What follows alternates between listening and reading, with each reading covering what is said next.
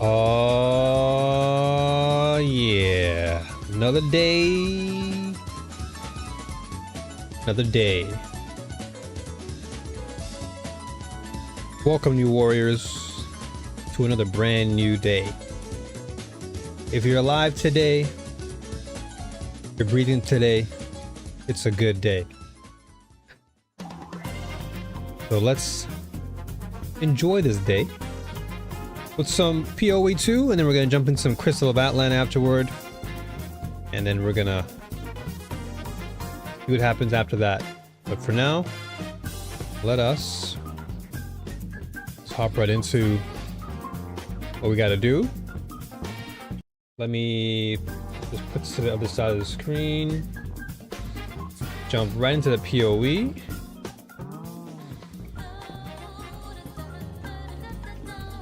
What a good playlist, man. I gotta, oh, you know what? I'm gonna start from the very beginning, because this playlist is crazy. The playlist is too good. Alright. So let's jump right in. As always.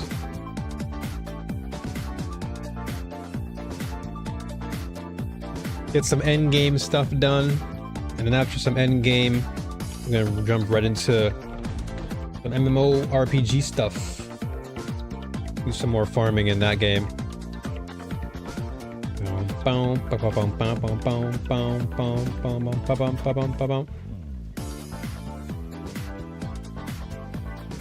Alright.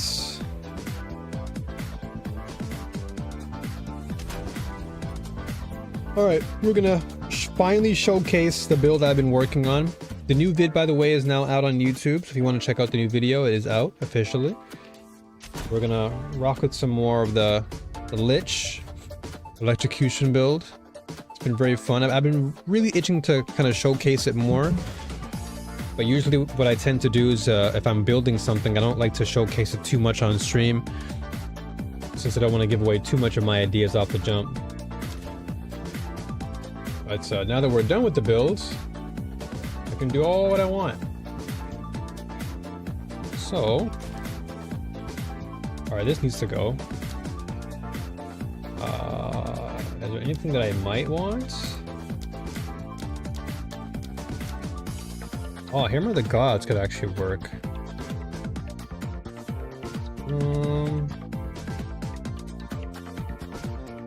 Didn't even include user trigger, so causing it to consume rage? No. Okay. Reach. Oh, less accuracy? I don't want that. Or it's any skill that deals damage, boosting its physical damage. Okay, so there's no elemental damage. Interesting. Well, what does it do now? Currently, let's see what brutality does. What does brutality give us? Oh yeah, that's a significant drop. We don't want that. But we're all lightning infused anyway, so that's kind of a waste. We have far too many 14s here. What is up? What is going on? Okay, I'll put maybe a couple here. Just so when I'm building other classes, I have that available. Far too many things here that I need to get rid of. Okay, I'll put one of these away, actually. Foul ore, we don't need it at the moment. Try and keep as much as I need or don't need away. Glacial rune.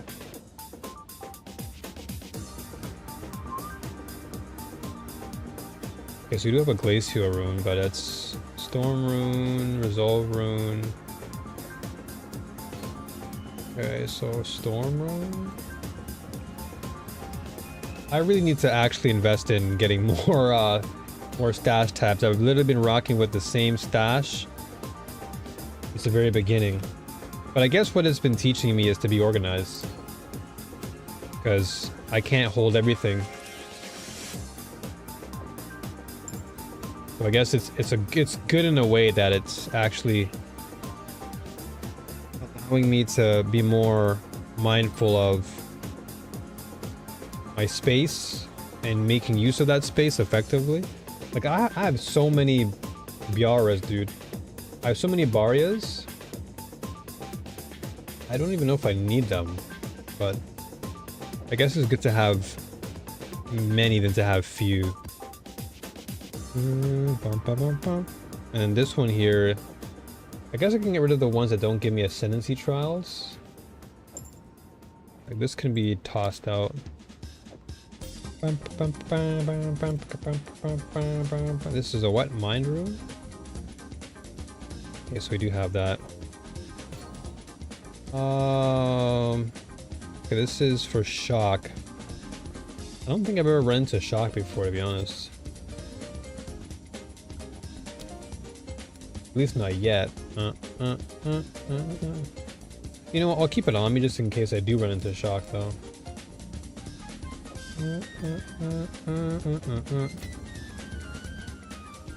Just organize everything that I have. I have all these flippin' jewels too. So temporal chains, I don't think I'm gonna really need this.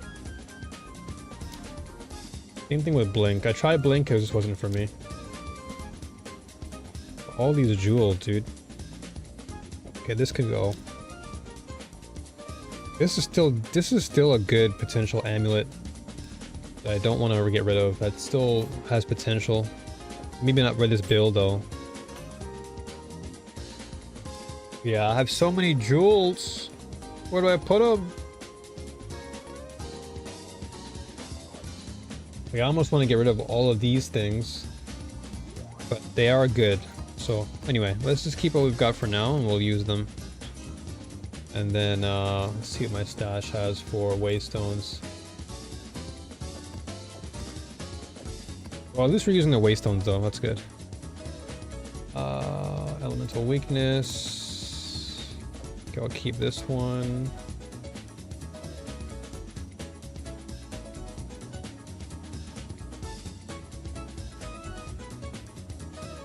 I used up all my tier 3s.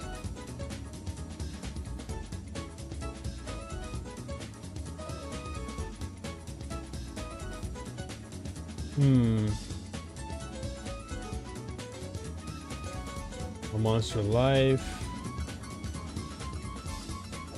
Okay, I'll just go with this for now. Either challenge myself anyway.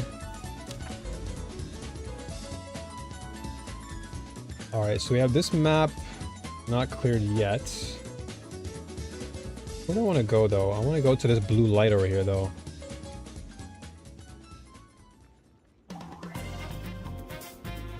This is a unique map.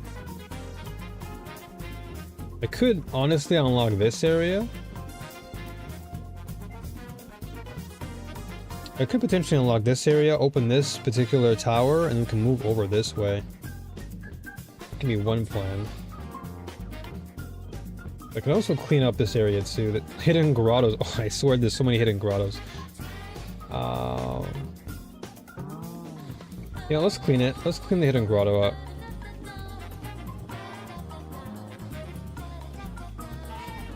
Elemental weakness? Okay, let's just go with this for now. Huh? Oh, 4 explicit mods? Oh yeah, that's right. I don't want to waste that. Do I have one with the 4 explicit mods?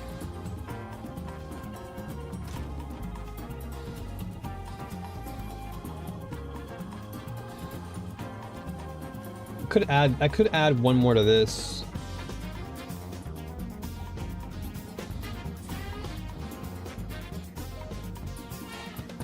Yeah, I used up all my good ones. Okay, I guess I could do this one then. Okay, let's go with this. More movement speed is going to be an issue, but we can try. Yeah, but so the question is, do we go... I want to get a tower. Tower would be good. Tower would probably open up this area. And then it would give me a better idea as to what to do around here. Whereas right now I'm walking into somewhat of a unknown territory. And I can also clean this area too.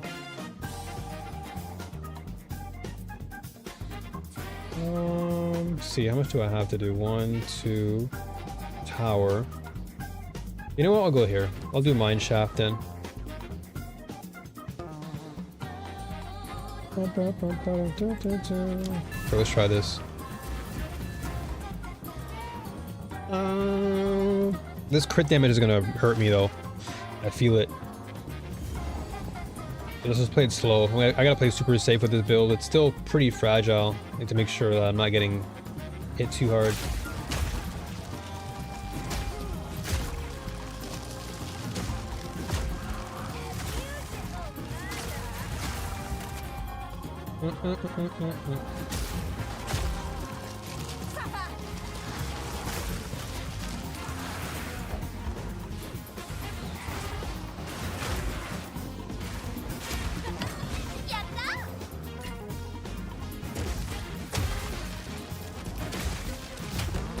All this out of the way.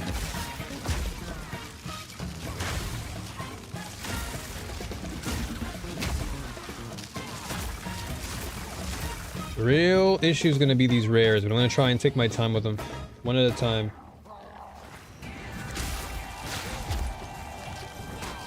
These enemies are going to be annoying, I just know it.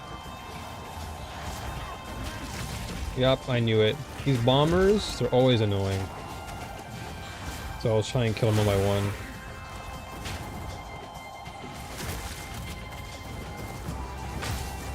Nope. They stun me from a mile away too, which is also lame.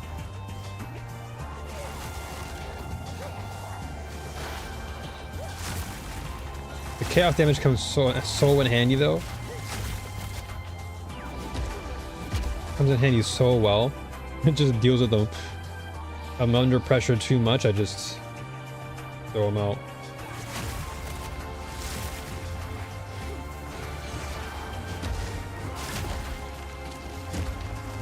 Hello there. Hello there.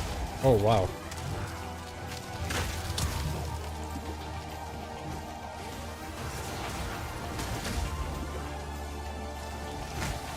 Dude, he just stunned me with one punch. Get out of here.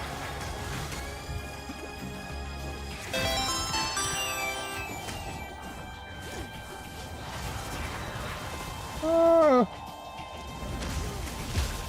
There we go. Ooh. A unique. Yoink. Well, that's the first unique of the day. You know what? I'm gonna make a unique, what's it called? I'm gonna make a unique tab. Forgot the word I'm looking for in my brain. So yeah, this is uniques. Like a not a timer. What word am I looking for? Unique. So we have one.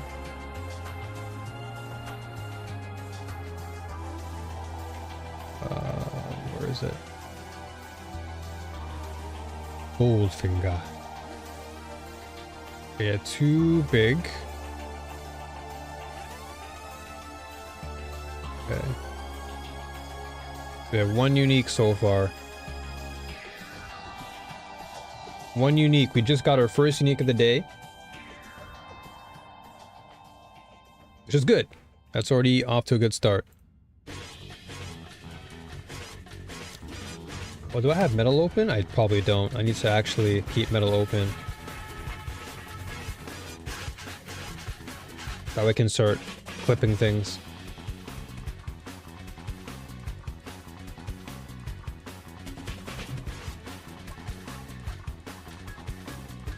Alright. Let's see this iron ring. Ooh. We'll do that though.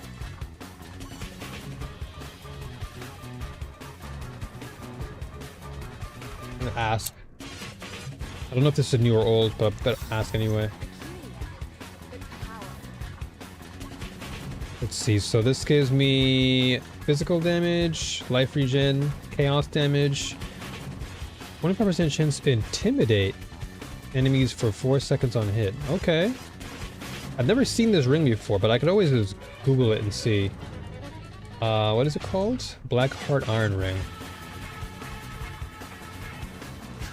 Blackheart Iron Ring, POE 2. Let's see. Does it show up? Oh, it does show up. Let's see. Okay, so it is one that has already been out. Okay, good to know. All right, well that's a good unique so far. So we're already one up.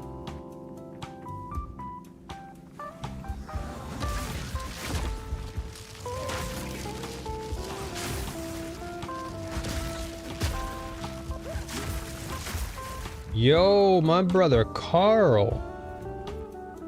It goes well, my man. Good to see you. How's my brethren doing, my brother? How are things over there?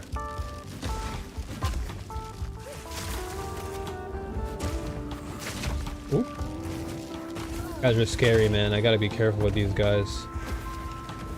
You're not rezzing them. Don't res. You're not rezzing. Alright, let's see if we can get a better unique though. If I can still obtain like a fresh, brand new unique, I should be good. Good, grateful as always. Hey, that's great to hear, man. Same with me. Same with me. Gotta be grateful for all that we have. I've been pretty good myself. It's been a bit hot over here, but other than that, just like you said, man, I'm grateful. I'm grateful to be alive today. I woke up, which means that the man above has plans for me, you know? Not over yet. So I can celebrate. Holy moly.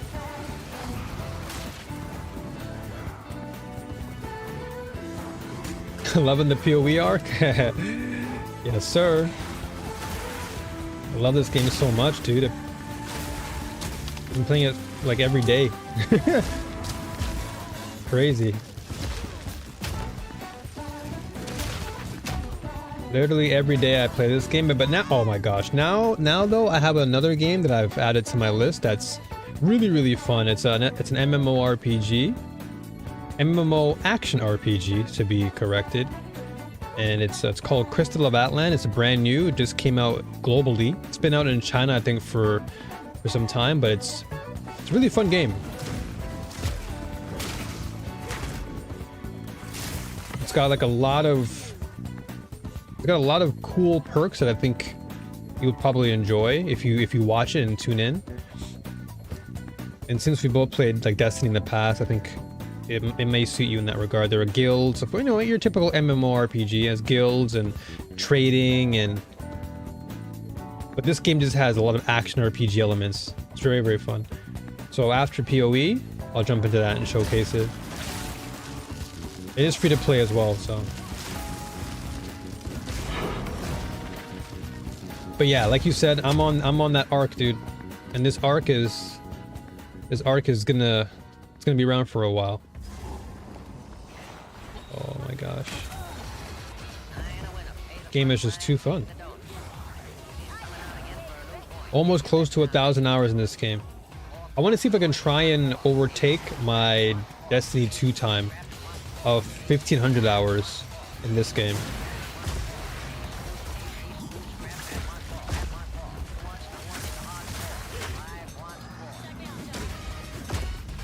Probably possible.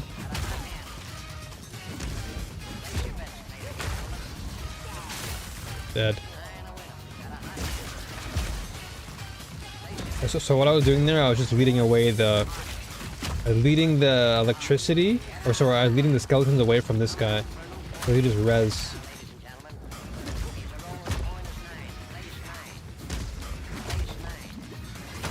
Yeah, dude. I actually went back like not a couple days ago, but maybe about a week ago, and I just looked at all my stats in Destiny 2, and I'm like, damn, I went heavy in that game.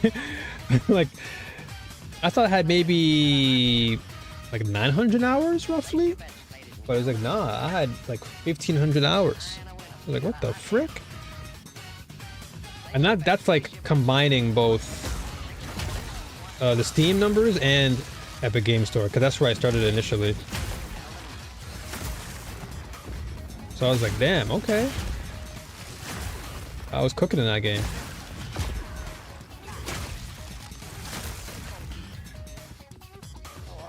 I mean, that's how much Destiny was to me at the time, dude. Like, that game was my life for a while.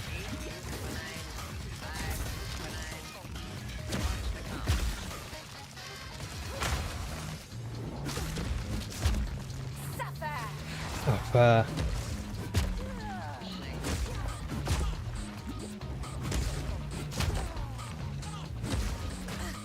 damn it.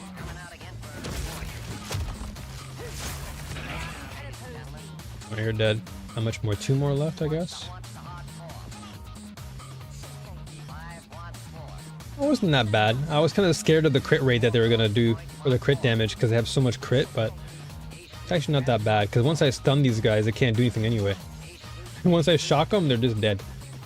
Is he over here? Yeah, it's probably over here. Oh, yeah, he's over there. It's these guys I'm actually afraid of, though. The ones that throw their bombs. I gotta run away from these guys. Not only do they stun you, and then they blow you up. And that's not good. My hours would be doubled in D2 if I had a consistent group of peeps to dungeon and raid with. True. True. I mean, you definitely did raid with us a lot, though. And you did dungeon with me and Ellie quite a bit. I know that the 3 of us always did Spiral together, or Spire, sorry. Spire and a few others.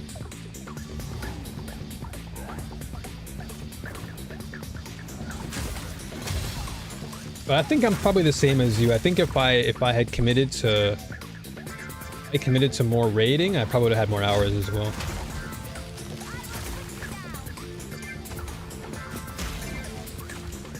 Yeah, dude, that trio was great. We just farm dungeons all day. And yeah, you are right though. Those grenades, they're so hard to track. Like, but before you even know they exist, you're dead. Because they just come out so fast.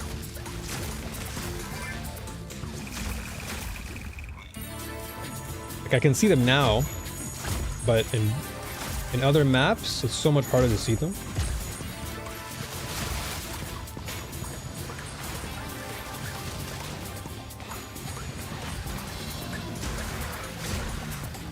Spread this chaos around them.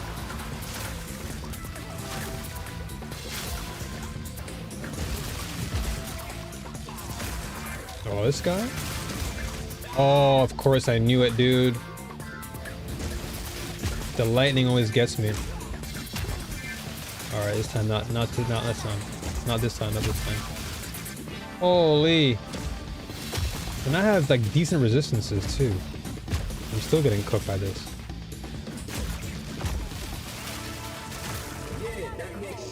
Alright, that was unfortunate.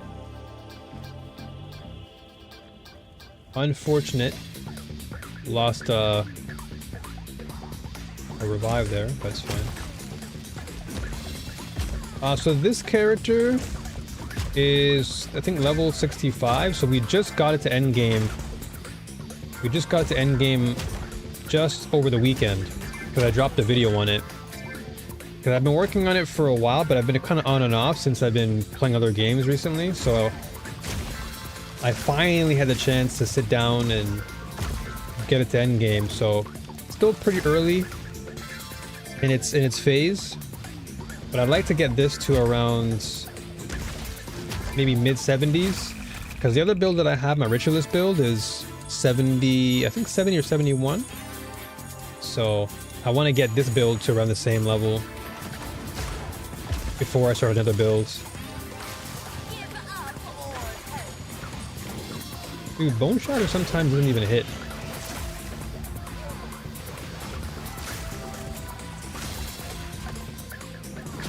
This is the last guy, I think.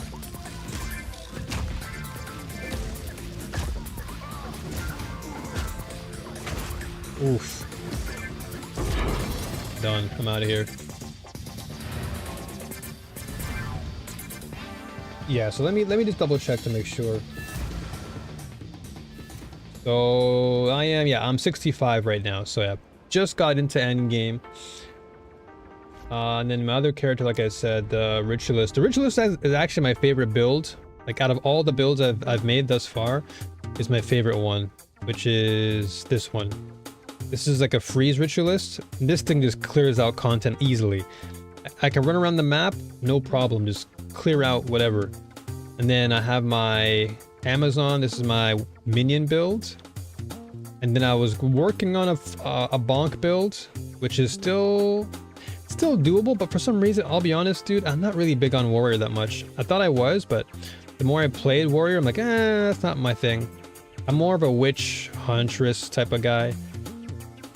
And then what else? We had a Chayula build in the end game. I'm really close to bringing my assassin though. Hold on, where is it? I have a Kataba end game. This other Ritualist build is close to end game. I have a Chronomancer build end game. Where was the one I was working on though? The Pathfinder one. There was the Pathfinder assassin, but yeah, this one. This is like, this one I'm still working on too. This is a really fun build. It's like nothing but pure speed. Like this is just bleed and shock. And I'm just like moving lightning fast. I'm attacking lightning fast. Everything just gets destroyed, but it's still weak. I need to work on it. So this might be the next build I focus on. It's basically just like a ninja build. It's a lot of characters. Yeah, dude. I invested heavy into this game. This game has consumed me.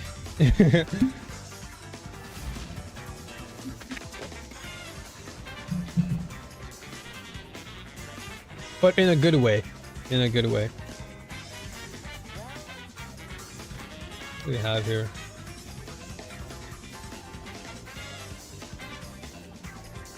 Nothing here.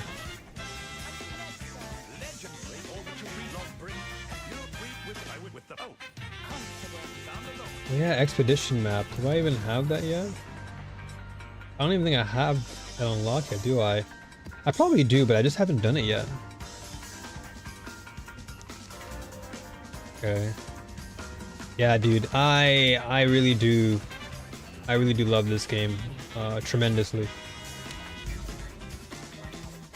So much. It's so worth playing. Okay, what do I want to do then? This is a boss map, so if it's a boss map, I can probably just cheese it.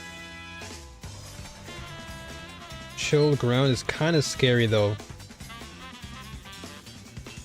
Let's see what we get. Do we get lucky with these? Launches break armor. Experience gain is actually not bad. Gold. Monsters have a 25% chance to steal power frenzy. That's nothing. I don't mind that. I can cheese my way with this one. Strong box is not bad either. Axe size. Do I go with... I like experience gain. It's always good to get more experience. Yeah, you know what? I'll go with more experience. Can level up a bit faster. What's been your grind recently though, brother? If you've had the time to jump into things, what have you been focusing on? Anything that you're currently grinding or looking forward to grinding?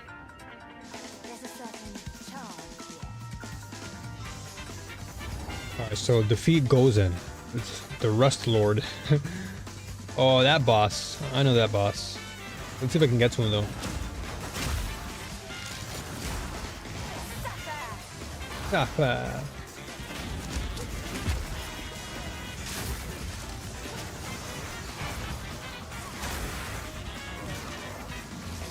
Anytime I fight enemies like this, I'm running away.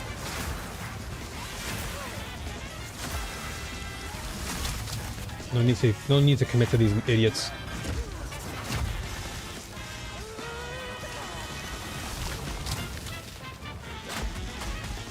Damn it. Got me there. Yo. Tahirin. Yo. Thank you so much for that tier 1 sub, dude. Thank you very much. Holy moly. Thank you very much, brother. The first sub on the channel. I appreciate you. The homie came through. He said, I gotta support my brother here. Thank you very much. Thank you so much. But why didn't the thing go off? I swear I have alerts for this. Much love to you, my friend. Wish you the best. I wish you the same, man. I wish you the same. Thank you very much for that tier 1 first sub on the channel. That only means good things. Good omen. Thank you very much. Bless you. Bless you. I want to see why it didn't show up though. Did anything show up for you on the screen, by the way? Or did nothing come up when it came to alerts? May have to fix it off stream. Oh, you know what it could be? It could actually be that I'm not logged into my... Well, let me see. Maybe I'm logged into the wrong... I could be logged into the wrong part. Yeah. I could be logged into something else. Nothing popped up? Okay, yeah, that makes sense. I probably not logged into my... Like, this is my stream account. It's probably logged into my... Like, my old account. So let me log into Twitch and see. I had to probably fix that then. Which means I have to put a new code in. Okay, hold on a second.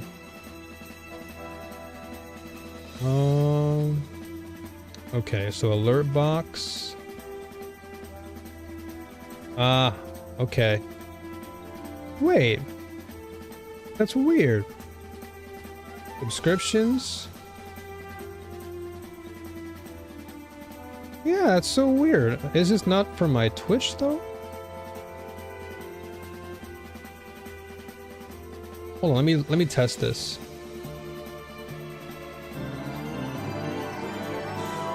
You see that? That notification pop up? Yeah, so it works. I don't know what happened there. Because it's a is it a... Oh, wait. Resub? Oh, hold on. Yeah. Resubs. Add a variation. Twitch follows. Subscriptions. Give sub, resub. Does it only do resubs? No, it shouldn't do resubs only. That's weird. Okay, I guess I'll have to figure it out after the stream's done. I don't want to do it now and waste too much time. But it is there. It is there. I just don't know why it didn't go off. Alright, well. I guess for now, we'll figure it out as we go. But again, thank you, Kick. I appreciate you, brother. Thank you again. Thank you so much. I'll have to fix it once I... What in the world? Yo, Cake! Thank you for the gift sub. Holy moly, what the... Yo! Thank you for the tier 1 gift sub to your boy, Carl. Thank you, bro. Thank you so much, Cake. My man's in a giving mood today. Bless you again. Bless you again. Thank you so much. Appreciate you. Yeah, it didn't go off this time, which is still weird. It's very weird. Because clearly it's there. I'll test it again. Twitch, because follows works, all right? Yeah, follows works. And subscriptions work. And I'm logged into my account. All right. Twitch. Yeah. This is my Twitch side of things. Wait a second. Alert box. Yeah. Twitch follows. What's the variation? No, I don't want that. But what? Month subscribed is at least 2. Gift sub. Yeah, when the subscription gift is enabled. Yeah, and it didn't pop up. But that should also pop up.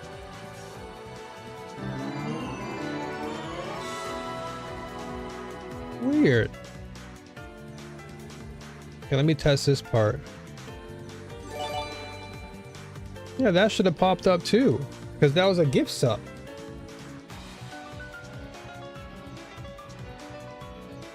All right. Remind me to fix that later. I don't want to spend like too much time, because it's going to take away time from me actually playing. Should it be at least 1 month? Yeah, it by default it's already tied to 1 month, so I guess if somebody was to resub, it's like already enabled there for a 1 month default. And then a gift sub should just be instant, because it's just a gift. But yeah, I'll have to do some tweaking and see. Or at least maybe like before the end of the stream, maybe I'll figure it out. But this should go off. Unless maybe I put a new code in, like a browser code. But if that was the case, it wouldn't have showed up for you guys, because you guys saw it. So clearly the launcher code is not the problem. And I'm logged into my account too.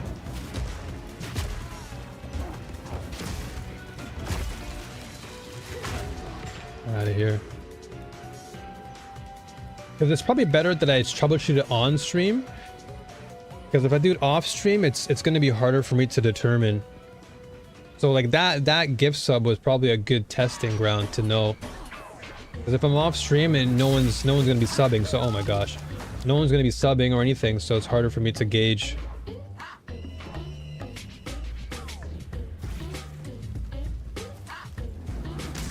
Okay, I'm gonna have to figure it out.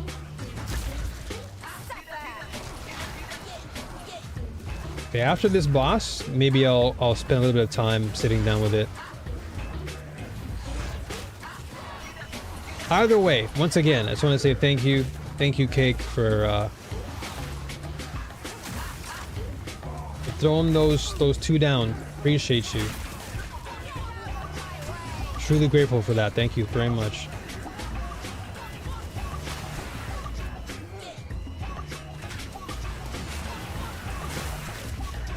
I'll definitely get cracking on like an actual emote list, and oh no, not this idiot. I hate this enemy. He's so dumb. He just flipping fires off a Hadoken for like 2 hours. And he just kites every single time.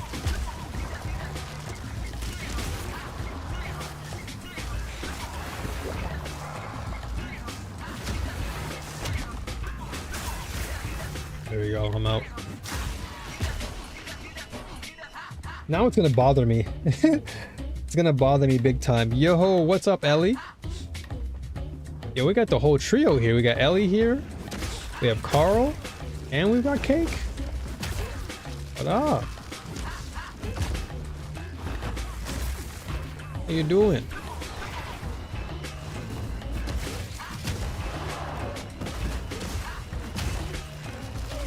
What's cracking?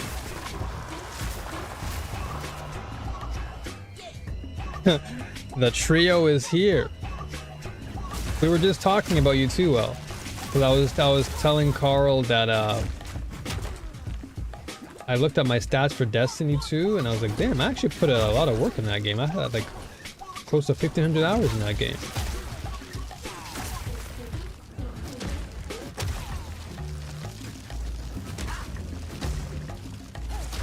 And I was saying, and then Carl was just saying his time may have been doubled if he had done more dungeons. And like, yeah, you know, like me, you, and Ellie used to run the Spire or the Watcher dungeon all the time. Alright. Okay, you know what? Now it's bugging me. It's bugging my brain so much. Okay, so let's see here. PC recording.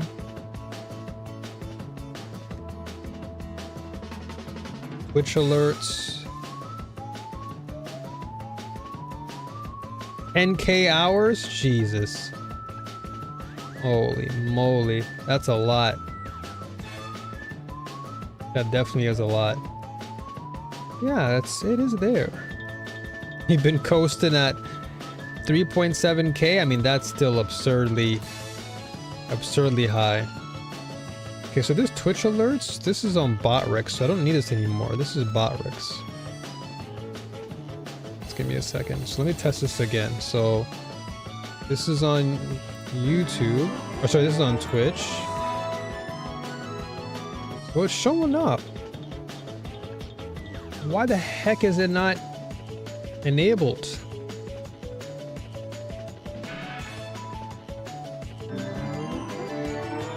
Alert box. Custom on-screen alerts to thank your loyal viewers for following, subbing, and tipping. Okay. And this is my YouTube one. Yeah, that's YouTube. Hold up.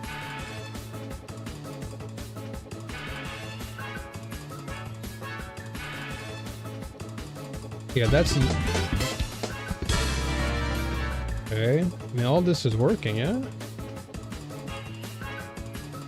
Hold on a second. So, general settings. Okay, let me just copy this again. And I'll put this back into my alerts. It could just need a refresh or a new URL. I don't know. Okay, let's see this now. Hopefully I don't screw things up.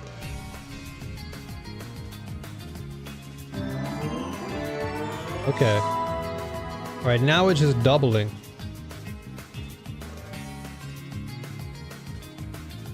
You're about the same as me, Tahirin? I mean, hey, we both put in work. We put a ton of work in. So now why is it doubling now?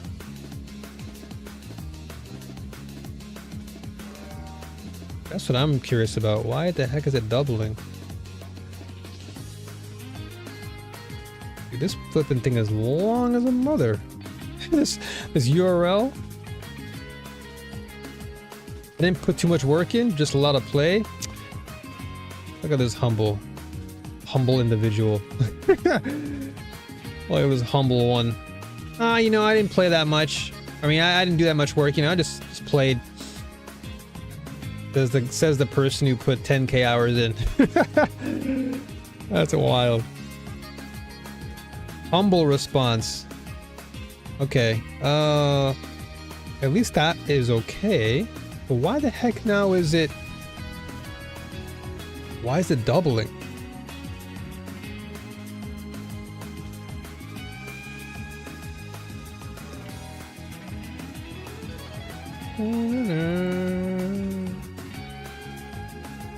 What the heck is going on? YouTube super chat? Twitch alerts. BRB.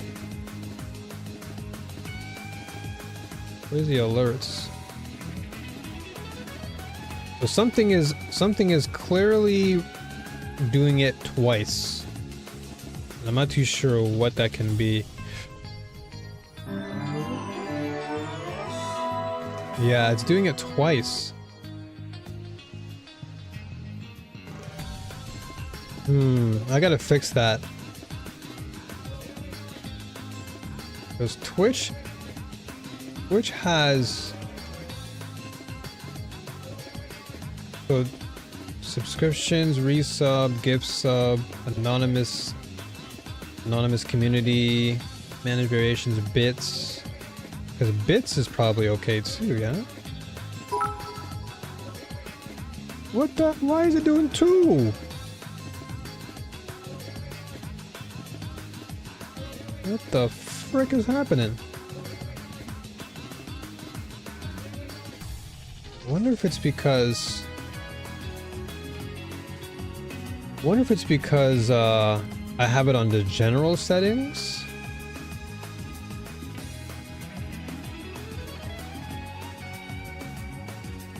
And maybe I just need Twitch's... Wait, what? Hold up. Okay, let's copy this widget. Yeah. Let me copy this widget code and see if that actually does anything. To be fair, at least 1 to 2k of that was AFK farming, the 1 mil TQ's meme. Oh, okay, yeah. I remember you told me about that before. Let me check dungeon report for how much time I've spent in Shattered Throne.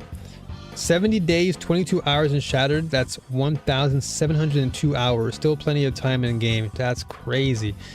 That's still a lot of hours. That's wild hours. Super amount of hours. Okay, let's try this. We working now? What's going on? Are we good? Why is it still doubling? But I guess I guess it works, but it's just doubling now. That's what's bugging me. Okay, well, in any case, if it works, it works.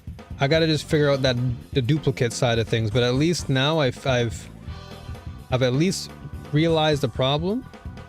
So that could be the reason why things didn't show up earlier. All right, my apologies. I spent too much time doing all that.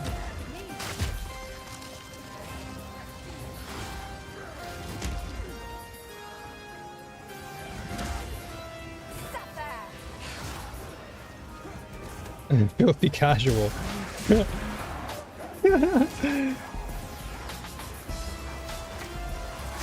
Hey, don't worry, Cake. You and me are both filthy casuals together. But let's not discredit our investment, because you know 1k plus hours in any game is a lot of hours. That's a ton of hours.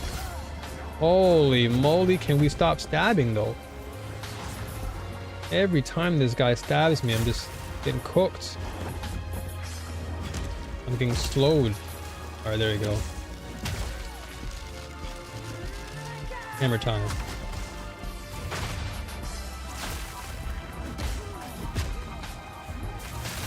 There we go. It was a good break for me to do all my maps. That's still insane. Insane. Respectable. Commendable even.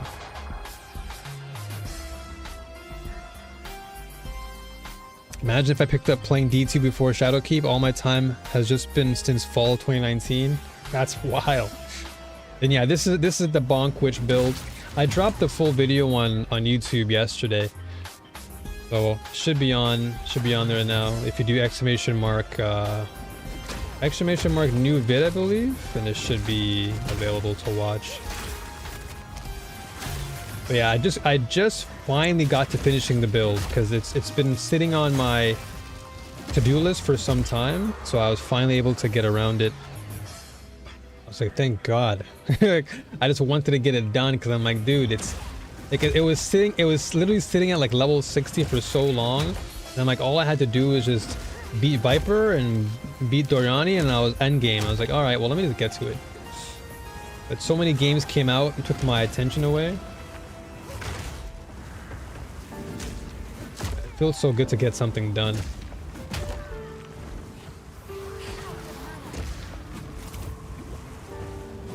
Borderlands 2 fangirl. Speaking of Borderlands 2, the game was free.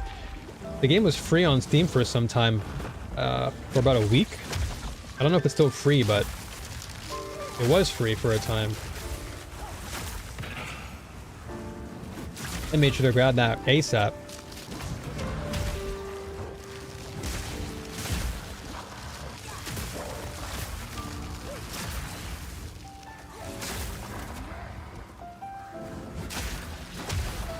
Alright. Get that out of the way. That's what I'm saying, Carl. That 10K? I don't think... I know what? No. I was gonna say, I don't think I've ever reached 10K, but I actually have. There is one series that I can truly say I've went above and beyond, and that's Street Fighter 4. That is probably one of the only games in my entire life that I've actually hit more than 10K. Because that's like from 2008 until 2015. That's how many hours I put into Street Fighter 4. So that's what, 7 years? I don't know what that would be equivalent to in terms of time, or... But that's definitely gonna be more than 10K hours.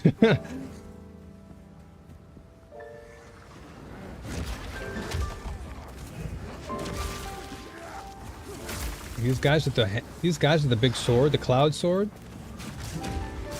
all they keep doing is shocking.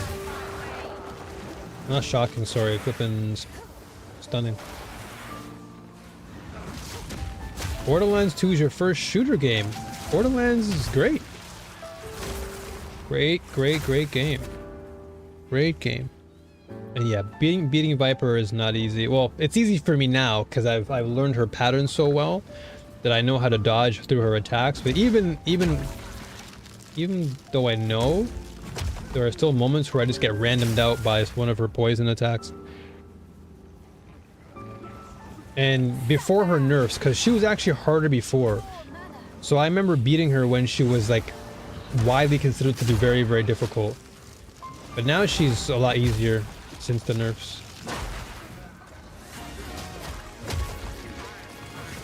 What the?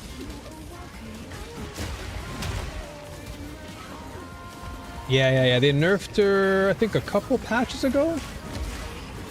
But people were complaining how she was just too difficult. And, you know, I'd say it was a pretty fair argument. Like, she was definitely not easy. She was a headache if you weren't prepared for her. Holy flippin'...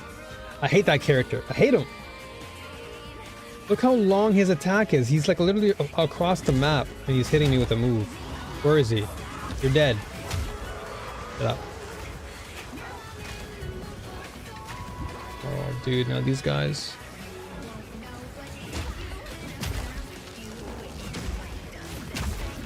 I've played since launch, so probably have a bunch of hours on Xbox and Battle.net. True, yeah, that doesn't even count, like Battle.net, Xbox stuff. Oh no.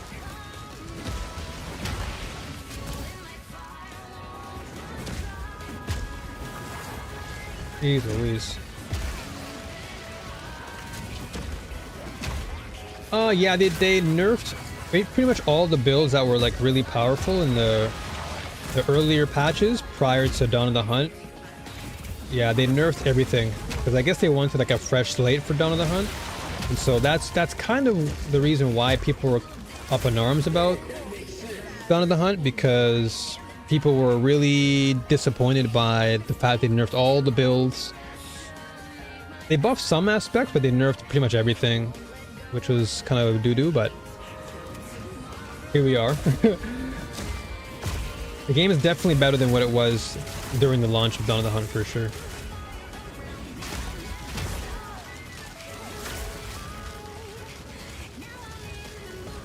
Yeah, and for me personally too, Ellie, I don't net deck. I don't do any of that stuff. I don't usually look at other builds. I usually just use my brain. Not to you know, talk down on people who use build guides or anything. I mean, I build guides myself. But I usually like to think outside the box. I usually like making off meta stuff anyway.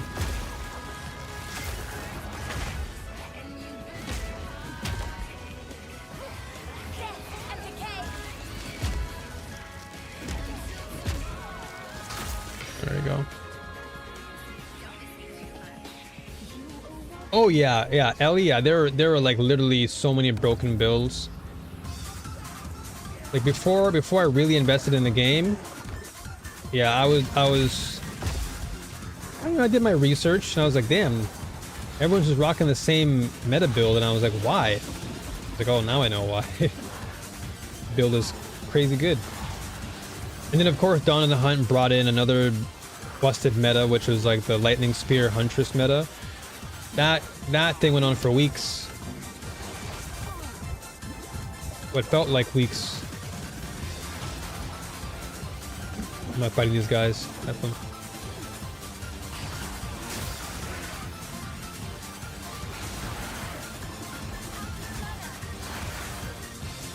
Just let the chaos damage kill him.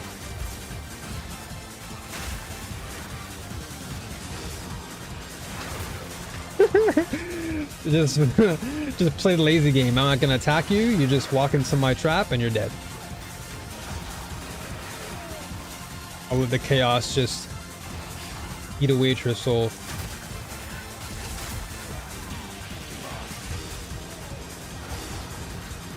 Jeez Louise. Yeah, there he is. There he is. That's the guy. That's the guy. I gotta get rid of him. He's gotta go first. I knew he's around here somewhere. Got him. Dead. Alright.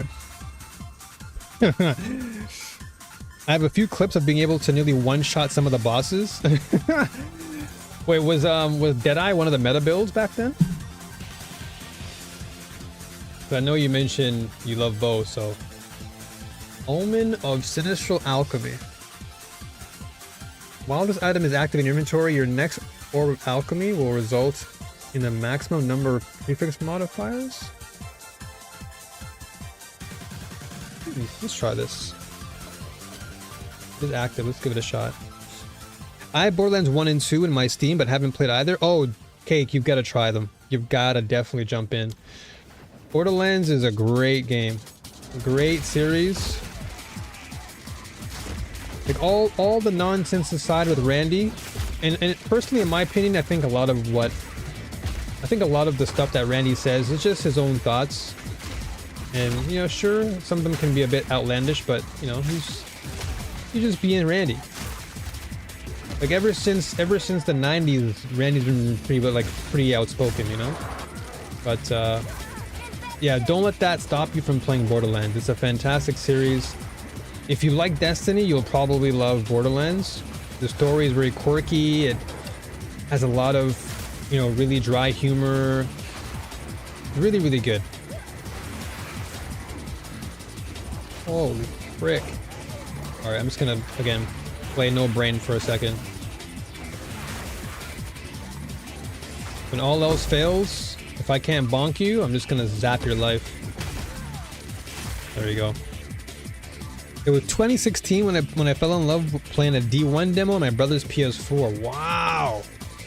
This dude's bringing back the throwbacks, PS4 days. I posted my old snipe build versus Viper in the Discord. Oh, I gotta check that out. It wasn't the meta build. Everyone was doing lightning arrow. Yeah, I mean that's still busted in the game. That arrow will forever be meta. Doesn't matter what hatch number it is. Lightning arrow is still the go-to arrow. As much as I love playing with vine arrow and poison arrows, when all else fails, lightning arrow.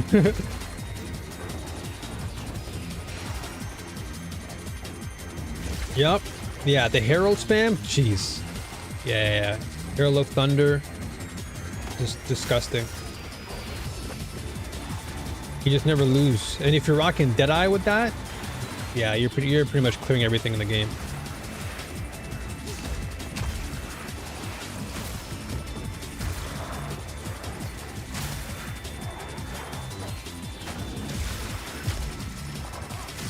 Dude, I hate these flipping the globs. What do you would call them? The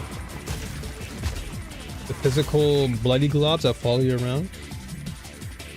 Borderlands 3 and the pre-sequel are where the reviews became mixed. Yeah, Borderlands 3 for me was kind of where I stopped playing, if I'll be honest. Story-wise, wasn't the greatest, and it kind of lacked that charm that Borderlands 2 had and the original.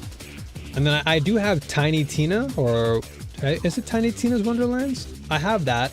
I haven't played it yet, but I'd like to jump into that at some point.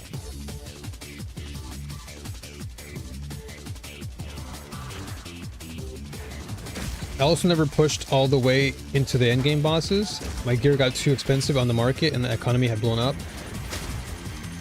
I wonder how it is now, economy-wise, because I don't play economy stuff. I just play SSF most of the time.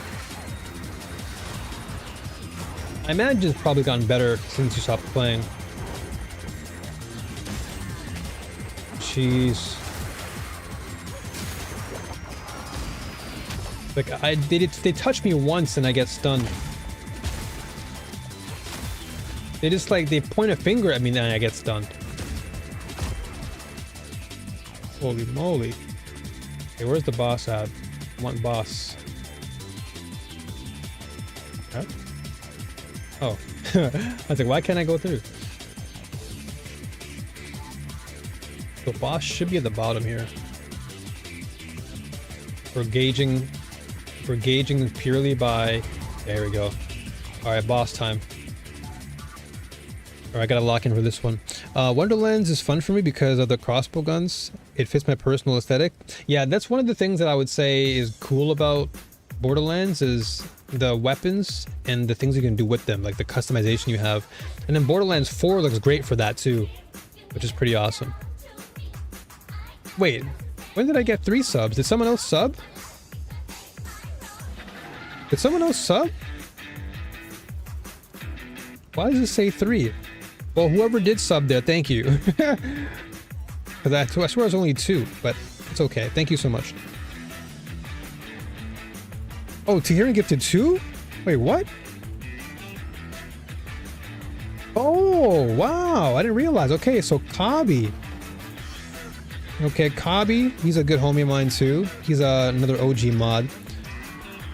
That makes sense. Okay. Well, thank you again, Tyrion. Thank you so much, brother. I thought it was only 1. I thought you only gifted to Carl. There were a number of breaches where people were duplicating mirrors and all. It went to hell in a handbasket. Yeah, and end game, I guess at that point wasn't the greatest. Oh yeah, this guy's pretty dumb.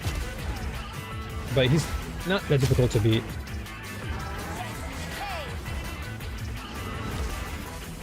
He is pretty slow like me, but once I stun him, he should be good. There we go.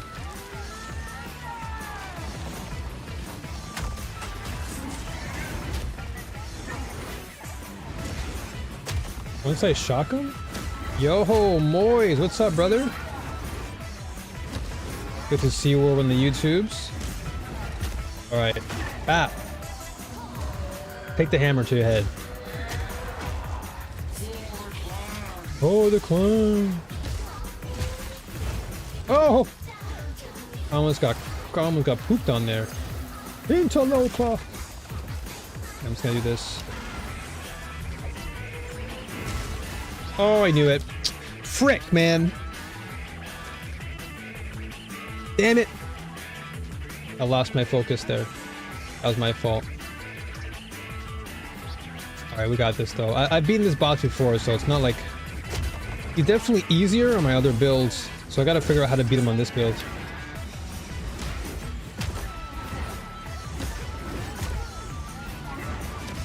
Interloper!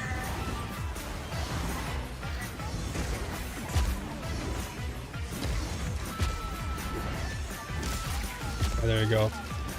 Okay, I'll just keep hitting him. I'll build up stun this way. Usually I go for the supercharge on him, but I think this time I'll just go with the regular stun. I'll play it safe this time. Hammer time. Oh, the clown. Okay, yeah, I'll play it safe here. Interloper. Yeah, I'll just run around. I'm not gonna bother committing to anything. But I think I got greedy there. I got pretty greedy. I'll just kill off all these enemies and then we'll just deal with them.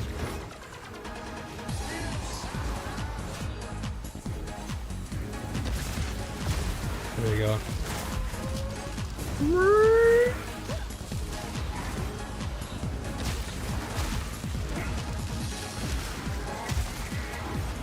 Yeah, let's kill them all.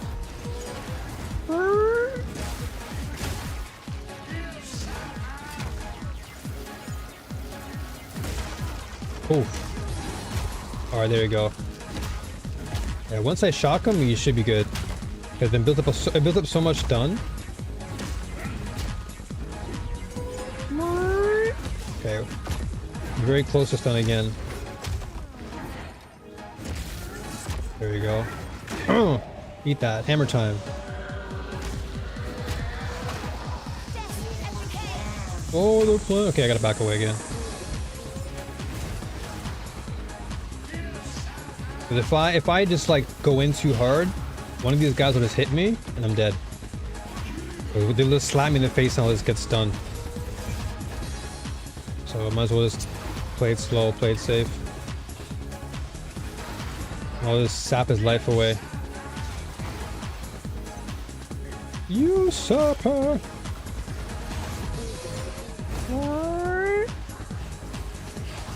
Dude, chaos damage is too satisfying. When all else fails, just chaos. Usurper!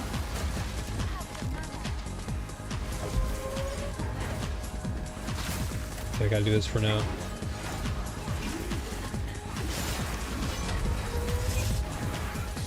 This should be enough to kill him. Alright, everyone's dead now. Stop stunning me, you bum. Alright, now you're dead. Drop a unique. No! Oh, I got a tablet though, it's fine. Alright, I'm out of here. Boss dead. Alright.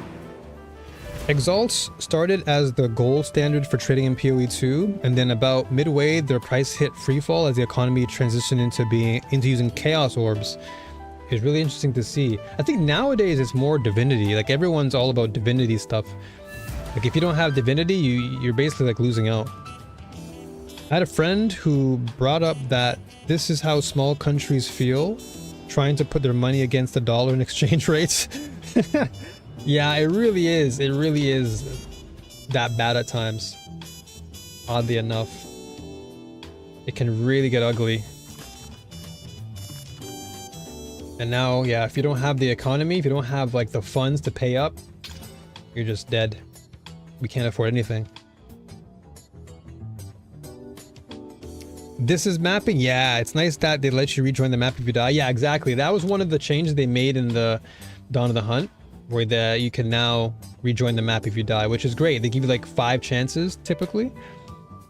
Hey, Cake! You got family dinner? Hey, no worries, brother. Take care of yourself, and thank you. Thank you once again for the gifted subs, and of course the sub.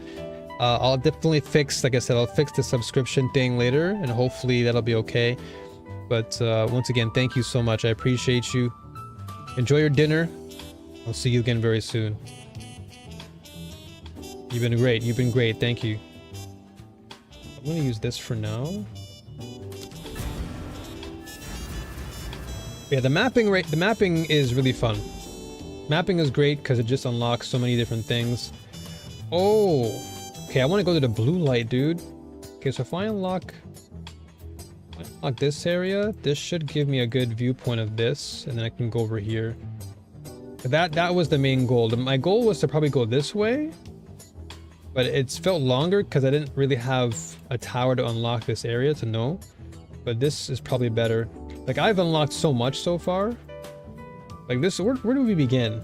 We started all the way down here. So we started here, and we're still mapping all of this stuff. I still haven't gotten this area yet. I still have so much more to do. But it's flipping crazy just how much endgame has. It's beautiful though. It's beautiful that, you know, there's so much. Alright, let me level up though. What did I not level up yet? Okay, this node is finally full. So now I need to actually go and do more lightning damage. Where is it? I'll do more strength here. Then once we get this node, then we're going to be cooking. So once we fill out these four nodes, was it 4? No, 5. Once we get these 5 nodes, we're going to be so good. Because we're going to do more damage. Because basically the way this build works is every time I run around an enemy, they're instantly shocked. Because I'm running around with these boots that just provide shock ground. And so the duration lasts 8 seconds. So every time they walk through the shock ground, they're just insta-shocked, and then I just do more damage, and then I just electrocute them. It's super satisfying.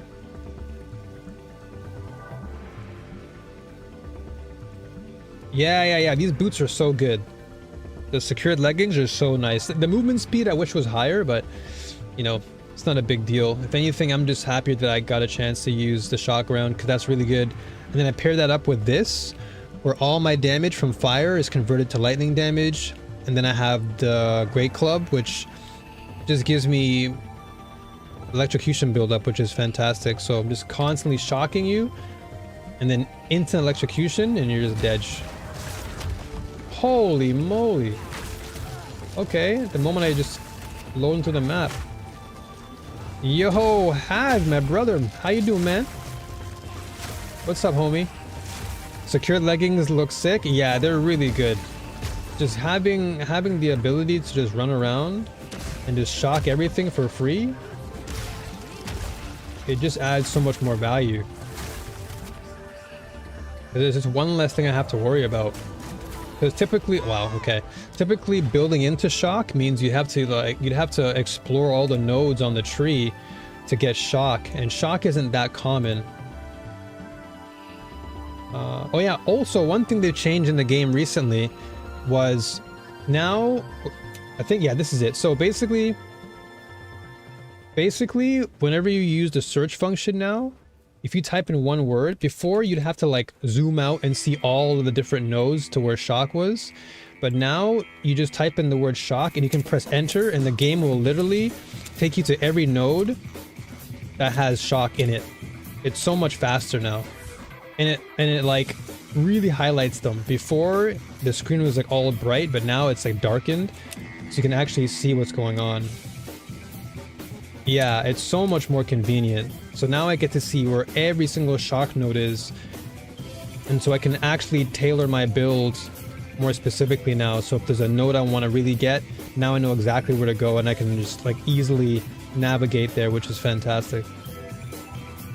It's so good. Oh wow, there's one right here. Oh, I could have probably gone up this way. Oh, I could have actually gone here then. This node is right here. You know what? Hold up. I might have to subtract this node. Well, I'm already here. And this gives me elemental damage, and then yeah, and they're shocked anyway. Yeah, this is 24. Well, this is fine. This is okay. This is not a big deal.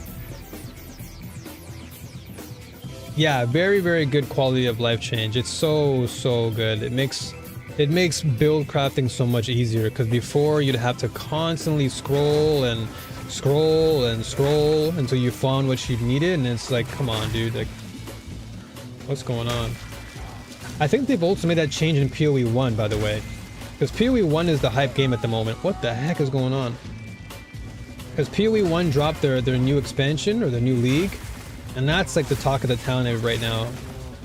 Everyone's just playing POE 1 because of all the great changes they made to the game.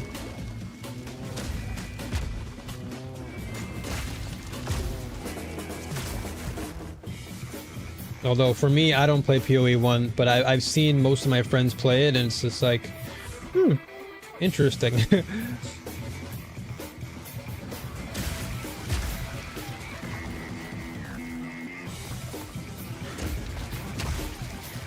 It's good to hear. I'm not sure I'm going to go back to POE 1. Yeah, I tried, and it just didn't hit for me. I can't say it's the same. I'm just a big fan of WASD, and POE 2 delivers on that front. Like, my fingers and my mouse keys are much happier. Because growing up playing Diablo and all those games, having to constantly click all the time, it's heavy. Now just WASD all day and I'm good. Alright, dude. These hyenas are... The only reason why I'm running away from these hyenas is because they just stun you. And if I get stunned with this...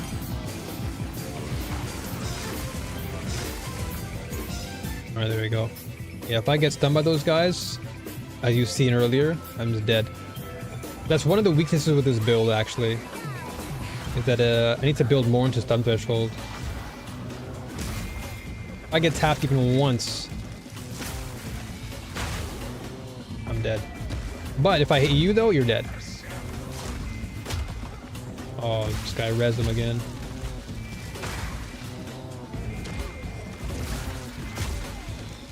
So the pro is that if I hit you, you're probably not gonna live, but if I get hit, good night.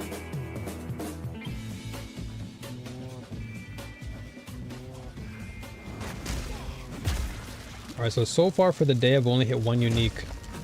Sag. Low-key, I'm greedy. Low-key, I want more uniques, but it's like... Damn, you can't even be grateful for one, dude? No. I want more. Oh, frick. Yeah, I gotta kill you first, buddy. You gotta go. No tornadoes for you. The WASD is a game changer? Yeah, 100%. I have 800 plus hours in POE 1, but I think if I'm gonna play an RPG, frick, it's gonna likely be POE 2. Yeah, for sure, because WASD is just, it just wins in so many areas. The amount of control that you have, like you have way more control on how you move compared to mouse clicking, where it's, I wouldn't say it's rigid. Like obviously there are benefits to playing mouse, but WASD just feels more fluid, and it really ties well into the ARPG formula than your more traditional mouse clicking.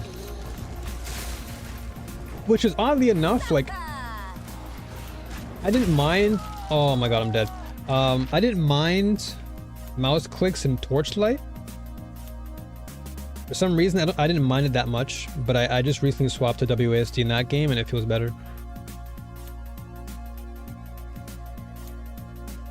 I think I might die on this map, not gonna lie. I gotta play super safe now. I have no reses left, so I may have to play the kite game.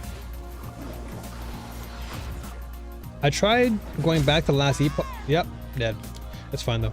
I tried going back to last epoch, but I felt like I had already exhausted my build ideas with the limited bow skills in that game. Yeah, I mean, I think last epoch has potential to be really good. I think it does provide a lot of end game value once you get there. But yeah, it's certainly a game that you don't really feel as rewarded, you know?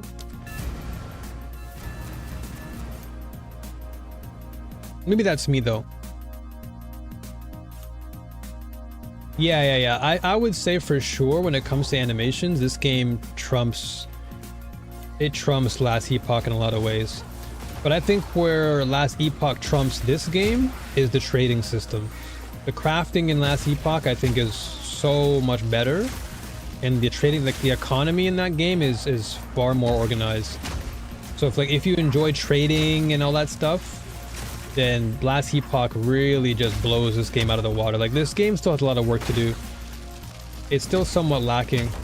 It's not the greatest, but if you're looking for that the trade value, I think the economy in Last Epoch is better there. Yeah, the economy in that game definitely is great, but yeah, in terms of the actual impact that you have, like you said, when you're playing the game, you just don't get the same degree of oomph.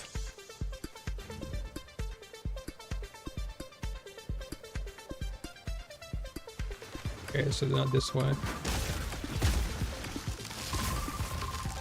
I think once they add in a lot more cooler classes and they fix the animations to make it a lot more impactful, I think Epoch can be really good. I personally think the game was overhyped, if I'll be really frank. Not to take away from the game and its success, but I think it was definitely overhyped. But it is definitely worth playing, or at least, you know, getting into if you enjoy the trading aspect. Frankly, if you don't trade, that game has alternative ways of impacting what you loot, what loot you receive, and feels better than PoE 2. Yeah, for sure, without a doubt. The nuke build with Runemaster and last Epoch was sweet back then. Yeah, there were a lot of like busted builds back in the day when it first dropped. I don't know what it's like now, since I don't really see many people talking about it as much. Right now, the talk of the town is PoE 1, because it's been like months since the new league dropped, and now everyone's like in it, because the new league is super hot. Like, it literally added so much more to the game now. 3 new endgame pinnacle bosses, mercenaries, like endgame mercs that you can use. It's actually like PoE 1 is legit now. Like super legit now.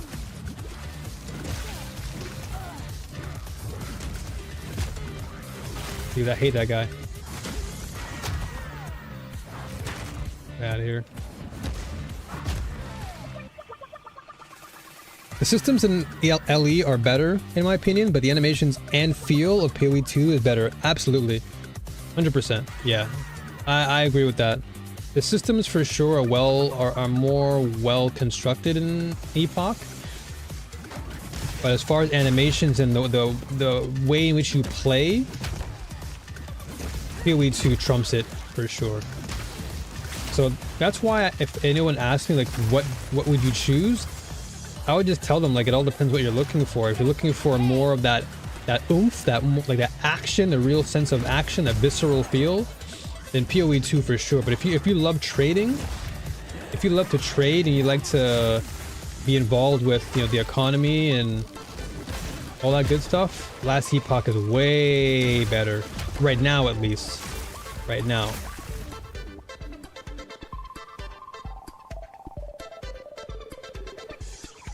But PoE 1 at the moment, now that game is, like I said, that game is on fire right now. That game has been seeing a resurgence ever since the new expansion or the new league dropped. Because so many changes have been made to the economy, all that stuff. And they've added PoE 2 features in the game as well, which is kind of cool. Flipping hyenas, man. Get out of here. Uh-oh. I hear DMCA. Hold on a second. Woo, I gotta pause that. I got scared. Like, what the heck is going on? That was literally Seal. I'm like, there's no way you're playing that song on stream. I have to figure out a way to audio split. That way I don't have to worry about that. Because YouTube will cook me if that happens. YouTube will literally cook my whole entire channel if I just play one. A second. There you go. There you go. Yeah, I'm definitely happy for the PoE 2 fans, because they've been... It's always been this division, you know. It's always been like, oh, it's kind of like the one child in the family being neglected for the other, and then that one child is like, why aren't you giving me attention? And then you finally get attention, and the other one's like, oh, but why don't you give me more attention? It's always back and forth. I can show you how to audio split with SteelSeries. Oh, do they have like an app or something? I don't have like anything in SteelSeries, but definitely show me that, because I would like the audio split. That way I can at least throw in some good music now and then, and that way YouTube won't cook me.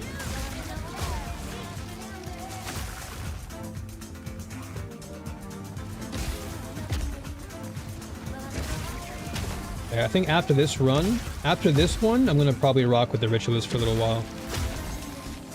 Because Ritualist is my favorite. Like, it's hands down my favorite build to use in the game. It's fast, it just freezes everything. This is so good. Last Epoch has 2 different options at the end game. Gain access to the market with the Merchants Guilds, or go with the Circle of Fortune, where you go to Squire Prophecies for agency over your loot drops. It's a pretty solid system, honestly. Trading or solo self-bound. I really do wish Last Epoch gets more recognition. I'll be honest. I'm all pro success for any ARPG out there right now. So if any company is willing to put their efforts in, I'm always down to see them succeed. And I think for Epoch right now, it obviously has competition in the likes of POE 1 and 2. But I really do hope it continues to garner more attention, because it really is worth it. Oh, acquire, okay. No worries, it's all good.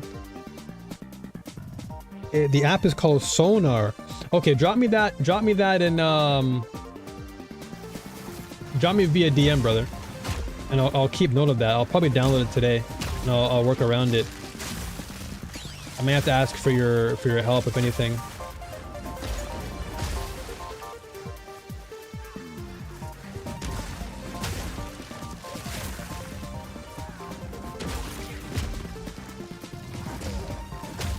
Alright, get this idiot out of here.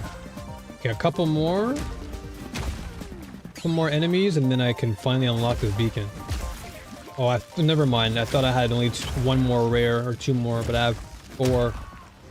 Well, it's gonna be a while then.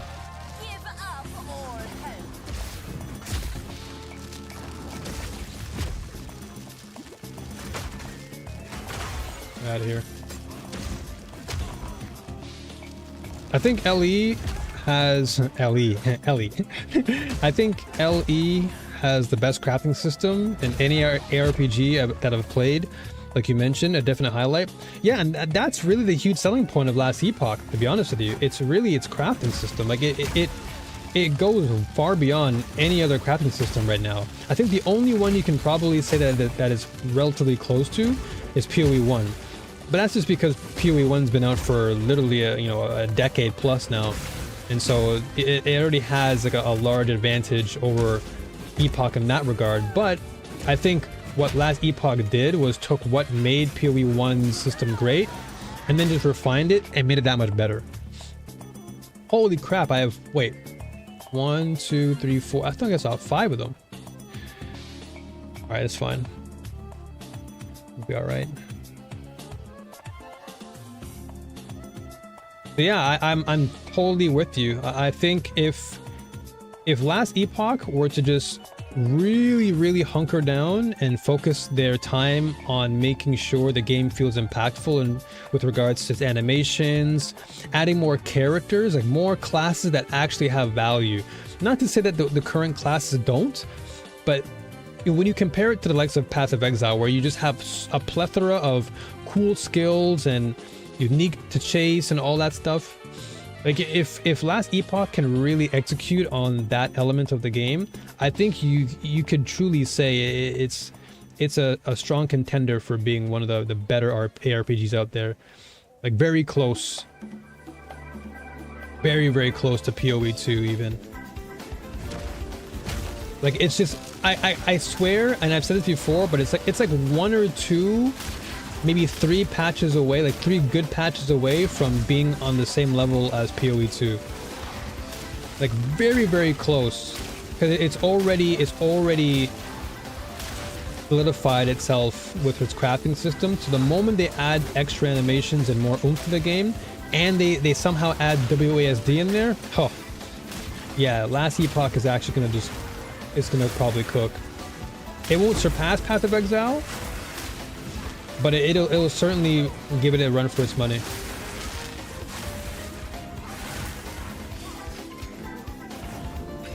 Oh yeah, it does. Yeah, that's right. It does have it, but it's in beta, right?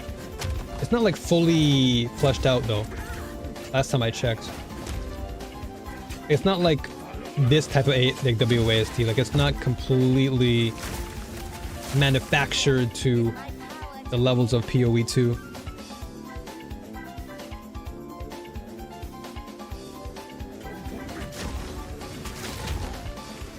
Flipping. Can't stand these guys with the flipping temporal orbs. Flipping bubble. Get out of here. I gotta play Chaos the game then.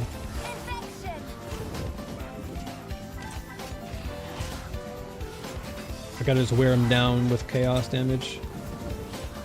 Because if I get hit once by this guy, that's it. It's a wrap.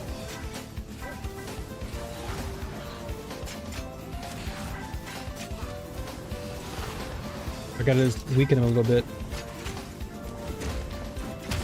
There you go. Now he's good.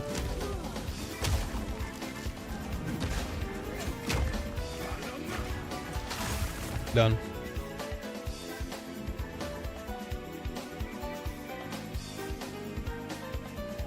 Okay, yeah, because the last time I did check, they did say that the WASD was still a work in progress. The difference I found was that LE animation still stops your character movement like traditional ARPGs. PoE 2s, you can stay in constant motion while using skills, which is, yeah, that's the one plus I love. Like, it really feels fluid. It feels like you actually are using your character. In LE, it kind of felt a little bit rigid, if that's the right word to use. Yeah, it just felt a bit rigid. It didn't really feel as smooth and intuitive as PoE 2's WASD. So it's there. It just needs some more refining. It needs some more love and attention.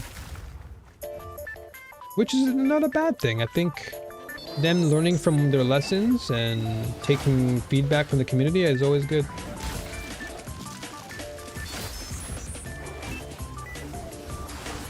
But I think what they should try and do isn't to try and compete with PoE. Even though, of course, they're in the same space, so you know it's inevitable that they will. But I think it's good for them to actually really create a name for themselves in that space. And if crafting is the way that they want to focus, then that should be their creme de la creme. Oh yeah, and absolutely, yeah. The movement in PoE 2 is definitely like the litmus test. Like it's such a high standard, and it almost seems mandatory now at this point that you've got to have WASD. Because every person that I see and like I go into chats, and whenever I watch people, or at least I talk to people in the chats, they're always like, yeah, I need WASD in PoE 1, or I need WASD in this game or that game, and I'm like, yep, I totally see why, because it just adds an added degree of fluidity to the game. Like the team at Grinding Gears have really mastered the WASD movement. Everything just feels so connected. Like I really truly feel like I am the character when I'm playing the game, and that's how it should feel.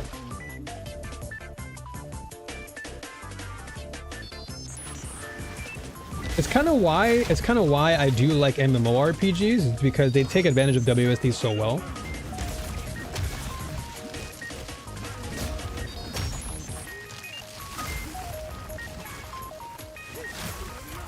And we are seeing a resurgence of MMORPGs too, which is nice.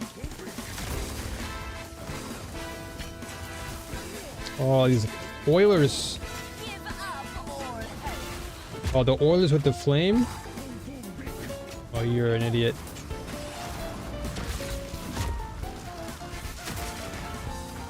Can't stand the Oilers with the fire bombs too.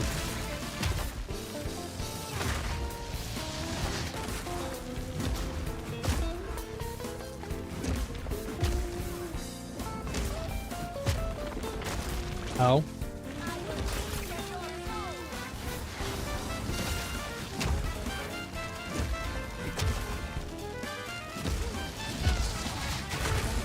Get out of here. Dude, that combo is so satisfying. Just electrocute into stun. I plan to try and mod Baldur's Gate 3 for WASD movement for similar reasons. WASD feels much more immersive than click moving, for sure. Yeah, I'm 100% with you on that. It feels way more connected. Way more connected. I think people have just kind of grown out of the traditional style of action RPGs. That's how it used to be. It always used to be primarily mouse clicking because, you know, you go back all the way to the Diablo 1 days, Diablo 2 days. And normally you'd always find clicking as part of the main DNA. But I think people now have realized that arthritis is a serious issue.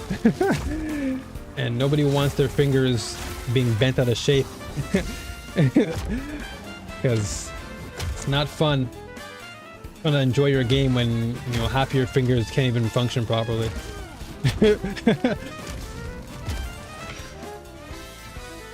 And I know I laugh, you know, I say it in jest, of course, but, you know, arthritis is definitely no joke. And I imagine if I kept playing mouse style, I'd probably be here with like half my fingers being just gone.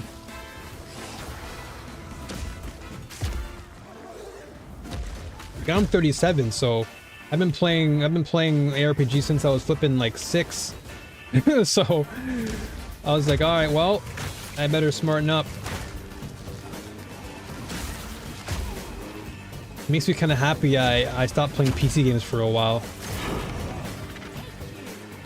All right, where's this precursor beacon? Where's the beacon at?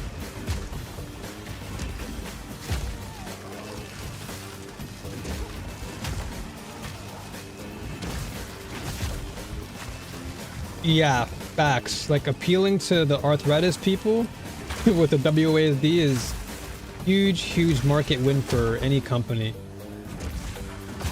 Because, yeah, arthritis is not a good look. Never good for anybody to go through that type of struggle.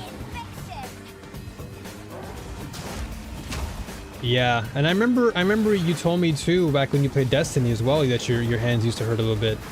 But that was because you went ham, like you went super ham in the dungeons. But I remember you complaining about your hands hurting a bit.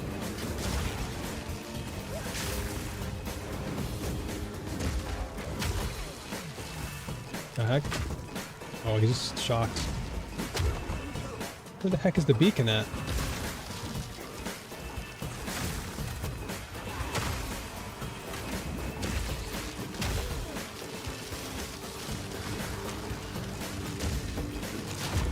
Holy moly. Leave me alone.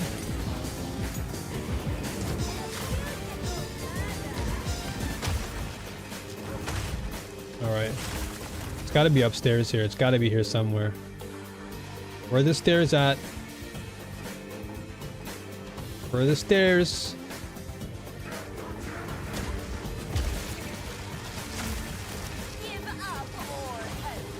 Give up all hope.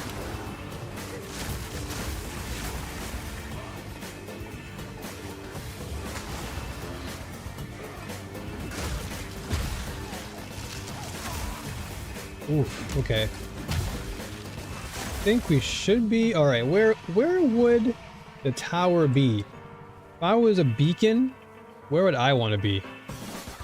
I want to be somewhere pretty obvious.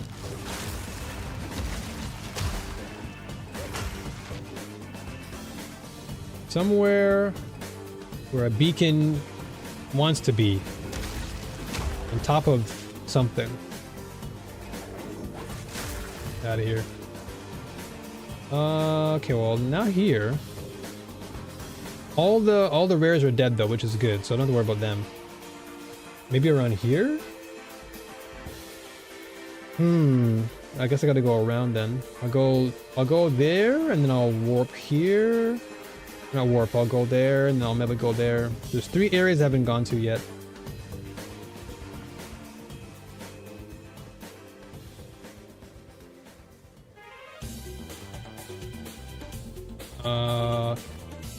Nothing here either, huh? Nope. Okay. So nothing there. I think for now though, the only ARPG I'm most likely gonna commit to is this. At least for the foreseeable future, until something else really hits home with me. I may just stick with with POE 2 and then rock with an MMO. Because I've really been enjoying MMOs again recently because of Crystal of Atlan. Like I haven't touched a good MMO since Blade and Soul. Like that's a long time. So it's good to finally have an MMO that I feel connected to. And that's also quite new in the sense that it's only been out for a couple weeks now in the global side of things. It's been out in China now for I think 2.5 years, but here in the West, well, for me it's East, but yeah, globally speaking, it just came out. And I think it's always good to jump on a game when it's fresh, because then I can learn with everyone else. Alright, so map is open. More. I still want this area though. Ooh, what's this? I could probably go over there. Okay, so like I said, I'm gonna probably swap this build and go for a more... I'm gonna go for more freeze here. Oh, where is she? This is my favorite build right now. Hands down. The build is way too satisfying.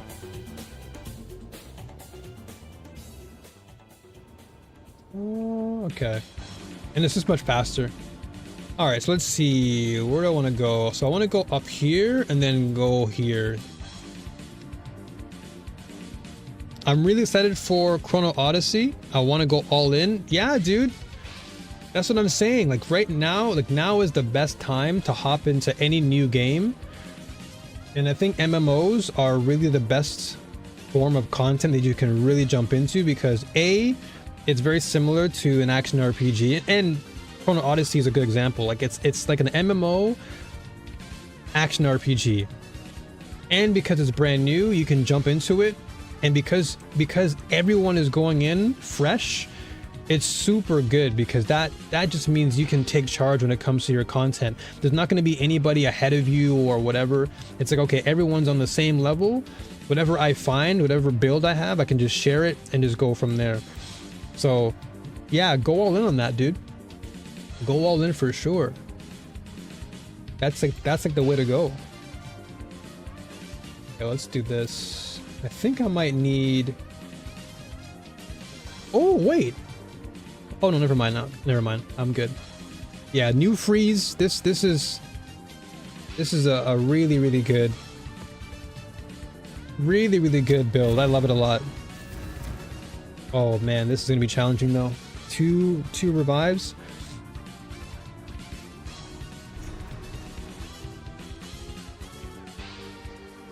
When does it come out though? When does Odyssey drop? I know the closed beta comes out. Oh my gosh, it's lagging.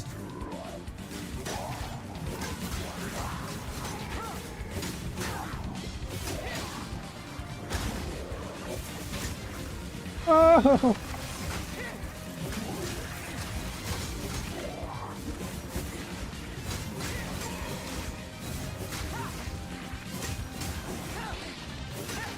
Holy moly.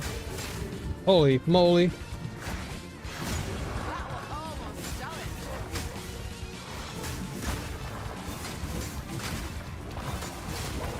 Flippin' delirium. The moment I jump into the flippin' map, they give me a delirium. What the heck?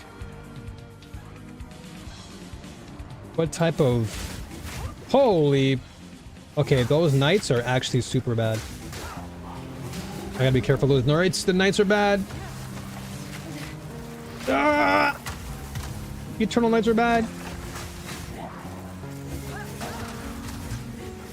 If they touch you once... Okay, I gotta freeze them. Let's go. Give me a splinter. Okay, I'm good. Holy moly. Those deliriums don't mess around. Deliriums are no joke.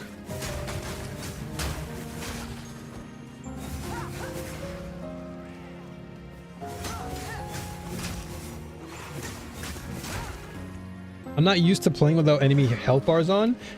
You know what's funny? I kept telling myself to put it on, but I never do it. It's extra mental to keep track of where enemy health bars are at. Oh snap.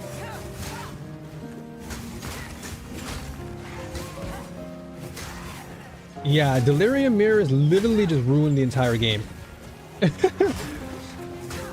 That and like all the fire attacks, it literally just ruins my frames.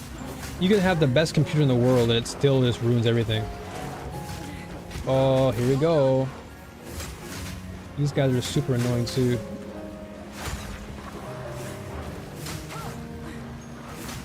Like what a difference. Like what a night and day contrast compared to what I was just playing. Like the other build was like slow, methodical, more positioning.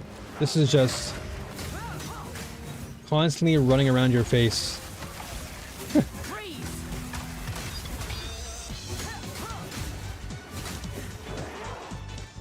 No, not today.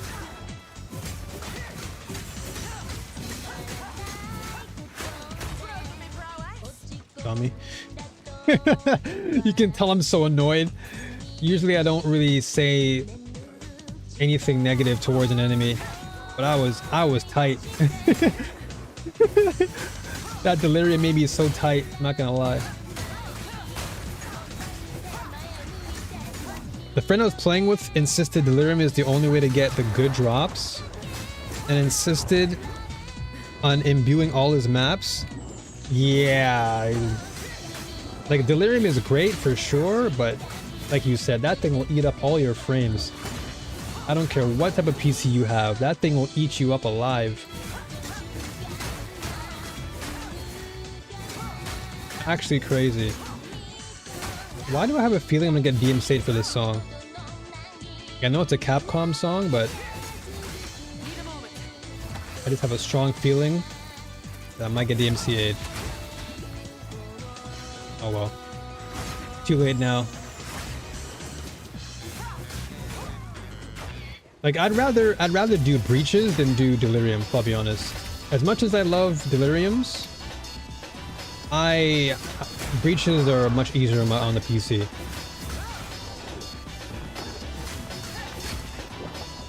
Come on, buddy. Hit me. There you go. I want to parry him. I gotta get used to my parrying again. I literally have parry in my build, but my brain just never wants to use it because I have disengage. But I really should use it. It's so good. Yeah.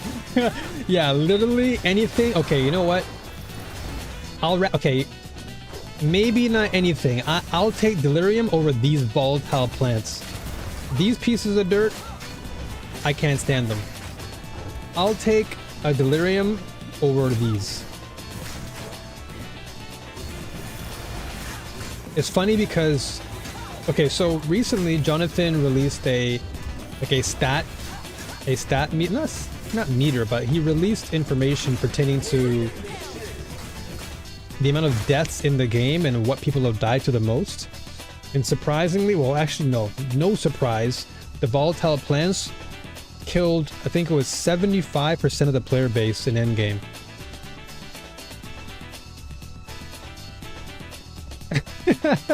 Take my Delirium, I'll do the plants. Plants to me, I can't do plants. Those volatile plants, they're so annoying. I'll take a Delirium. Sounds like a drug. Yeah, you know, I'll take one Delirium for one plant.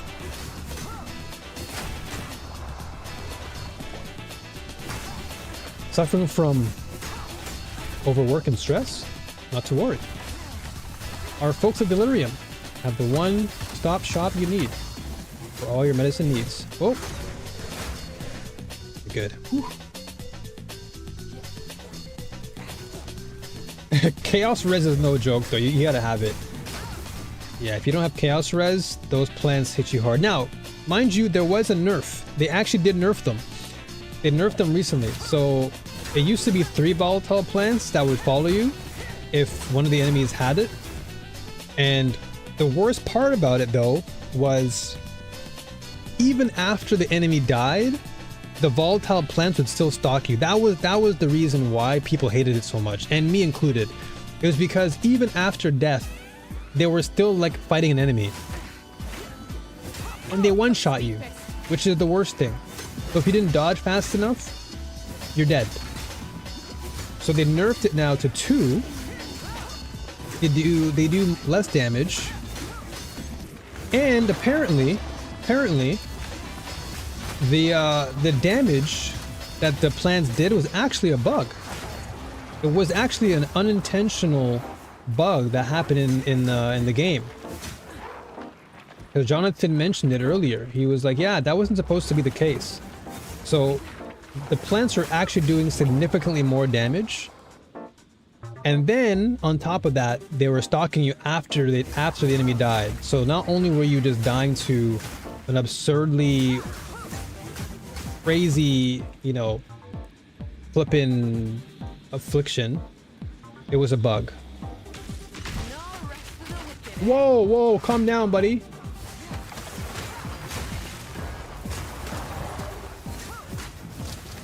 Oh no, the electro guys.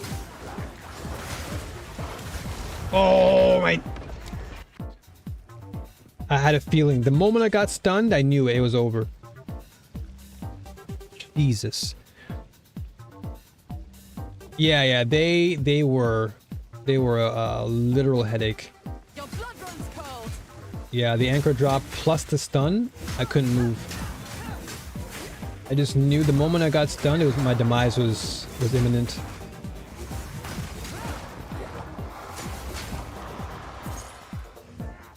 All right.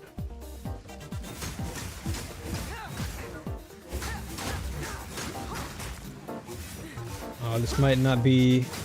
I gotta play super safe now if I want to get to the boss. Like I have to kite like no tomorrow now because I only have my last revive.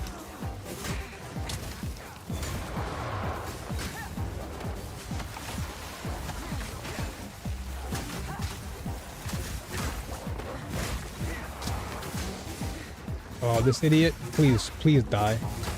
Thank you.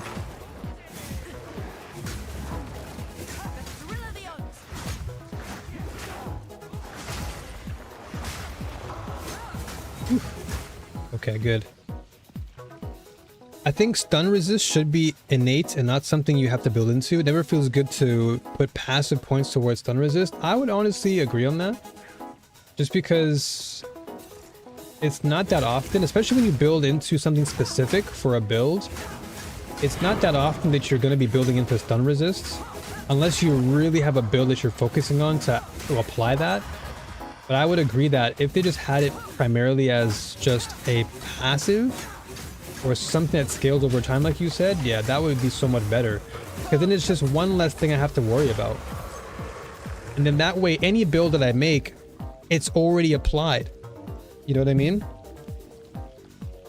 But if I have to invest passive points, or at least just go into my skill tree and invest stun threshold, like that's like, to me, it feels more like a liability at times because now I'm having to sacrifice potentially other areas of my build that may require more of an investment.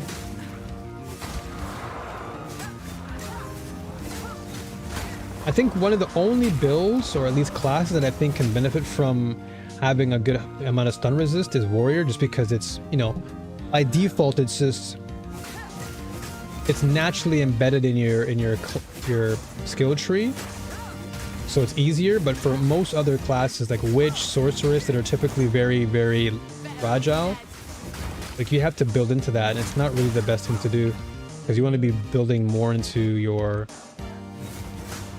spell damage and everything.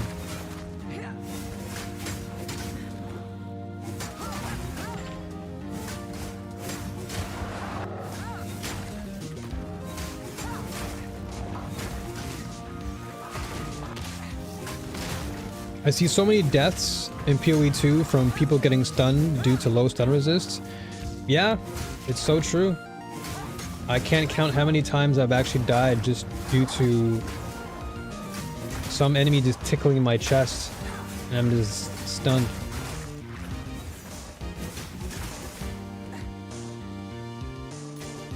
I'd rather there be some quests we complete during the campaign or post that reward us with greater stun resist. Or I even like some runes too. I wouldn't mind some rune sockets that give us a little bit more stun resistance. That'd be nice. Because runes drop so much in the game, and having some resist on some more rune sockets would be nice.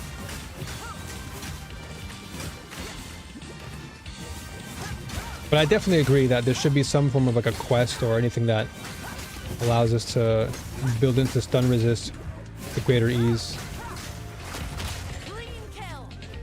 Alright. Where's boss? We have 4 more enemies to kill. I think you are right though. I think there are a few sockets that do run stun resist. Oh yeah, you're right. I do remember it now. Yeah. There are a few, but I don't know if it's a high number. I think it's like 10%. Like I would much rather like give me like 30, 35%. That'd make it a bit easier to build into. The numbers are quite low. Because that would mean I'd have to rock 2 rune sockets to get a sizable amount of stun resist.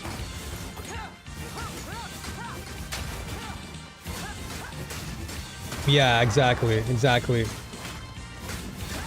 I would just buff some of the numbers up. That way there's more incentive to rock them. Otherwise, most people who do run sockets or rune sockets, they typically go for resistances or attributes.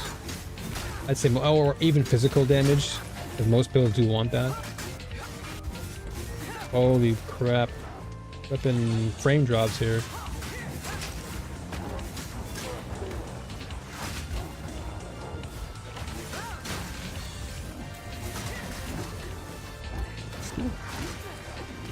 Oops.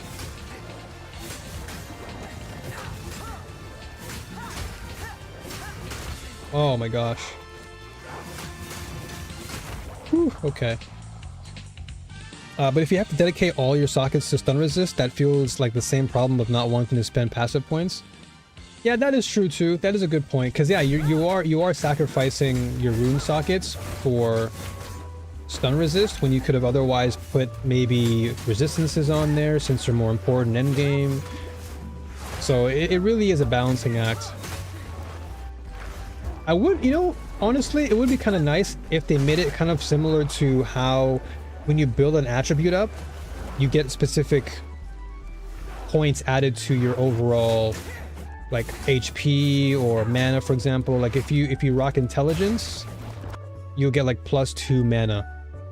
And then if you rock with strength, you get more HP. Like if there should be maybe, if you're leveling up, there should be an extra node that's like, okay, +2 stun resist per level or whatever, you know?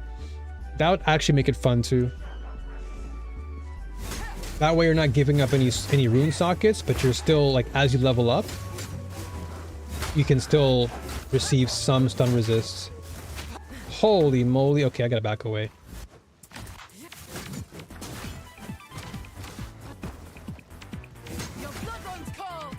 Yeah, exactly. Yeah, I wouldn't mind if they added stun resist to one of the base stats. It would be a lot easier to work with.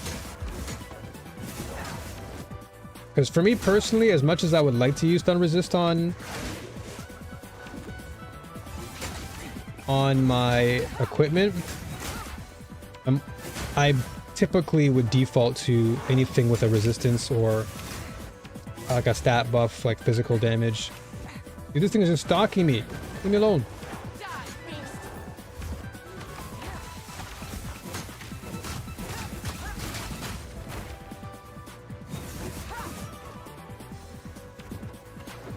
Yeah, int gives max mana, strength gives max HP, and dex gives dodge. Yeah, that's right, exactly. Yeah, it just... And I think that's probably the reason why they've put so much stun resist on the passive nodes, because I guess they feel like it was like not the easiest thing to spec into, but yeah, I would much rather them give us like a base stat buff, kind of like what you mentioned.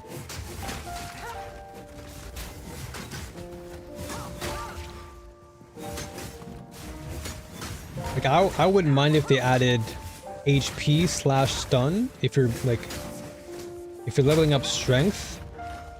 Because it would make sense, right? If you're playing into a strength build, having some stun resist would be good. So I'd actually be happy with them if they were to put stun resist alongside HP.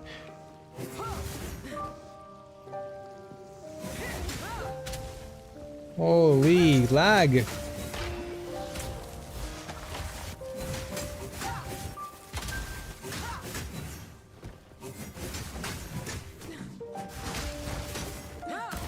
Jeez Louise.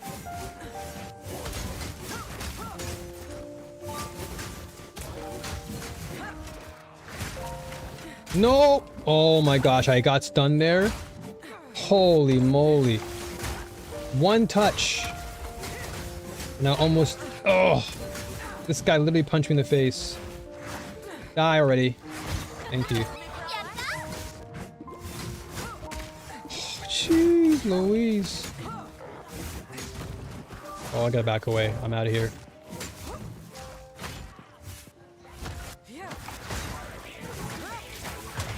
Oh my gosh.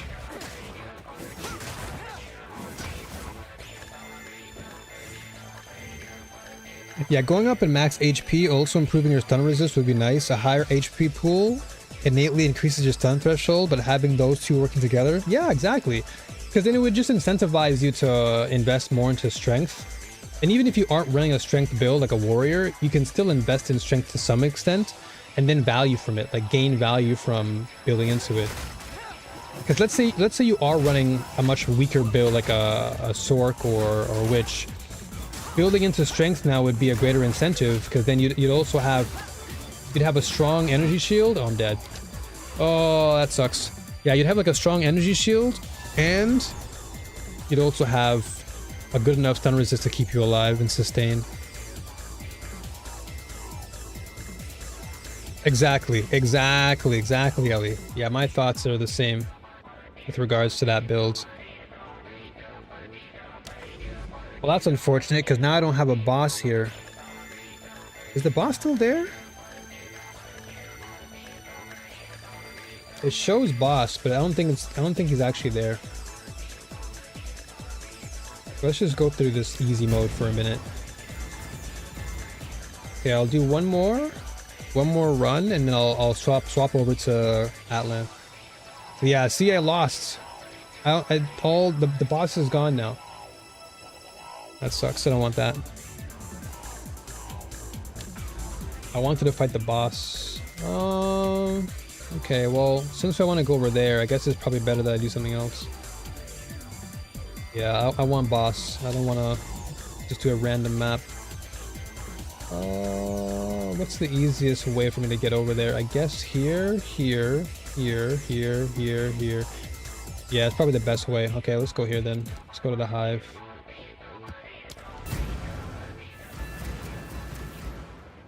Alright, so yeah, this is the last run for now, and then I'll swap over to Atlan, because I want to rock dual pistol right now. I'm itching to play. I want to just get to level 60 in the game. I want to start doing raids and stuff soon, and dungeons.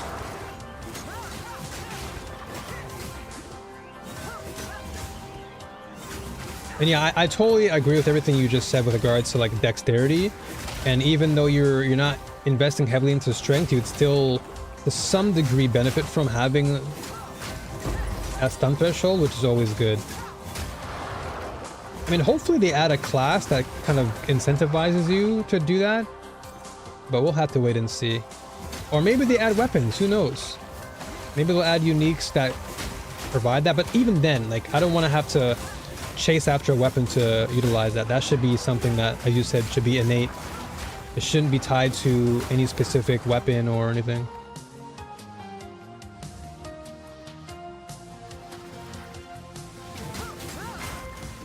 Like, it doesn't feel very comfortable having to rely on something to net you a reward,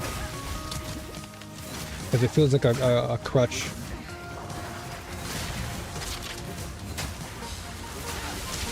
Jeez Louise. From what I hear, HP-based defenses are still lacking. Yeah, because if you're rocking something like armor in this game doesn't really feel as impactful still. Like I've run armor, like there's one time I had a Katava, and I think I still have the build. My Katava build had like 67% armor, but my energy shield was really like not as high, and I was still dying. I'm like, what the heck is going on?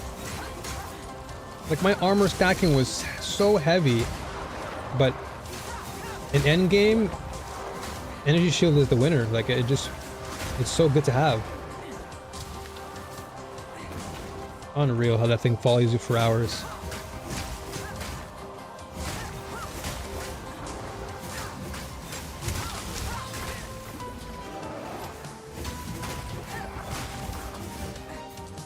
I think energy shield keeps you away from being stunned also. Yeah, it does. There are benefits to having it. Yeah, I think that's definitely a good reason, because most people who reach endgame would agree that if you have more energy shields, you're pretty much good to go. Like you're less likely to fall into the traps of just any type of stun traps or big massive damage, potential one-shots. Like one-shots are obviously still there, but they're less prevalent when you do invest heavily into energy shields. Which, like you said, I think that's probably the trade-off for Witch, is that you're not going to have as much stun resist in that sense, but the energy shield is what really prevents you from dying. So that in itself, I guess, is, like you said, the quote-unquote resist that allows Sorceress and Witch to thrive.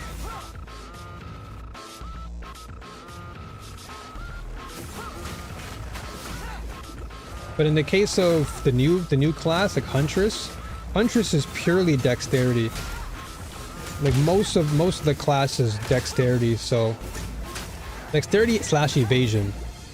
So it would be nice if the Huntress class, or at least classes that favor dexterity, like, you know, Pathfinder or like a Ranger, maybe adding stun resist to the evasion stat would be nice. That'd be interesting, because every time you evade, you can just build up your resistance.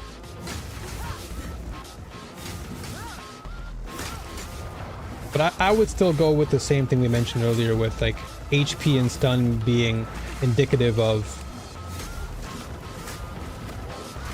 building up enough resistance in that area. Like having strength as the main attribute to build up stun resist. My impression of stun is that it's only applied when the enemy deals HP damage to you. So if they only hit shield, no stun applied. That is true, yeah, because stun essentially protects you. So that makes logical sense. But yeah, going back to what we agreed on, I think it would be nice if they just added some strength, or at least stun to a strength attribute. That way it just incentivizes players to at least invest into strength. Not fully, but just to the point where they don't feel as threatened by a potential endgame stun that can ruin their runs.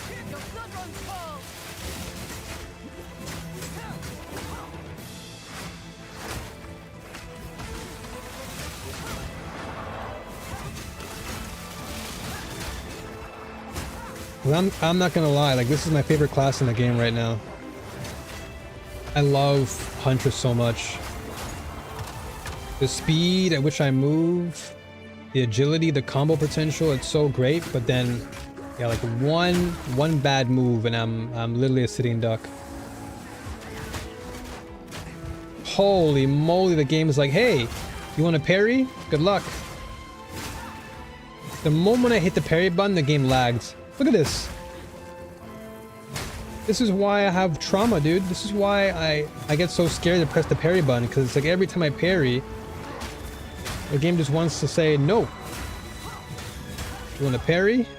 Parry this lag.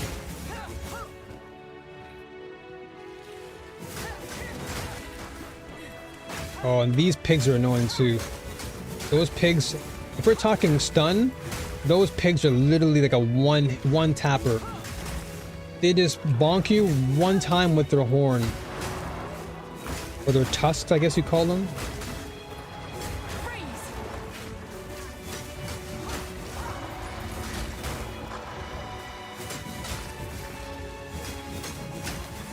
Sheesh. Okay, well at least I'm one-shotting them at least.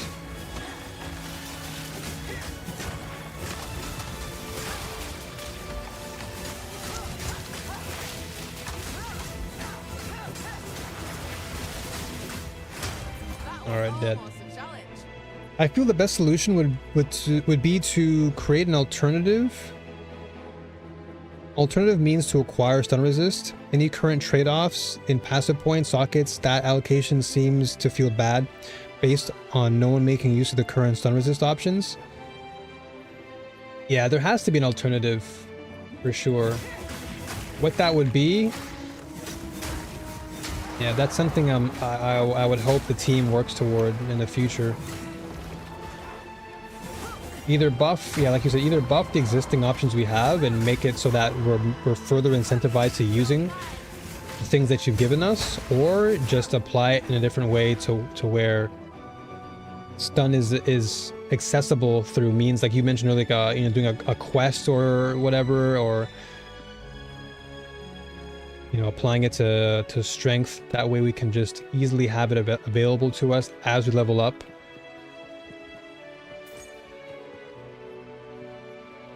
That to me would work. Cold cuts deepest. So I'm hoping they cook. I'm hoping they cook because we are still in early access, and I don't think this game's going to see full release until next year, I imagine.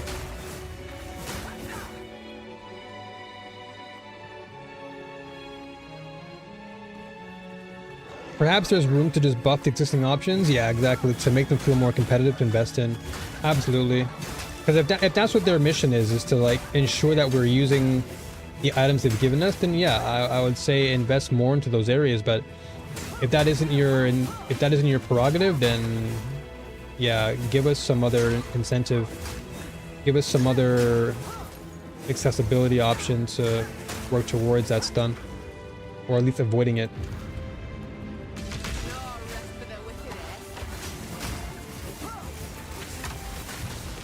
As far as story, so from what I remember tuning into pertaining to story, Jonathan did say that they're going to be thinking about adding in chapters later, Another trophy. but I think it's probably still too early for them to discuss much of the acts. It is a work in progress, and they do want to get it out before full release, of course. But I think right now their main focus is to try and ensure that the game feels right in terms of the classes, balancing, and then they're probably going to work towards the story as the year progresses. Yes, he didn't really say much about the story in detail, but he said that they are working on it. So it is down the pipeline. How long down the pipeline? I'm not too sure, but he did say it is getting there. Yeah, it's definitely coming. I just don't know how soon. I don't think we may see it until maybe late this year, maybe. But yeah, he didn't specify exactly when, but I would imagine, because August is when the new league drops, and so after August I would expect them to pick up on the pace, because if they expect to release this game into the new year of 2026, then I would assume that they're maybe aiming for Christmas. Maybe Christmas. That's just my assumption. Christmas for the new acts. That way the next year they can focus heavily on just trying to get the rest of the classes in there for full release.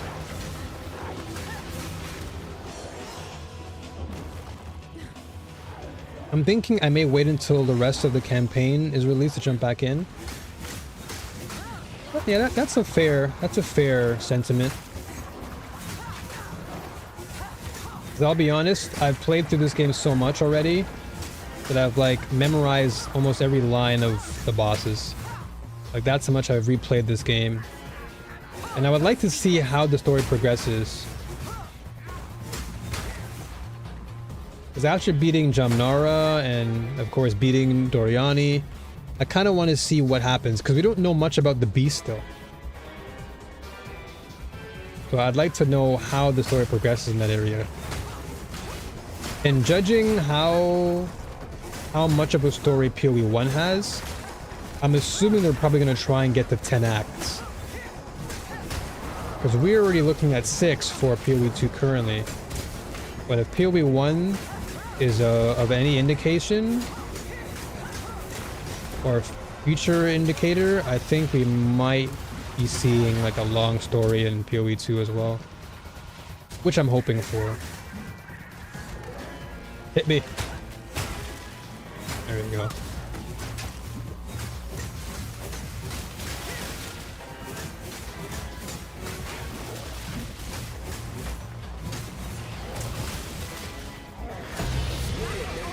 Ooh. Okay, that's a unique. Alright, that's 2 uniques dropped. But it's a unique tablet though, but it's still a unique. Alright. Gotta add that to my unique counter. Where is it?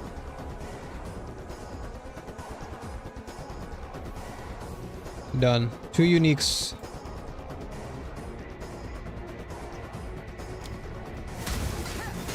Question is, what does it do?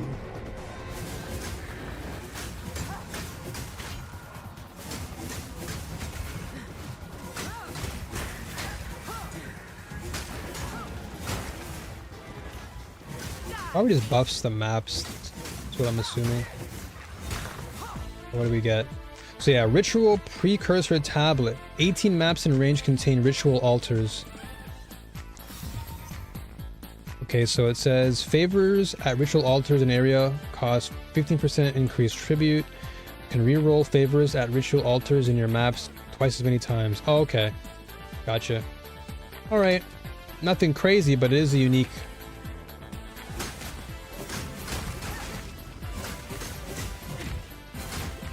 Holy, this piggy.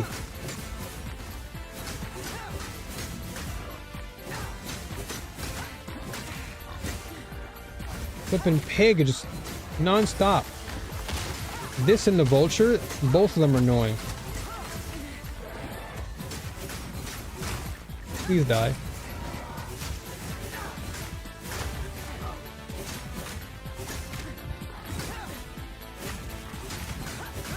Alright. I had to parry you. Had enough of you. But I think a lot of people are where you are, or at least they're in the same boat as you, Ellie, where I think people want to come back to PoE 2 when the story is more fleshed out. Admittedly, once you've done the story so much times, it's kind of like, your brain turns off and you're only playing the game primarily for the builds itself, which is the fun part about it, I'll be honest, but the story definitely like gets you more immersed in the experience.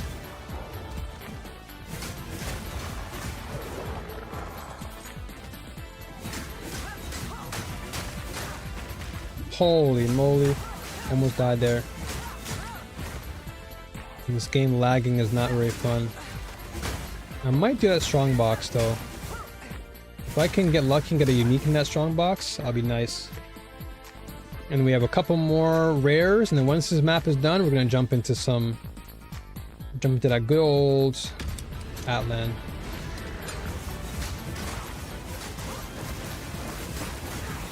Oh, the ice. The blood runs cold.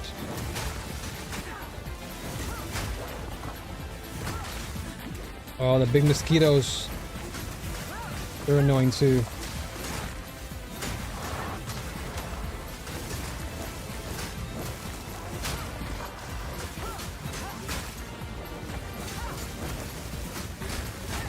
Fish! Leave me alone!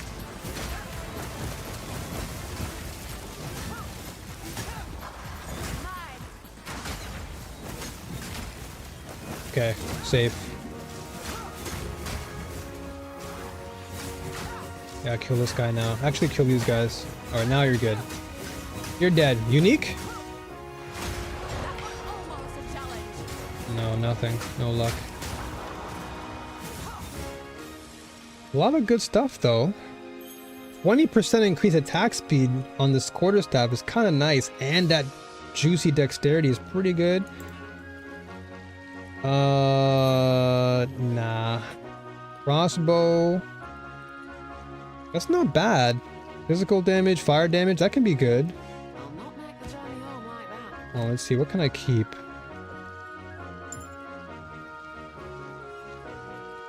Yeah, you know what? I'll keep this crossbow. Okay, now we are actually full. I gotta go back to my stash later on and just organize. I have way too many things now. But if I see unique, I'm gonna attack it. Oh no. Oh no. This is where it might end. This is where it might end, brother. This guy literally has two of the most annoying things in the game. Alright, I'm freezing you. Please die. Please, please die. I've enough in the pack already. I must kill you immediately. This magma and the mana drain is so bad. Please just die. Die in the pit of fire where you belong. Oh, I would have loved if you dropped a unique for that. Jesus. The moment I see blue around you, if I see a blue ring, I get scared. Because that thing just drains your mana like crazy. But I love stealing someone's abilities though. It feels nice to steal their abilities and then use it against them. Oh.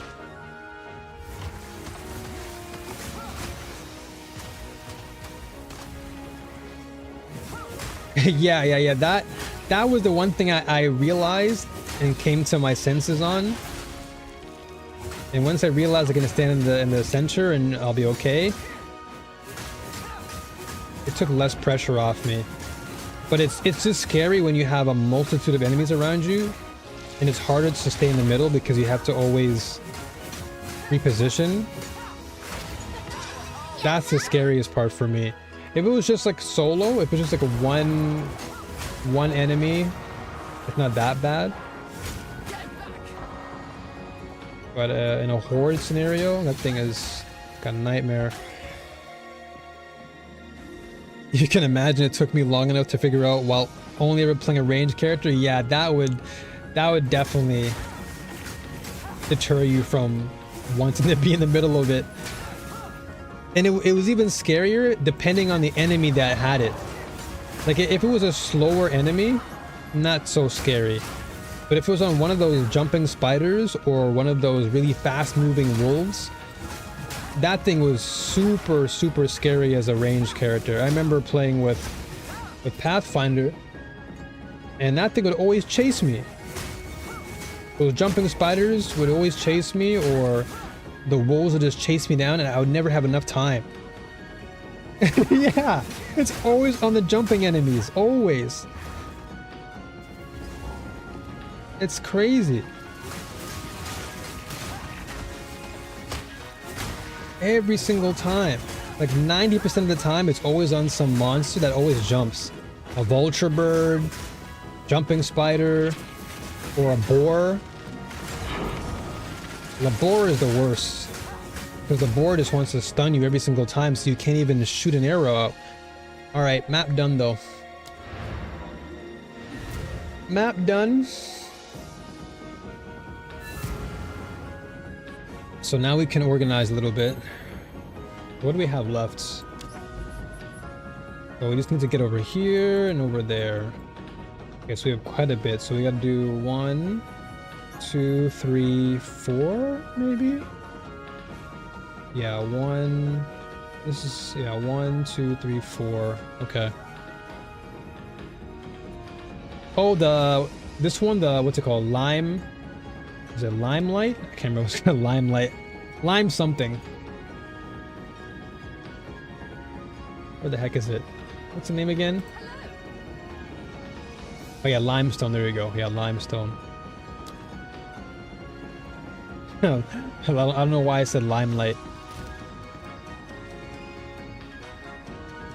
Makes me want to log back in and invite you to see my hideout. I'd love to show you what I did with the place. Show me. I'm down with that. I'd love to see what the hideout is. Okay, let me organize this real quick. I have so many things to add now. I gotta reorganize. I'm gonna keep a few of these though. Robust runes. Okay, what do I not need, man? I have so many things in so little space. I have to literally remove and... Yeah. No worries. Yeah, next time for sure. Next time. Just remind me.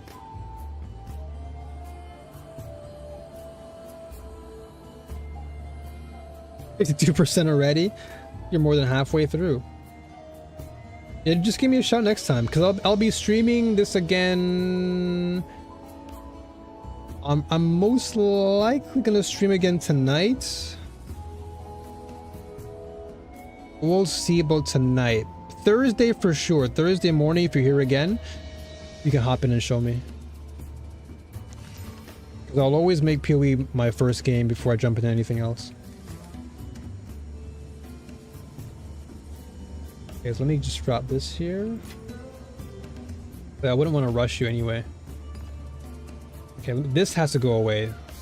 This is one of the new runes.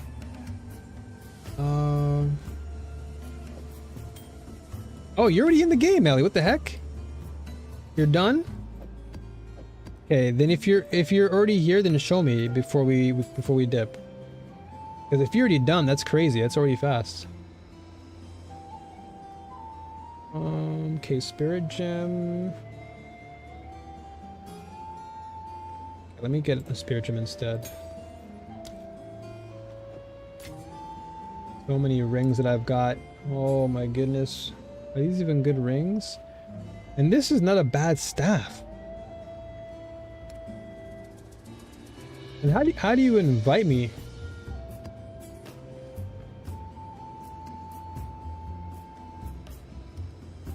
Yeah, because I'm in the newest league, right? Are you in the newest league as well? Because I guess if you're not in the same league, you can't invite, right? Is that how it works?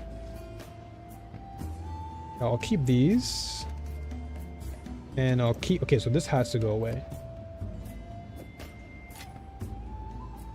And this can go... Okay, this is already full. Do I even want this, though? I mean, these are pretty good, though. I think I do. Hold on, let me see. I think I have... When was it? Was it my Stormweaver? I think this was from the previous leagues. Yeah. This is probably from like the earlier league.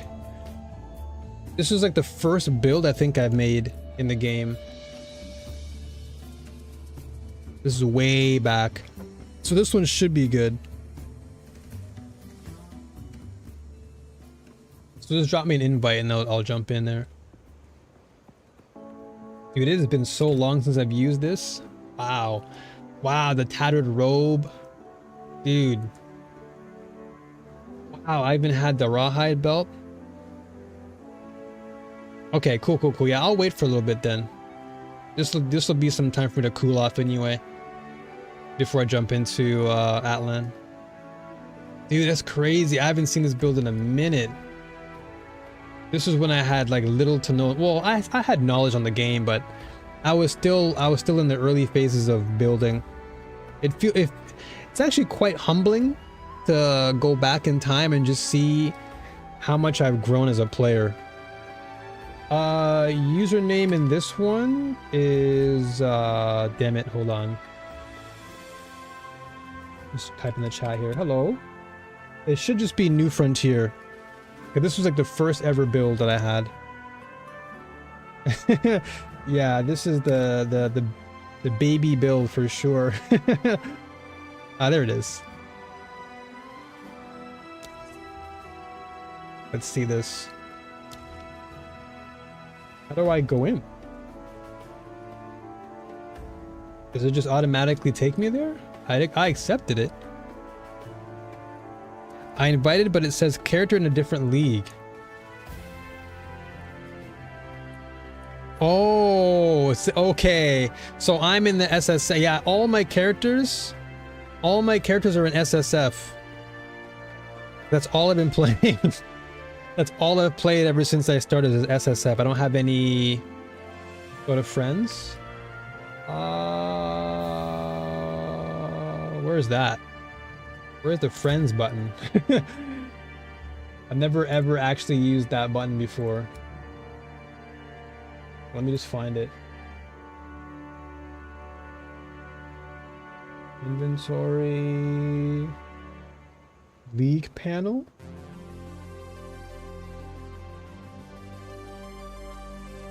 There's a social screen.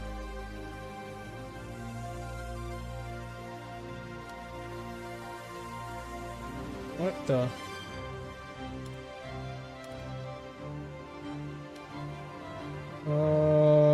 Cursor, chat, trade chat, game. I don't see it there. Social screen. Oh, J. Ah, okay, here we go. So I got you here.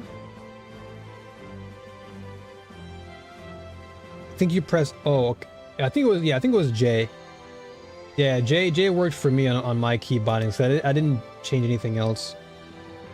So what do I do now? I right click.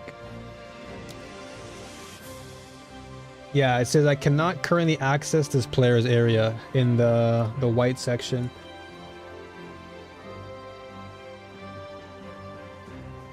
Yeah, it won't let me get in there. Because I think because you're rocking standard and I'm in SSF, it's probably the reason why. Because none of my characters are in SSF. SSF means you can't visit friends' houses. Yeah. Yeah, one of these days, maybe I'll jump into standard, but I've always been playing SSF. That's been my go-to. But that kind of sucks though, that you have to be in the same league to join someone's house. I learned the same way. Yeah, that's what I'm saying. It's not like we're playing together. You just wanted to show off your hideout. Like, they should still allow you the option, even if you are in a separate league. You're just joining your friend's hideout to see what it's like. It's not like I'm going in to do like a trade or something. Yeah, it sucks. Yeah, let me just double check though. I don't think I have any characters that are actually standard. Cause this is like literally the first character. Yeah, SSF, SSF, SSF. Everything is SSF for me. There's not one character that I've taken in this game that's been standard. I've never played it. I personally was just never a fan of it. That's why I just jumped into SSF. But now I know. Now at least I know if I want to check out anyone's hideout, y'all gotta be SSF. Join me in the SSF leagues. Join me. Come to the greener pasture. What the heck is this? Dark Shard Falcon Pet.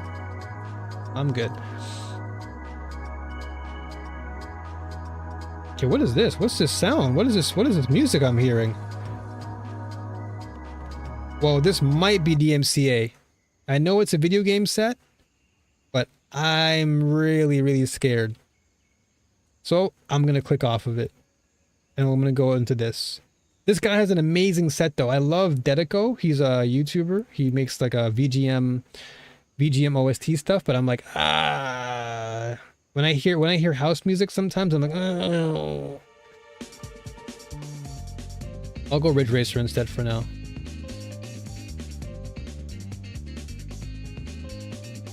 I think if you're... Okay, I can't think of a workaround. That, or you need a regular character. I'm not sure SSF characters can party up with each other. No, you can't party up in SSF, but I think you can at least join a house. I think if you're SSF, you're just cut off from anyone else's houses, regardless of their league.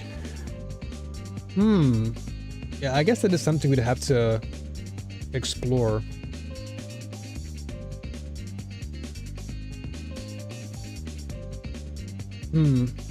So I imagine like if you're just SSF and you're SSF, or I'm SSF, you're SSF, and I'm just checking out your hideout, I think that's fine. So long as we're not actually playing together. I think that's how it works. I don't know. I'll post a file from a house. You can load where I've placed everything if anyone wants to check it out. Oh, definitely do that. Drop that in the POE section and I'll definitely share that. Because right now, the only way I think I can do it is... Well, maybe if... Okay, let me try this.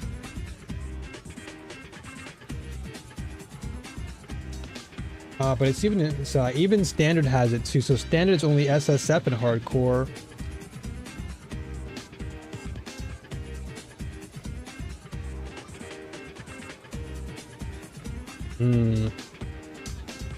Yeah, okay, I'll just wait then. I'll check it out in the ARPG then.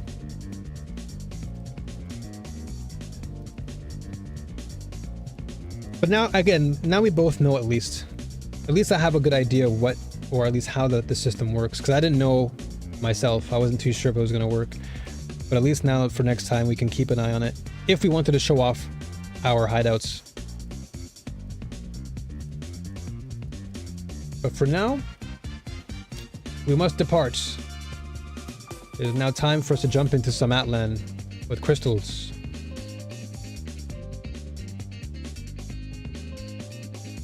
Alright. So this is good. We're good to go. POE 2, you've always been my homie. But now we must swap off and switch and go to... and to do some leveling with a bounty hunter. And yeah, definitely, if you could make a... If you can make an SSF class, like a quick one, then that'd be pretty sick. Alright, so we've got Atlan. So those on YouTube, I'm swapping off. I'm not going to go offline because it's just going to ruin everything. But on Twitch, we're swapping over. So if you were here for POE 2, love ya. And if you're here for Crystal of Atlan, just roll the Huntress. Let's go, let's go. Huntress League. That's my girl right there. Love Huntress. Carl, love you, brother. Love you always. What the heck? Okay, so now I can take the uniques off the screen. We can turn that off for now. Oh my gosh, I forgot that my advanced GG thing was in there. Alright. Jump into Atlan, turn off the Rigi of the racers. Once again, shoutouts to YouTube channel Big Bool. If you want to check out the playlist I've been playing recently, or most of the time, if you ever do see my streams, I'll always rock Big Bool's playlist at the beginning of the stream. So I'll post it in the chat. Oops. That is the link that you can use for the playlist if you want to give it a listen. I'll post it in YouTube chat as well. All right. So here we are. I have quite a few builds. So I've been rocking with. So I initially had Starbreaker. And then I came to realize how much I love dual pistols in this game because it's disgusting. And I'm also working on a Blade Maiden, which is basically like a puppet character. But I'll work on that later. Right now, I want to try and get level 60 on the bounty hunter. And if anybody has questions about Atlan, then let me know as well. I'll try my best to answer. I'm still learning the game. But I would say I'm fairly confident to at least answer some questions along the way. Open to select one epic shard of the specified class. Oh, okay. I need where's the gunner? There it is. Okay. Oh, it's 55. Is this Genshin Impact-esque?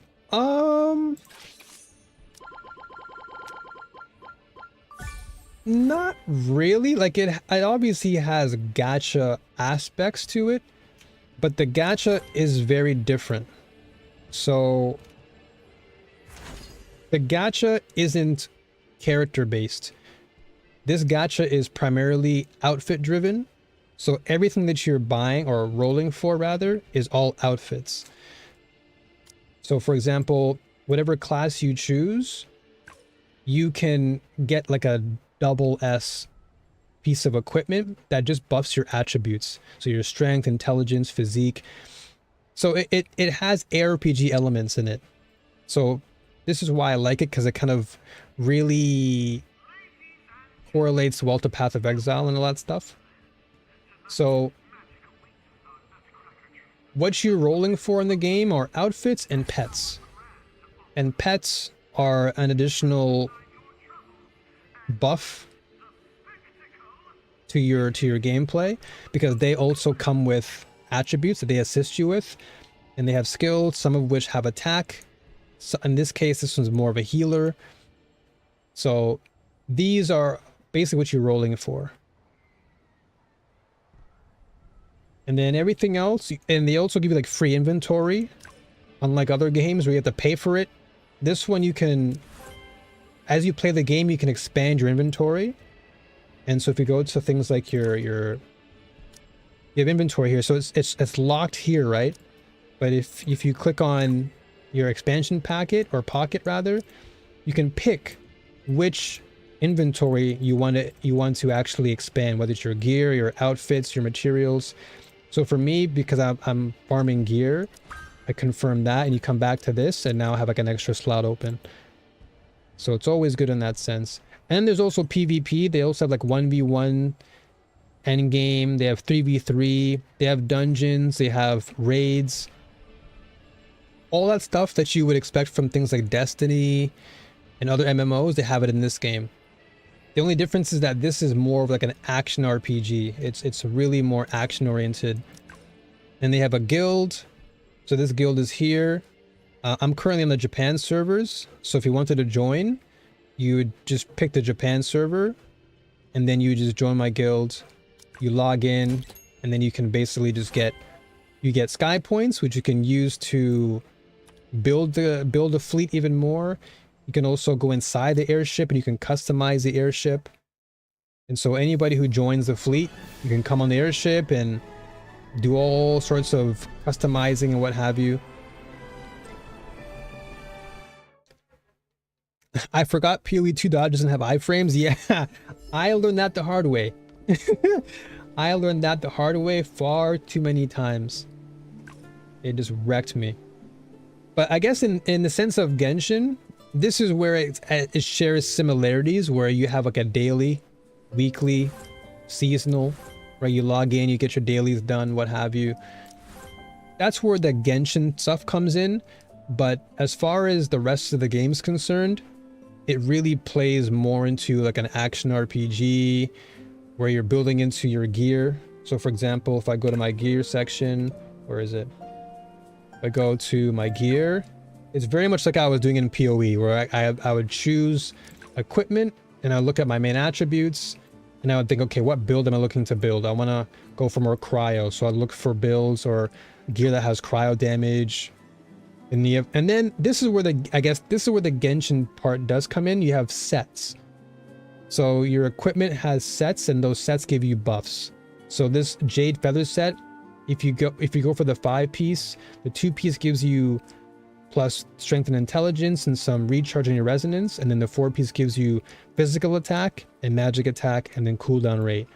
So if you're looking for something to build into, it does have those attributes similar to Genshin.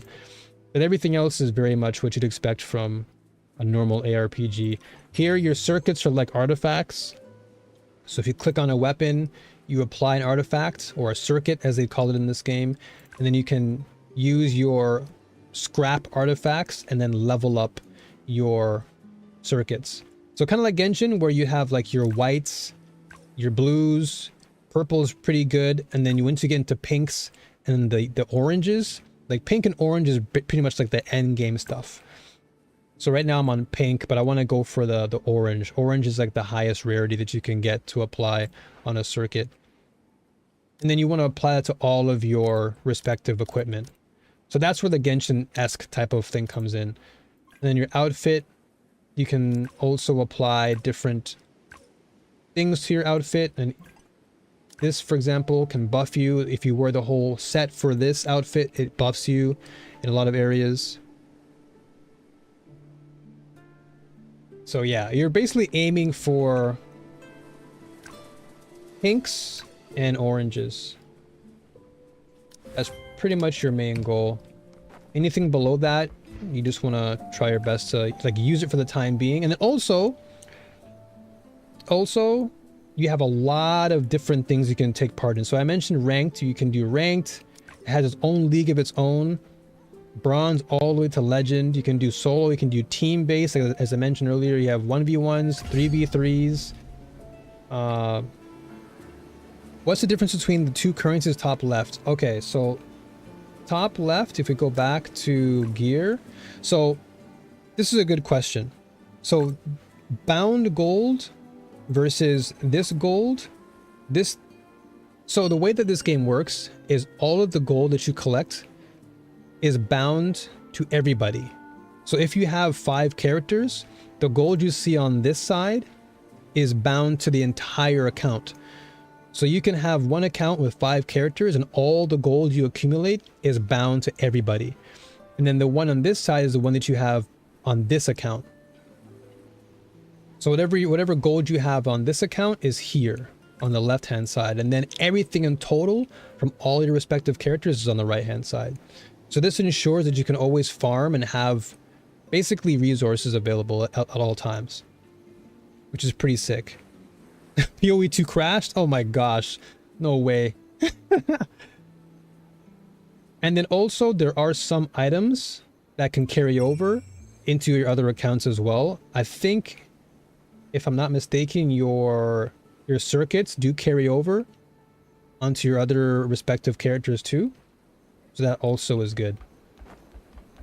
Also, I believe when you're rolling or pulling, your prismadium and your opal, which is the paid currency, also carries over to your other respective characters. So if you're hoarding for prismadium and opal, no matter what character you have, this will always transfer over to them as well. Same thing with your rolls, which is also pretty sick. So it just makes it so that farming is a bit easier in that sense. And the game is pretty generous when it comes to giving you certain items. It's not that bad. You crashed again? No way, dude. No way. That's crazy. Do you think it's probably the... Ooh, Awakening Quest? Oh, sick. Okay, I'll take that. Do you think it's maybe your video settings?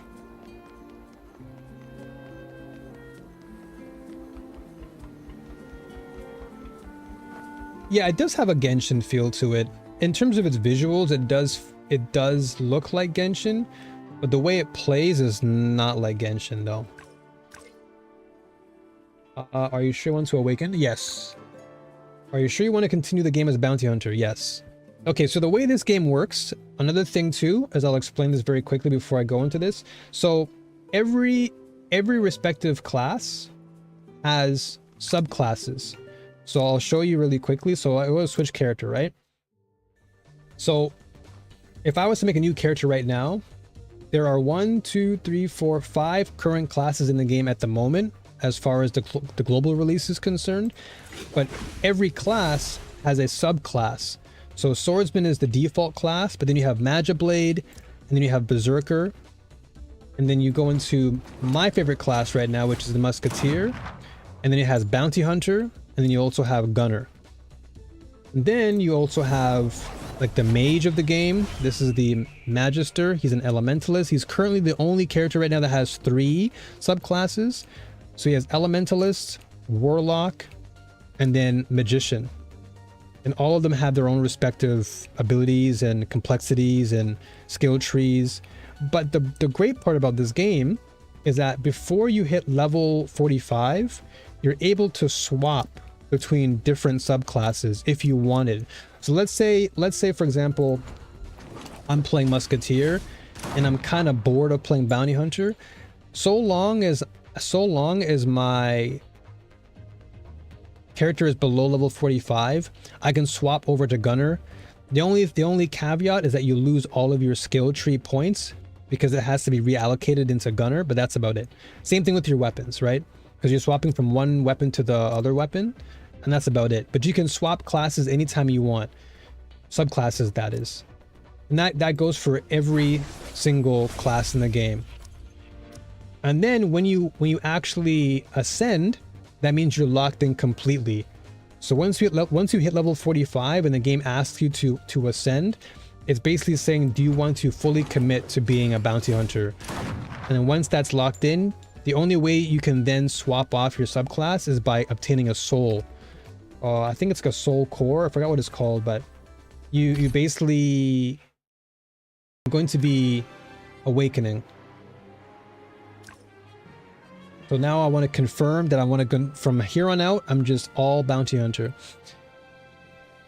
I just turned them all down upon starting the game up and played the rest of it fine, but I'm gonna lower it some more to try and stabilize. Yeah, see what happens. See what happens and let me know. Okay, so Adventure Elite. So I gotta go here. Oh, I need to drop items. Okay, and then so this game has a stamina system. And this could be a turnoff for some people, but I'll be honest, it's not as bad as you think. The game is pretty generous. It gives you 120 energy to work with. And once you hit level 60, the game gives you an extra like 380. Like there's going to be like an orange tab on the left hand side. Yeah, here we go. Yeah. So this orange one, when you hit level 60, you get 840 to utilize plus the 120. So early game, you're using this, but in late game, this is what you have, which is crazy. So the game is very generous. And then also you get batteries quite often. And these batteries give you like plus 10, plus 20. So you should be okay. And then you get double rewards if you wanted to, but it costs you more in terms of your energy. So let's see if I drop anything. So I'll show you the gameplay for now because I've been talking so much.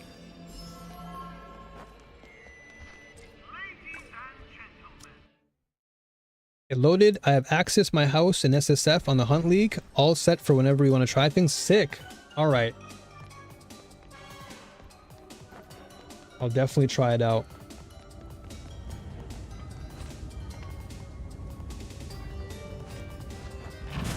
Is it free to play? Absolutely. Yeah, all of it is free to play.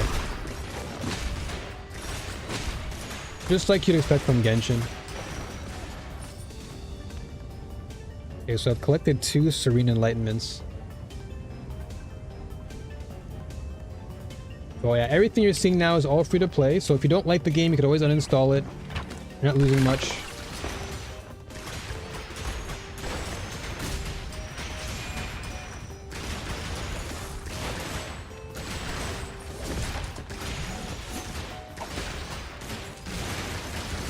Right now, this is the Bounty Hunter. This is a pure gun game. Just shoot everything and run.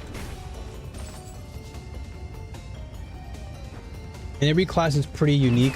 No class feels the same. Every class feels very unique. So you're never gonna ever feel like, oh my gosh, this feels the same. But there are some games that like feel very samey, and it's like, what's the point of me playing this build? Okay. Where's the boss at? Okay, this is the boss here. And the animations are really well done.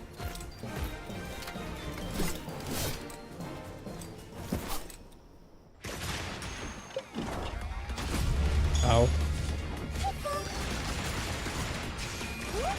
You have air combos, you got all sorts of wicked things you can do.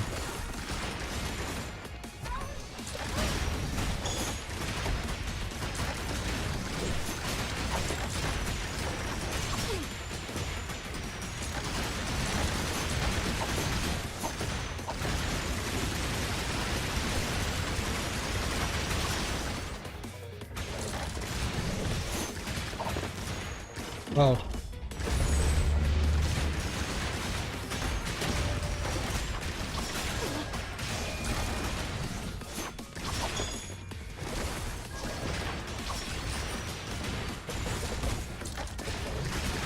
And you can do like a lot of cool combinations. All of your skills connect together in tandem, so you can do some really cool ground combos, air combos. It's actually quite fun. Am I dead? Okay, I can revive though.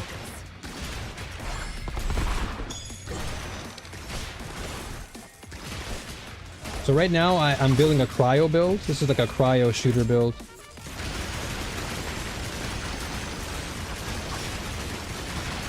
I got cooked pretty fast. I didn't realize it until it's too late.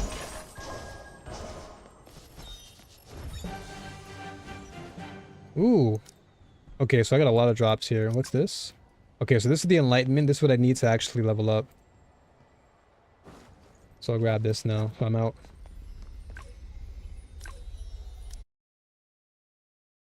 And that's pretty much the whole game. Like it's pretty straightforward. There's nothing crazy. As you level up, the game just tells you, hey, you got the new items.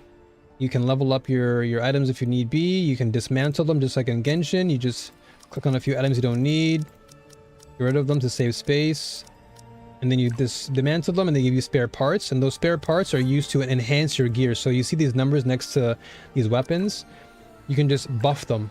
And the thing with this is these spare parts, they help you to enhance your weaponry and your equipment. However, there is a success rate tied to it. And as you can see, it costs you some of your money. So you can see that the more you invest into leveling up an item, your success rate goes down. So if I can give you a better example, this is 30, this is 100.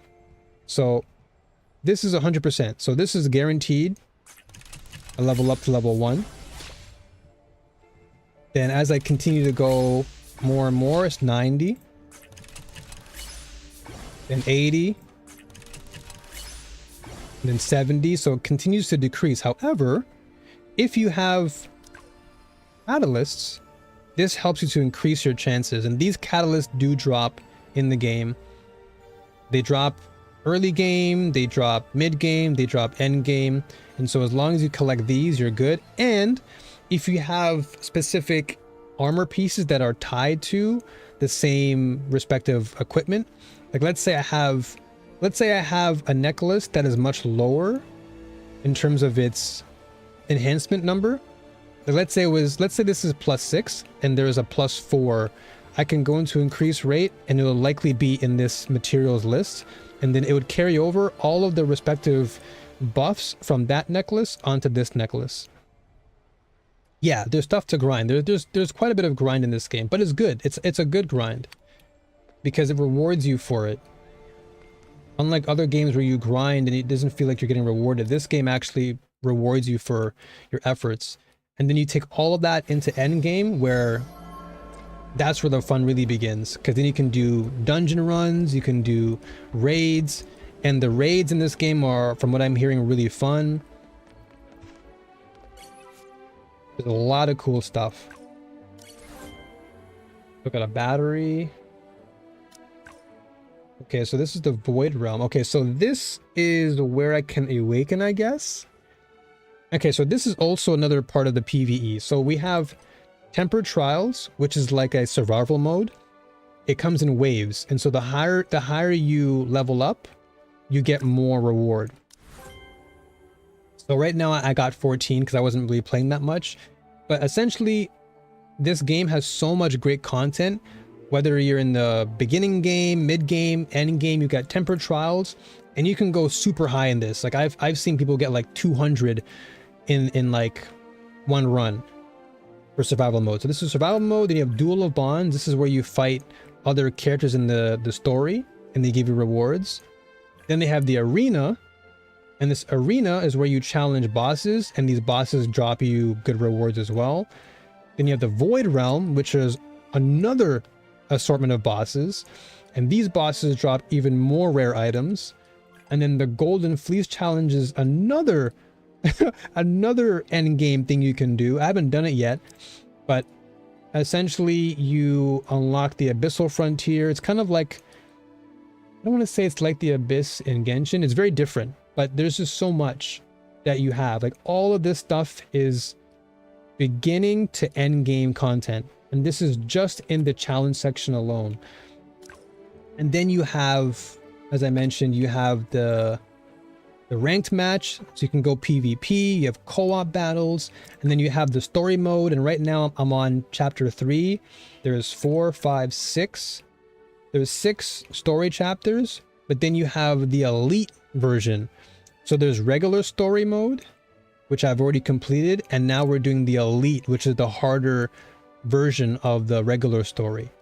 So you're basically doing every part of the story twice, but with greater reward, all the way to the level 6 chapter, which is again pretty awesome.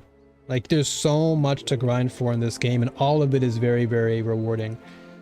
So I can't do the awakening yet because I'm at level 45, but I can do story mode and just continue to go through story.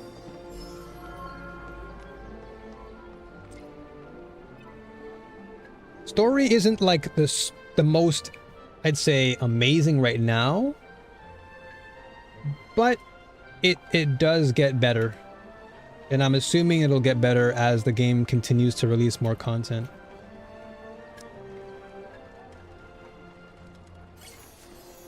But it is certainly worth the try, especially if you're looking to join guilds and play together. This is kind of why I chose the game, is because I felt, hey, you know what? Maybe some of us can come back and play together, just like we used to in Destiny, but just different game, you know, different universe. But the only caveat is that you'd have to find me on Japan servers, because you can't join one server. Well, I guess it's like any other MMO, right? If you're in a certain server, you can't join like a Japan server, whatever. Yo, Czar with the Prime. Yo, thank you so much, brother. Thank you very much for that Prime sub. I appreciate you. I don't know why I'm not getting any alerts. Why am I not seeing any alerts for that? Dude, again, thank you so much. I appreciate you. Thank you so much. Excuse me? The heck is this? Ads on a Twitch page? We cannot be having this. Thank you so much. I appreciate you. That means a lot. Thank you. Thank you. Twitch primers. All the best. Any primers out there? Use those Twitch primes. Okay, this is a new scene for me. I've never seen this before. My first time watching this. Finally, we're here. So this game has pretty good cutscenes too, like really good animations. Stay put and hold tight, everyone.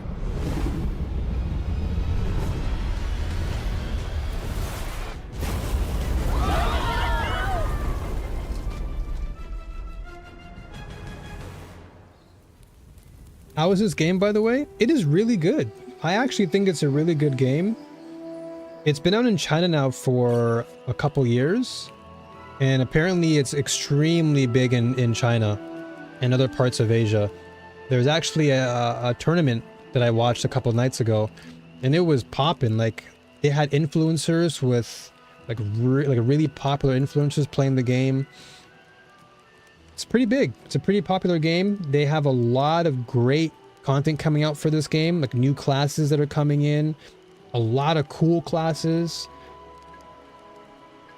So if you're really into building, like build crafting and fashion and all that good stuff, guilds and raids and dungeons, this game is really, really fun. Like super rewarding.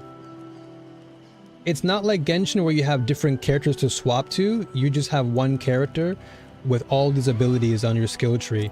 And you can customize your skill tree too, which is really cool. There's a lot in this game. I was just showing it to Carl, but there's a lot of PvE content you can do. There's PvP content if you wanted to jump into that. There's an actual ranking system. There was a tournament the other night, as I mentioned, and I think the prize pool was like $15,000. First place took home like 5K for PvP, and then the team PvP brought home like 3K. So one person took home, or one team took home 1K per person, which is pretty sick. So there's a lot of potential in this game. It's just that there's so many other games right now that I think just overshadow this game, and not many people know of it, but it's really, really good. I'm really enjoying it more than I thought I would.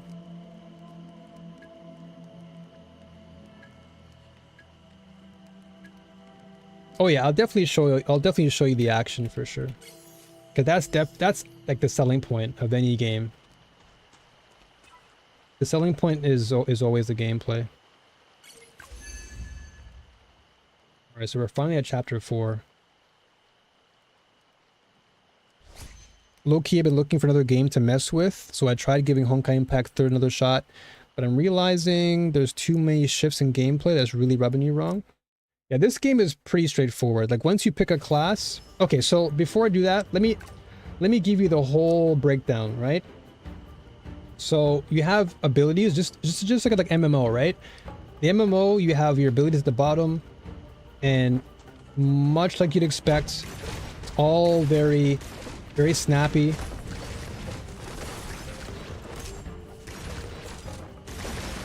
You can tie multiple abilities to one button, which is pretty sick.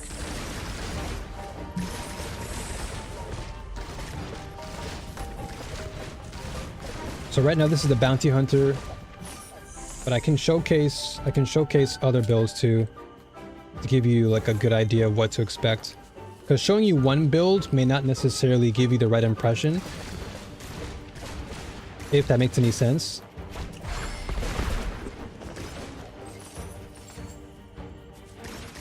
Okay. But you have air combos in this game. You can dash cancel.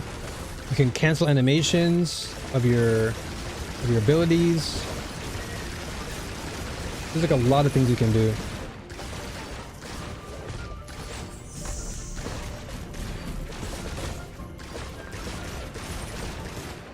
Combat is very, very smooth, very fluid. Doesn't feel jank. Very, very, very like intuitive, very snappy. Not gonna lie, I'm already liking what I see combat-wise. It is really, really good. Like, it doesn't surprise me that this game is really popular in China. Because this game apparently has, like, millions of players playing in China, from what I researched. And so they finally brought it over to global to see, you know, what the impression would be. Which is, another thing that's great too, is like, if you are, let's say, tired of playing, you can always take a break and it lets you leave the dungeon. Like, it always asks you, do you want to continue playing the dungeon? Yes or no. Like, it's a nice feature. Because sometimes you just want to take a bit of a breather, you're just tired. And this game, like, allows you to do that.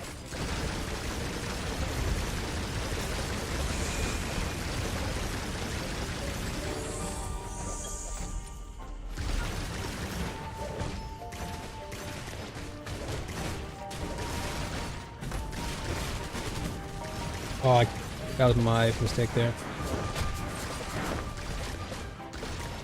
Yeah, it's kind of like I guess you can say it has like a dungeon crawl elements in it, because you have raids in the game, so you can pair up with your friends, and you can raid dungeons, and each dungeon has like its own unique kind of puzzle to it.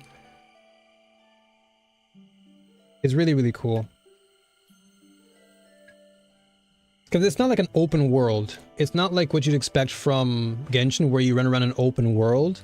This is more like an open zone. So they have different zones, and then you just jump into that open zone and you just level up and you go through them. That's pretty much what it is. Yeah. The timer, yeah, exactly. It is very much like a dungeon crawl in that regard. But the timer isn't really like that big of a deal, because if your build is strong enough, you can easily just erase enemies pretty fast.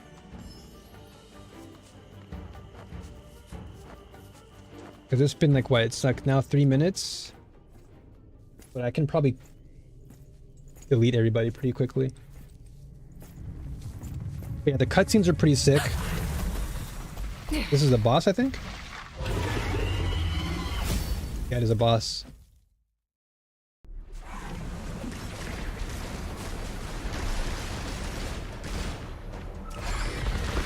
That's my super.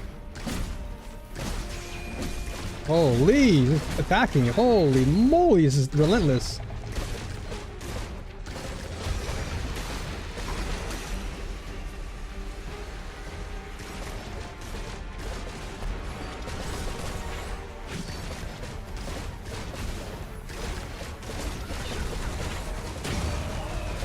You stunned now?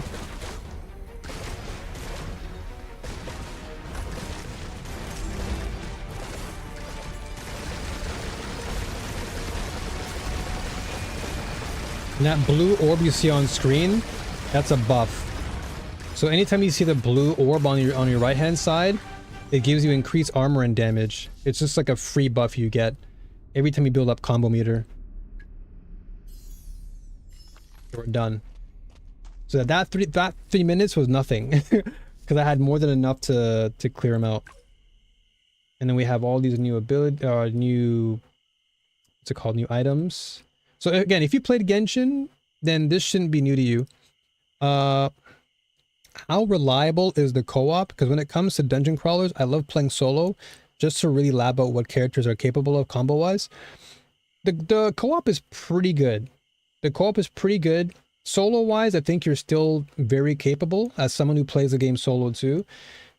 You can definitely get through the game as a solo player, so long as you invest carefully and you know what you're working towards as far as your buffs and all that jazz. So if you're looking to run co-op, it certainly has its perks and is very reliable when you're working with a team. What the heck? Did my stream crash, by the way? I don't know why it says 35 minutes on Twitch. It's weird. Anyway, not a big deal. But yeah, it's pretty reliable. You can run this game, again, solo and co-op, and I think both are really good, respectively. So you don't have to worry too much about having to play co-op. It's there as a supplement, but it's not like the be-all end-all. You can certainly run this game solo, and you can get the job done. Speaking of job, this is one of the things you do focus on. This is like the job or responsibility you have as you're playing the game, which is to allocate your skill points. So this was something I wanted to showcase earlier. One thing I do like about the game is that it shows you with the skills in a video, so you can get a feel for what you're actually investing in. You know, other games you invest in a utility and you don't know what it actually does until it's too late. In the game, it shows you. And what's great is that let's say I'm not really having the most fun with the slide attack. I can downgrade it and take all my points back and reallocate it into something else. Because, so for example, I have these mines I can use, and so I can take off all of these points and say, okay, you know what? Let me rock with a mine build, and I can throw all of this onto this. And That way I go into my configuration and I can configure all of the abilities to my liking. So you can really combine all of your different skills together to create some really cool combo sequences while you're playing. So it adds that extra degree of kind of flexibility, but also expression. Yeah, it's a free SP reset. So you just click on anything you want and you can downgrade it. And as you can see, I'm back up to 9 points, level back up, back down to 7. And also, I was mentioning this earlier to Carl and everyone else, but you can, before you hit level 45, the game will ask you if you want to ascend. And what that means is once you level 45, you cannot swap to the subclass that's a part of this class. But because I'm not level 45, I can click on Gunner, right? But obviously I've chosen an Awakening now, but if that wasn't the case, it says to change classes post Awakening, you need a Soul Stone, which I don't have, which is fine because you'll get that later on. But if you are pre-level 45 and you are getting bored of playing Bounty Hunter, you can easily swap to Gunner. And all the game would do is it would just reset all of your skill points, and then you'd have to reallocate them into your respective nodes, and that's it. But all of this you have up to level 60, and you can go to Ultra Awakening, which gives you even more buffs to your abilities and your ultimate and what have you. So it's really, really flexible. And because you can swap classes along the way if you feel like you need to, it's also cool in that regard. And then furthermore, for example, you could play different characters, and the great thing about this game is even if you switch to character, everything pertaining to gold is bound to the whole entire account. So if you have one account and 5 characters, all of this gold is shared amongst all of your characters. The one on the right hand side is what's bound to your entire account, and the one to the left is what you're collecting on this particular character. So that's also the great thing, is you can farm different accounts or farm different characters, accumulate a lot of revenue, and then you can use that to buy equipment, or you could even use this to get free rolls, because you can use your gold and then you can go to, let's say, where can you go? I forgot where you go. You can go to, I believe it's the assignment or the trade section of the game, and you can trade money for rolls, which is pretty sick. Yeah, money farming done easy. Yeah, exactly. You can money farm in this game like super easily. It's really easy. Very straightforward.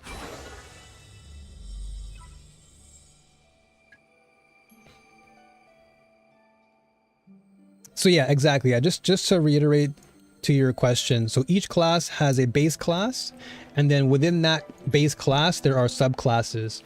And each class has 2 respective subclasses, with the exception of the mage having 3. And I'll show them later on. And this is just the global release that we're having, like that we currently have. There are 5 classes currently, but there are more to come very soon.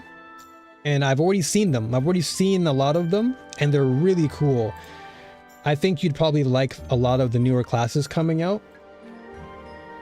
So I'll show you the actual one later after I get out of this.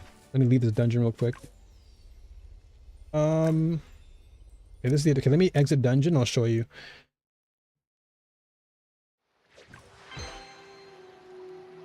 Okay, so if I go to, yeah, so you have trading. So if you wanted to trade gear, you can do it. And then, like as I said, you can sell specific things. Like the Hunter's License is really good for gold. People love to buy the Hunter's License, and you can sell this for a good price and get back a lot of your money. And then you also have, you know, you have materials, insignias, your outfits you can sell. And then you can go to things like your co-assignment. And this is where you can get free rolls.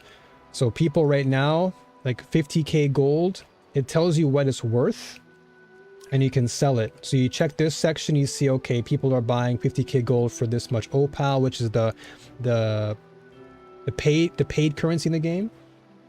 And you can see that 1 million gold is going for 400 opal right now, and people want gold. So if you sell gold, you get this much of a free roll. And each roll is only 70. Usually in other gachas, it's like 160 for one roll. In this game, it's only 70 for one pull, which is pretty good. And so right here, you can see that if I was to sell 1 million, market price is 470. So I can probably say, okay, let me sell mine for about 460. And this is what you would get for your fee. You deposit 10K, you co-sign it. Then all you gotta do is wait, and then boom. If someone buys your gold, you get your free roll just like that. And now you're asking, okay, so for example, warrior can ascend to paladin or hero, but after choosing the hero, you can't mess with paladin anymore. Ah, okay. Okay, so let me show you real quick. So for example, this is your character list in the beginning. So your question was if you chose warrior. So let's just say you chose swordsman. Swordsman is your base default main class. And within this class, you have two subclasses, Magiblade and Berserker. So let's say you chose Magiblade. After you've chosen Magiblade, you can mess with Paladin. Or sorry, you can mess with Berserker, sorry. So the only thing that you can't do is once you hit level 45 on Magiblade and you've ascended Magiblade, you cannot play Berserker. The only way you can do that is if you have a Soul Stone. But if you are below level 45 and you have not accepted your ascendancy, you can swap from Magiblade to Berserker at any time.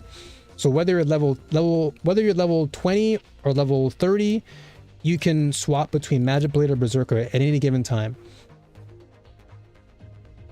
So you can mess with both anytime you want. But that stops at level 45. Are all the classes gender locked? Currently, yes. So swordsman is your male character, musketeer is your female character, mage is your male character, puppeteer is your female, and then fighter is a new class that was just added, and this is your female as well. Most of the classes in the game are female.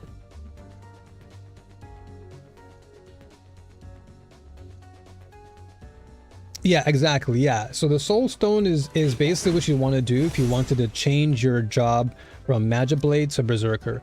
But that's only after level 45. Anything prior to that, you can easily swap between Magiblade and Berserker any given time. The only caveat, as I mentioned, is that you have to remove your skills because now you're going from one subclass to the other.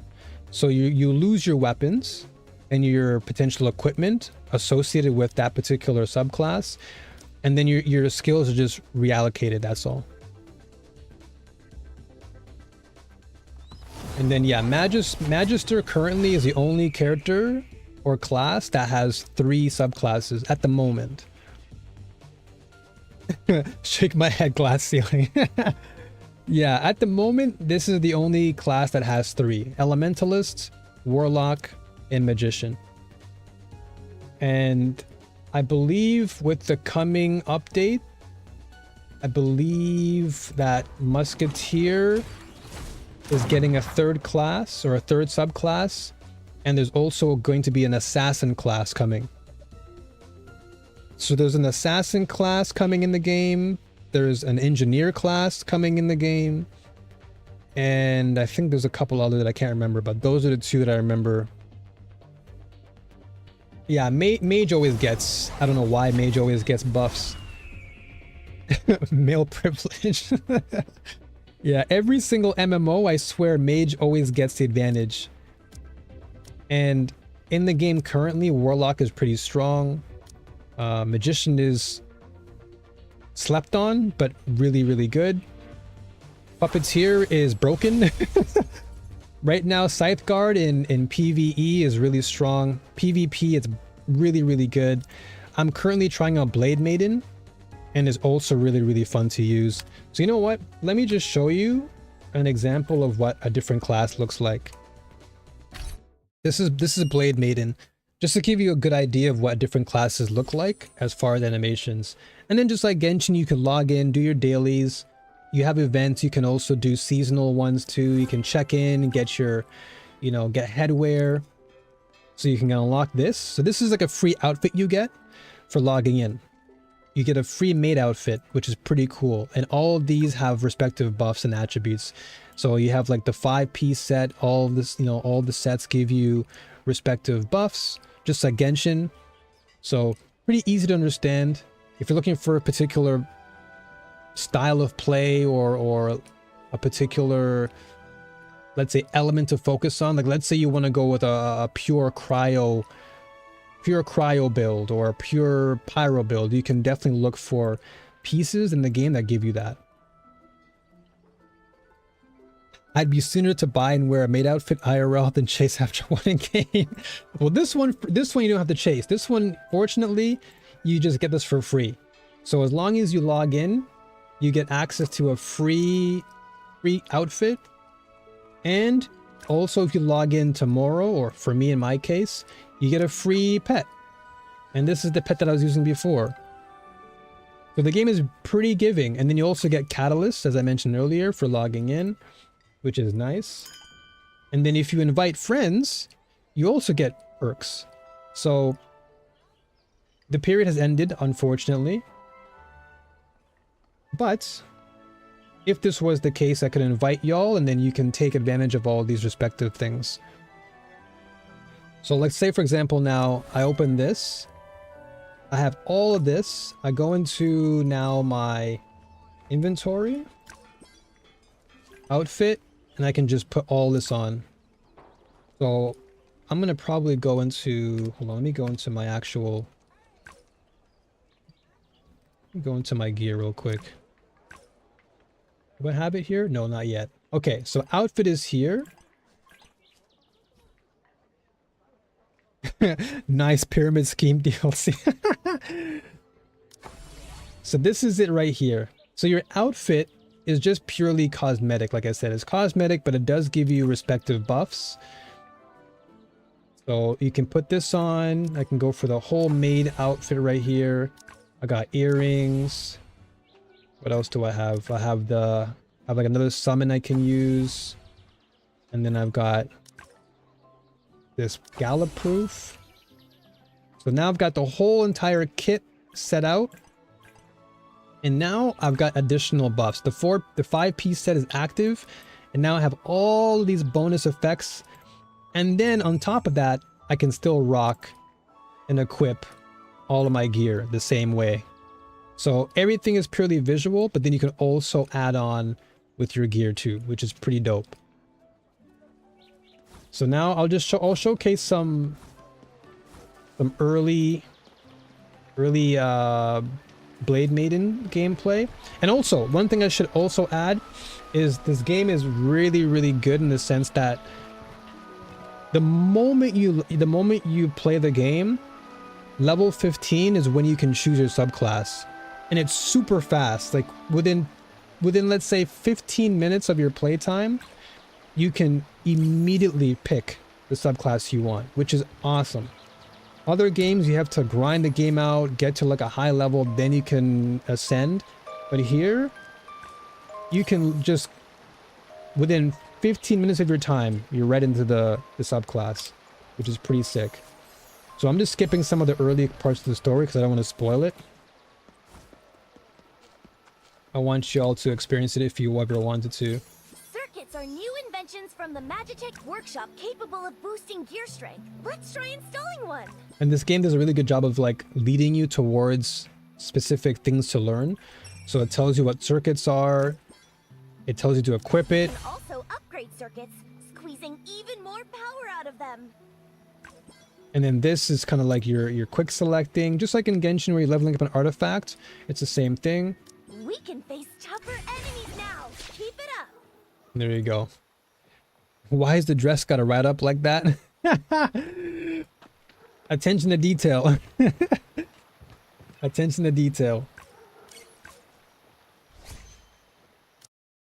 So here we go. So I'll showcase the Blade Maiden. This is like another class I'm looking to work toward later on. I'm definitely going to be focusing on Bounty Hunter for now. But I just want to showcase this class just so you can see what other types of classes exist and their animations. So this particular class is all about electro damage. So a lot of your attacks are electro infused.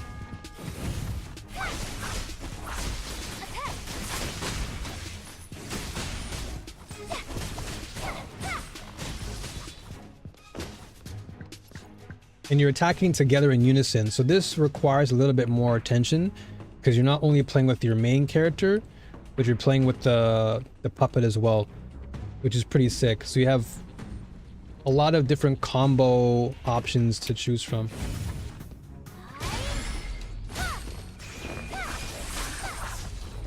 Think of Blaze Blue characters. I forgot her name, but there's like one Blaze Blue character that had like a puppet. It's very similar in that regard.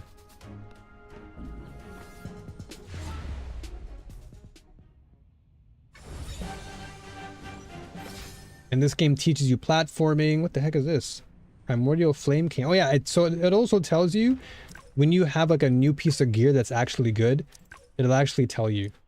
Like, oh, you have a new gear. You can probably use it. But in this case I can't because I don't have a, this is not the right build. This is a cane. And so a cane is probably for another class. So I'll just play one more just to show you more of the Blade Maiden. And then I'll go back to playing Bounty Hunter a little bit. Also, one plus is that if you do have multiple characters, you can skip. The game allows you to auto skip cutscenes as you've already watched. So if you have like a 1 level 60 character already on your account, you can, the game will automatically skip cutscenes for you. This is one of the early game bosses.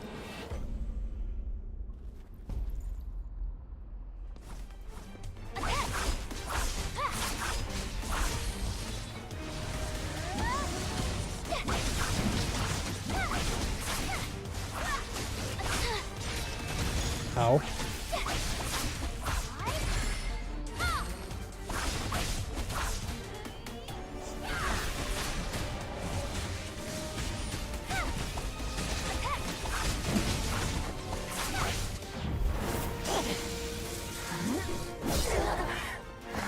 You already had me sold the moment I started seeing gameplay?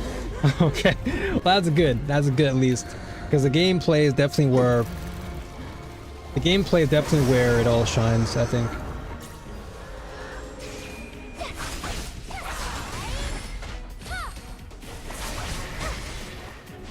Yeah, let me know what you think of it when you jump in and play. Again, it's a very, very, very snappy game. Doesn't take very long to get used to.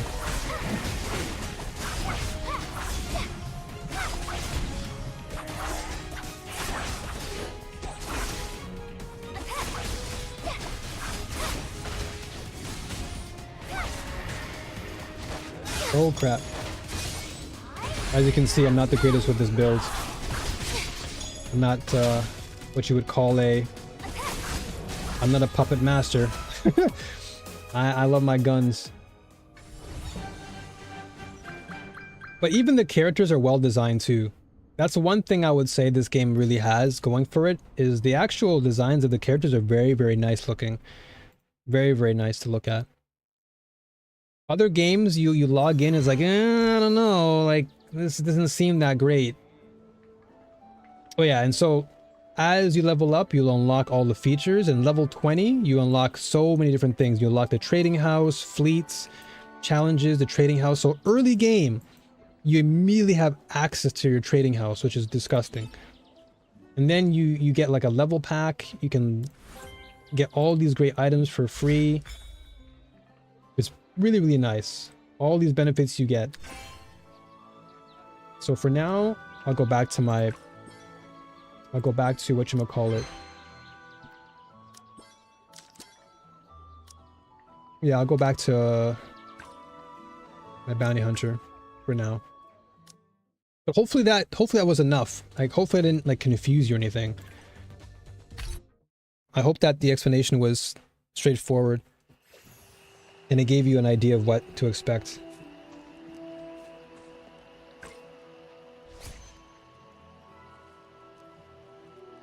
Also, this game does have stamina. I think I mentioned it earlier, but this game does have stamina on the right-hand side. However, the game is honestly quite... what's the word? It's not as egregious. Like other games, when you spend your resin, like say for example in Genshin, they take away a lot of your resin. In this game, they only take away 5. And it depends on what content you're actually running. So if you're going for normal rewards, it only eats up 5 of your respective energy source. And then this is just early to let's say close to end game. Once you hit level 60, you get access to everything else. Level 60 unlocks this. You get 840 additional and then 720 additional energy. So you have a lot of energy to work with once you hit level 60 cap. And then of course your batteries you can get, and you get these quite often as well. So I wouldn't worry too much about your energy being drained.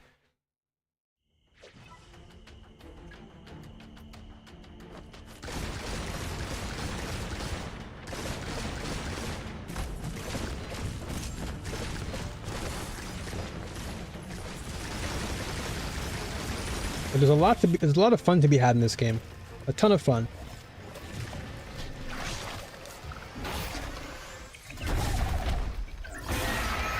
Damn, Hugh again? Round 2? Alright. Round 2 boss then.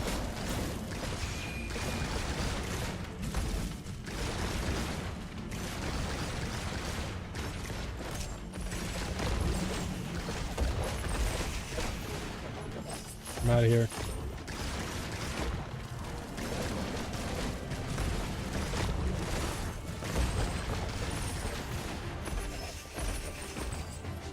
Alright, let's go bum. No.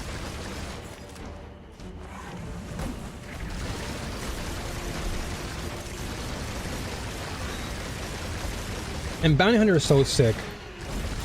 Like if you play Bayonetta, you'll probably like playing Bounty Hunter because it really feels like I'm playing Bayonetta right now.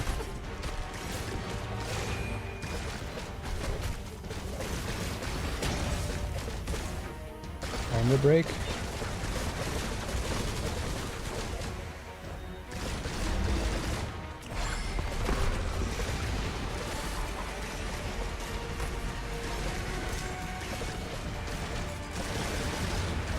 Dead. Cooked them.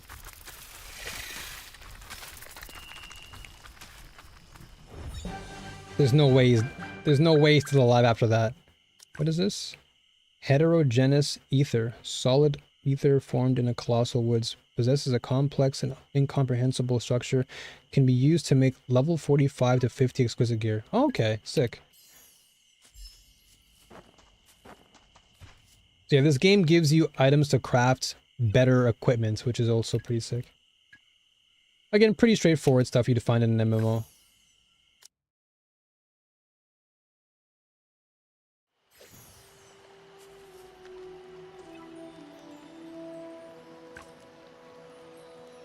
Oh yeah, what is this guy saying? Agi. Currently working with Adventurers Guild because I'm interested in whereabouts. Okay. Did you successfully enter the Mist Realm after I left? Okay. When I tried to delve deeper, I somehow lost my way. The one thing this game does lack is like strong voicing. But then again, there's so much in this game that I think it would be hard to really voice everybody. It voices in the right areas though. It voices where it matters. Echoes of the past. Let me look at my skills here. So that's my ice blast. Well, that ice blast is crazy damage. Holy moly, what the heck? That ice blast is nuts. Okay, this is level 47. I'm almost there though. Okay, so I want dual wield, yeah. So I want to go for but where's level 3? Okay, I'll go with this. So this and this I'll level up.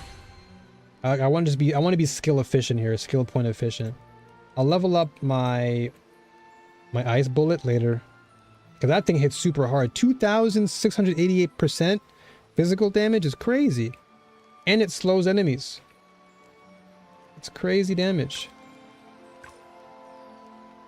Let me actually dismantle a couple things. I also like that the game gives you like a visual indicator as to what each particular rarity you're dismantling, which is nice. This is great for new players because you'll know what to actually dismantle. You're not like, oh my gosh, I just dismantled a rare. What was that? Now you know what you dismantled. Other games could take note from this, to be honest. Okay, where are we? Mist Realm. Okay.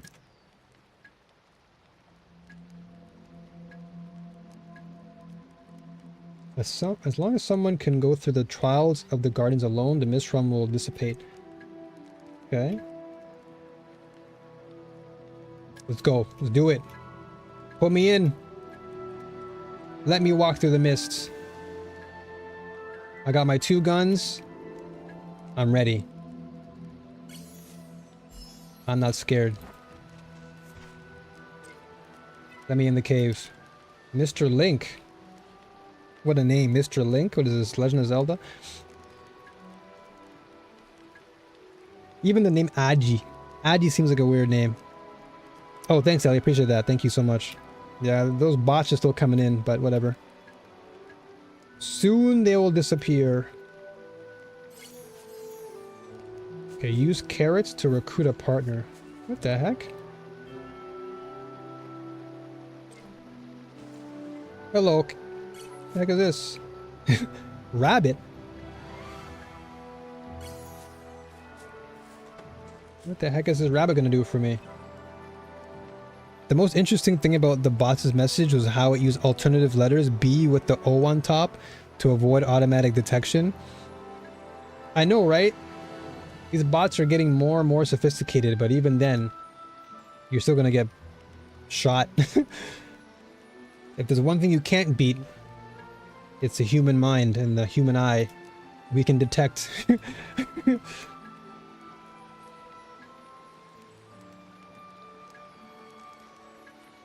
Ask the Guardian's Trials adventure. Alright, well let me see what trials we got.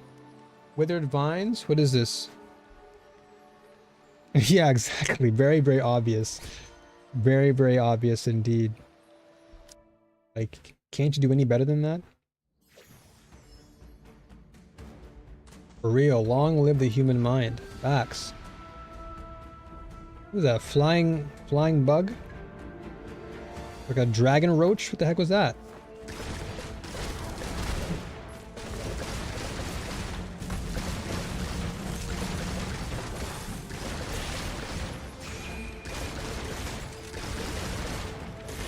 Dude, I was airtime for a million years there. Holy moly.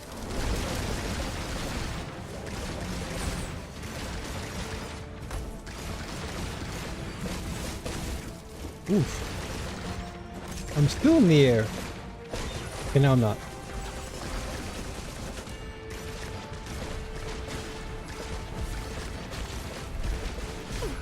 Ow. That hurts. But I really do hope this game gains more traction, if I'll be really, really honest. It really deserves a lot more attention. Because for what it's worth, the game really is a lot of fun. Oh, what? I can't climb it normally?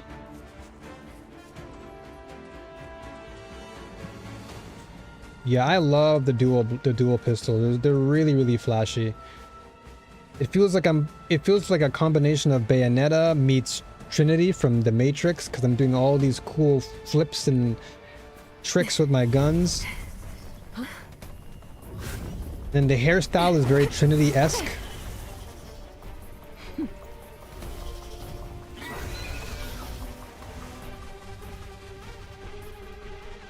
What the heck?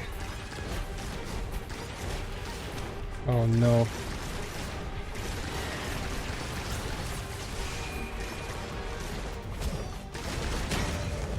Ooh, stun already? Get stunned.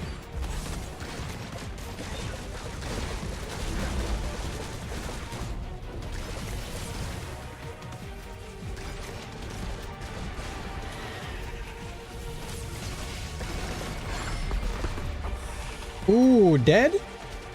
Oh, never mind. No, you're dead. Fabulous. For real. So flashy. You again? Oh no, wait. Oh, they're fighting. Oh no, what? They're fusing? Thunderbolt Striker? What the frick? Alright, buddy. I'm out of here.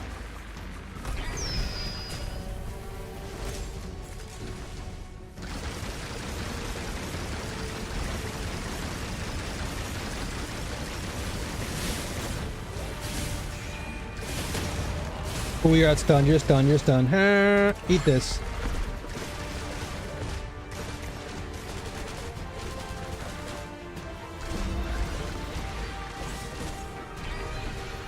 Oh.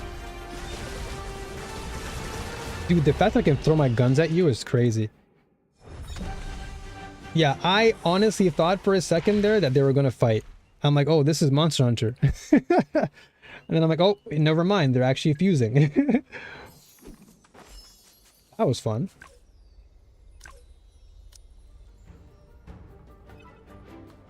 Give him the trap card. It's time to duel.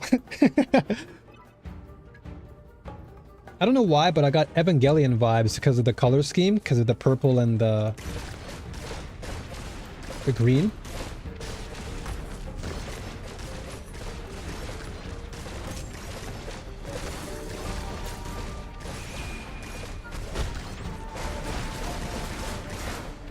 Mushroom die. Oof, I love that. It's being in the air and then just spinning around like a... I don't know, just spinning around. I couldn't find the right word to think of. What is this bunny doing here? Oh, is that what the rabbit's used for? To find the fluctuations? Even the music in the game is pretty nice. I'm surprised the music is really well done too. Yeah, Lucian too. Yeah. Definitely Lucian vibes with the pistols for sure. Absolutely.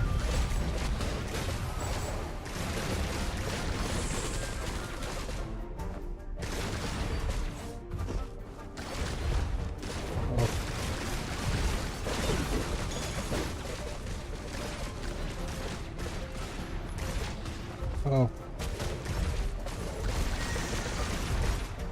Eat that. Eat this!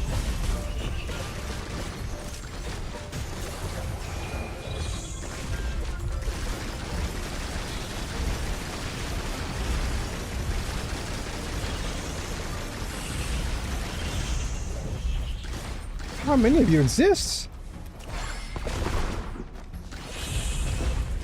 Those are tanky. Also, one thing I like about this build too is I can actually change my bullets. So if I ever wanted to, at any given time, I can change my bullets to Pyro, to Electro, or Umbral, which is like the equivalent of chaos damage in this game. And I can do it on the fly, which is pretty sick.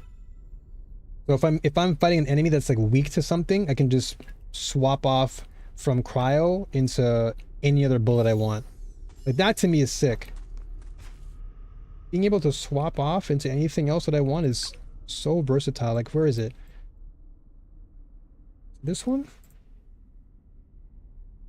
And that's the ice one. That's, oh, I have 12 points. Wow. Okay, level up that. 12. Here, yeah. So basically, by default, you can choose what you want your default bullets to be. You can do electro, pyro, umbro, or cryo.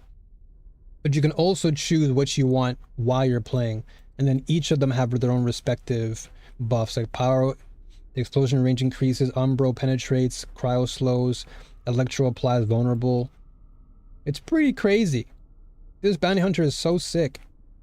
Like, there's so much flexibility you have in this build. So much flexibility. This is 4. Okay, let me level up my actual Scorch. Alright. This is the last boss battle. I'll finish this dungeon and then I'll log back into POE and then we can actually see if that hideout thing works before I log off.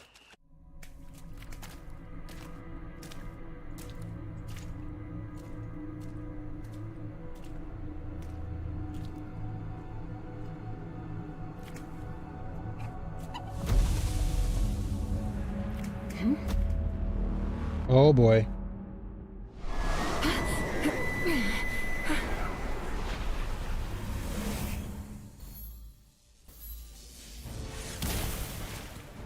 Uh-oh.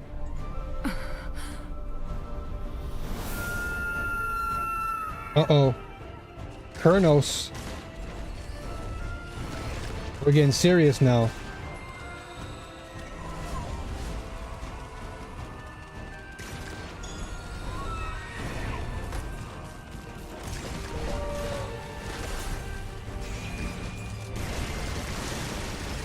Die, Colonel. You're stunned. Eat this. Eat all this.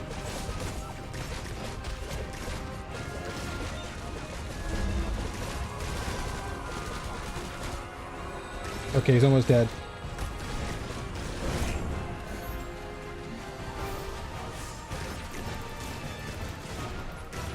Oh, I love my range. Oh no, I missed my ice attack.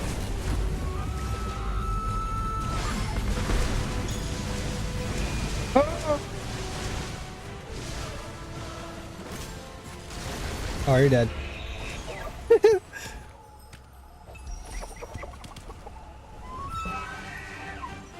What did I get? Oh, more XP. And these drops are kind of boopy.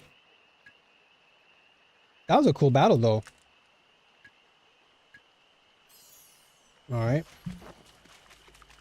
Move forward and talk to Aji. Oh, what's this? Oh, I have a new necklace?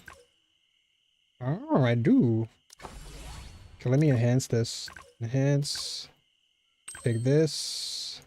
So this is what I was talking about earlier to Czar, where if you've acquired a stronger piece of equipment, you can take your older one and you can enhance it using an enhancement inheritance, and it takes whatever buffs you had on the other necklace and it puts it onto the one you're now equipping. It's going to bound whatever you have. So that's pretty cool. What else do we have? Oh, this is also pretty good. Oh, but this was like it was a purple gear, but didn't really have the best stats. I guess I could enhance this though. For now. More DPS is always good. Yeah, for sure, for sure. Once I finish this, actually, I'll log off of this.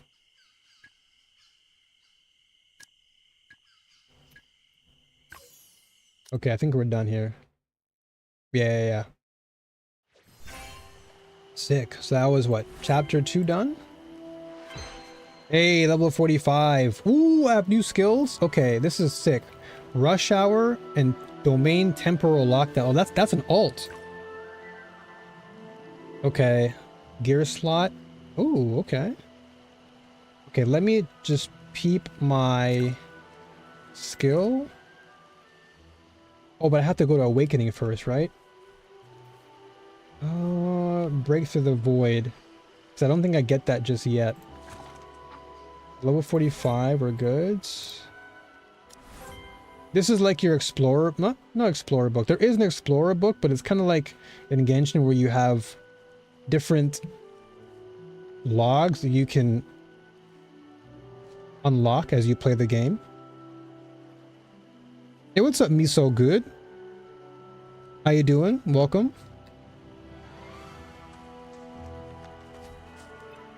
How's it hanging?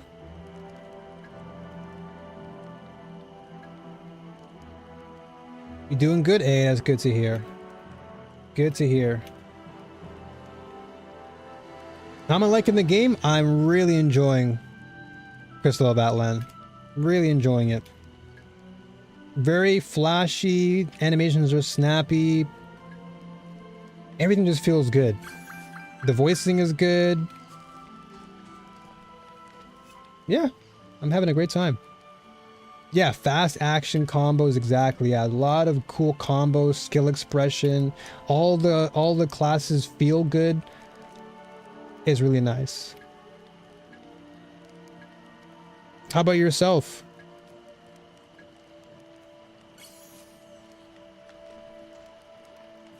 Okay, let me actually go to the Void now, though, because I should be able to take on the Void Realm. Yeah. Let me try this. I might get bodied, but we'll see. I'm 56, almost 60. I'm enjoying it. Oh yeah, for sure. If you're almost level 60, you're definitely enjoying yourself, without a doubt.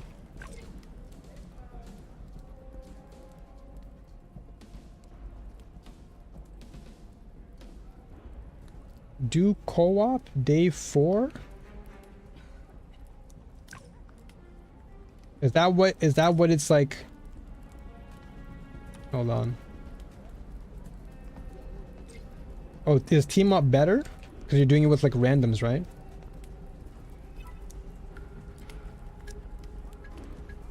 Hold on, let me skip this. Okay, episode logged. It saves you energy so you don't fail. Oh, I didn't know that. So if you fail on solo, you lose. Ah, true. Because it says to the entrance.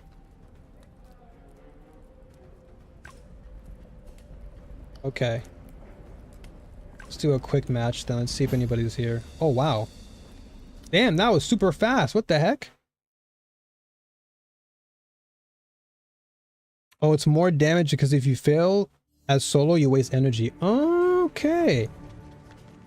Okay, well, let's rock it then. Let's do this with the team then.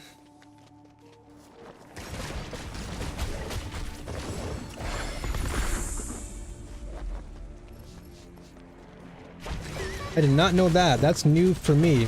But that makes sense though. Because on my other class, on my Starbreaker class, I definitely went solo. And I did lose quite a bit of energy.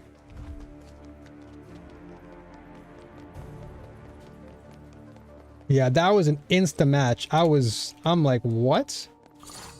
There is no way that just... What's this? Demonic Axe of Severance. Defeat the evolved giant axe to gain a buff. Enemy shockwaves can detonate small blast crystals, destroy them very quickly. Okay. Oh, snap. Alright.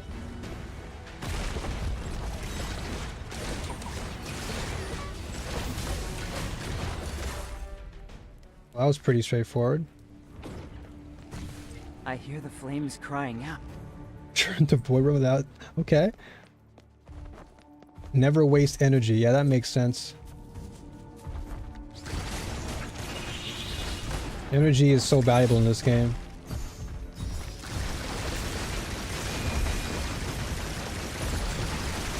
Because it's such a finite resource. Yeah, I appreciate that. I definitely would have went in solo thinking, oh yeah, it's totally fine. And I'm just like, Careful. throwing The my dark flame my expels. crap away. The roar can detonate small void crystals. Blasts may be too much.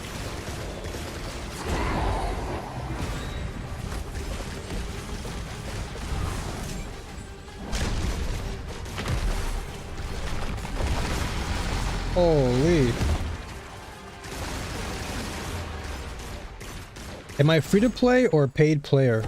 I'm definitely F2P right now, for sure.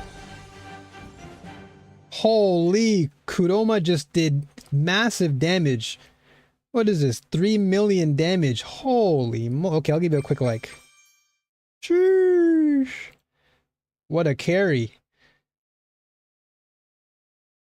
Oh, you're paid to play? Okay. What's it like?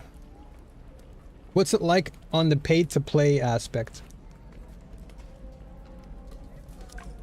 Oh, there's messages. Oh, true. Nice, nice.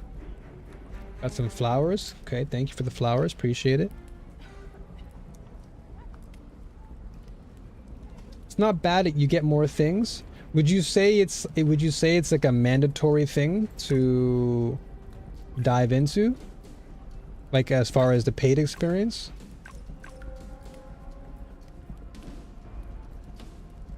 No? Okay.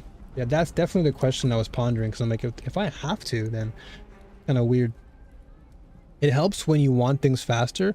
Okay, so it's like pay to speed up the process. Not so much pay to win, but more so pay to speed up, you know, the level up time, I guess.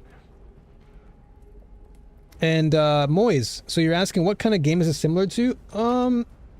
So it has like a mixture of things. It's like it has MMO elements. So if you're familiar with things like, I don't know, Lost Ark or New World, it does have elements of that, but yes, it does feel like Wuthering Waves, Genshin Impact. I guess you can say some Zenless Zone Zero because of the very action-oriented gameplay, very snappy animations. I would say it fits within that category for sure. But the big difference though is that unlike those games where you're rolling for characters, you're rolling for equipment. You're rolling for the outfit, because the outfit is what basically buffs your character. So you're not relying on FOMO. Like other games like Genshin and those things, like FOMO is so high because you're rolling for a character that's so limited. But in this game, you don't necessarily have to roll for the respective outfit. You can, but it really would depend on what that equipment attribute has. So let's say, for example, I'm really looking to build something that has a lot of all attribute enhancement or a lot of crit. Then this would be something I would want to invest in, to roll for rather.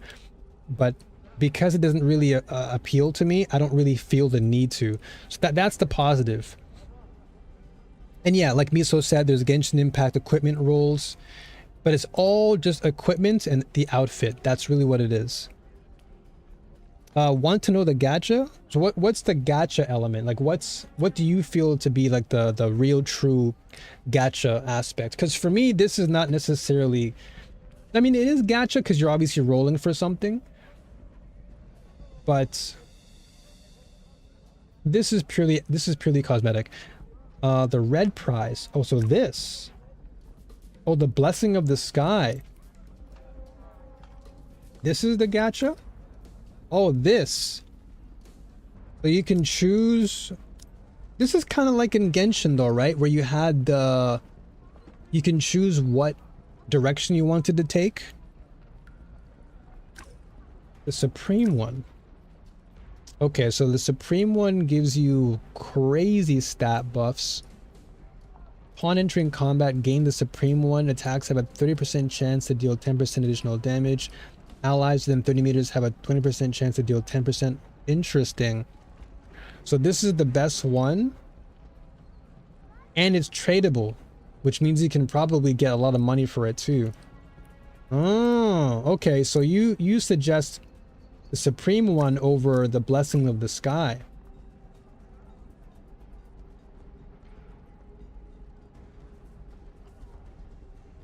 Oh, with your characters. Okay, okay, okay, okay. I thought that was with like other people. That would have been crazy. Okay, so with your characters. That's pretty cool. That's pretty dope. So if I got bored of, let's say, playing Bounty Hunter, I can just take off... I can take off this and put it on, like, Blade Maiden. Star Pack as a weapon. Oh, true. Okay, so this is the S tier weapon. Paradin Star. So outside of Resonance, both your basic attack and skill damage are increased by 5%. Outfit, weapon appearance changes based on the character's class after class branch. This doesn't seem too strong for me, at least for my build currently. If you're trying to fit tunes, okay. Get the title. Gotcha. Okay. So if you're doing a multi-build or just multi-options, Supreme one is the best. Gotcha. Okay. No? Okay, I'm I'm getting corrected. Okay. So this is just like you said, this is good for multiple characters. Okay. So if I have multiple characters, get the title. Gotcha. Okay. Okay. All right. But if I want to focus primarily on just Bounty Hunter, then the Paradin Star Pack or just any weapon would be good, right?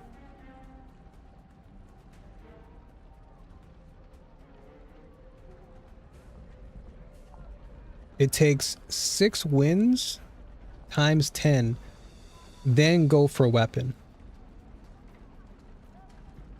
So 6 wins times 10, that's 60. So what do you mean it takes 6 wins? Is that like rolls you mean?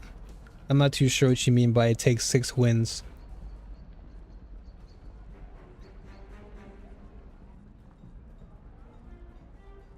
So yeah, go over that one pretty quickly. Because I understand the Supreme one being a good option to roll for.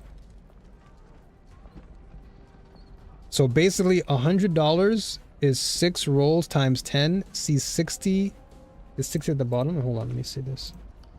Ah, okay. Okay, so every time I summon, this number builds up.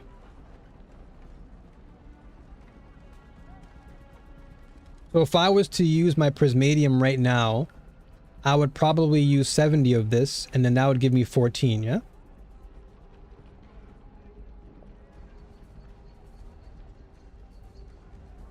Okay.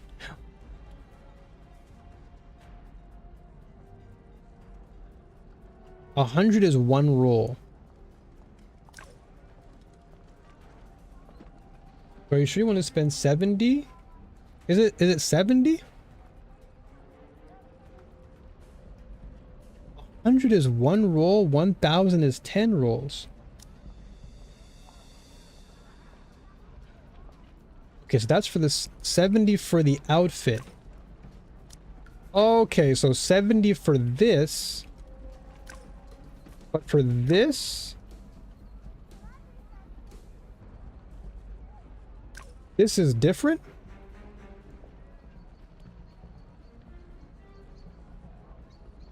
Okay, I think I get what you're saying. So this summon, gotcha. Okay, yeah. So 70 for 1 roll or 700 for 10 rolls. Okay, that makes sense. Yeah. Okay.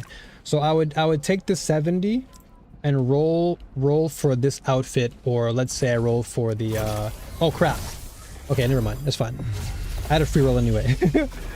But yeah, I would roll here. And it's 100 on the Arcanite here. Gotcha. Okay, so the creature is 100, and then the outfit is 70. Gotcha. Okay. Okay, I understand what you're saying now. Okay, so if you wanted to, and that takes 150 rolls. Ah, okay. All right. Now I see what you're saying. Because it's 60 and it costs you $100. Okay. So store, shop redemption. Okay. And then what do we do from here? So this of course is like pity, right?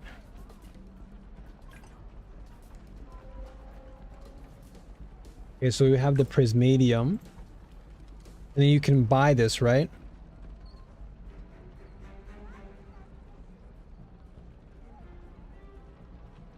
Every 10 rolls, you get some coins. Okay. So yeah, it's 70 here. And then you can use your prismadium to take that. Okay, I see where this gacha thing is coming from. So the real gacha isn't so much in the outfits. The real gacha is in those 4 things, right? Okay. So then you have top-up rewards. Okay, and then you have point shop.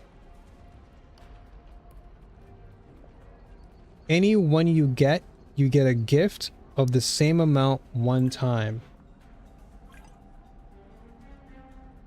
Go to top up rewards. Okay, so this is cumulative. Okay, so earn rewards with cumulative top-ups. Top up 100 to get epic radiant circuit. So scroll down, okay. 15k. So this is the 15k one, right?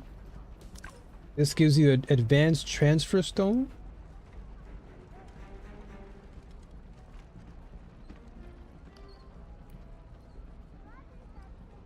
Every 100 US dollars you spend, you get 6k points. Wow. So you have to spend a good portion to get this.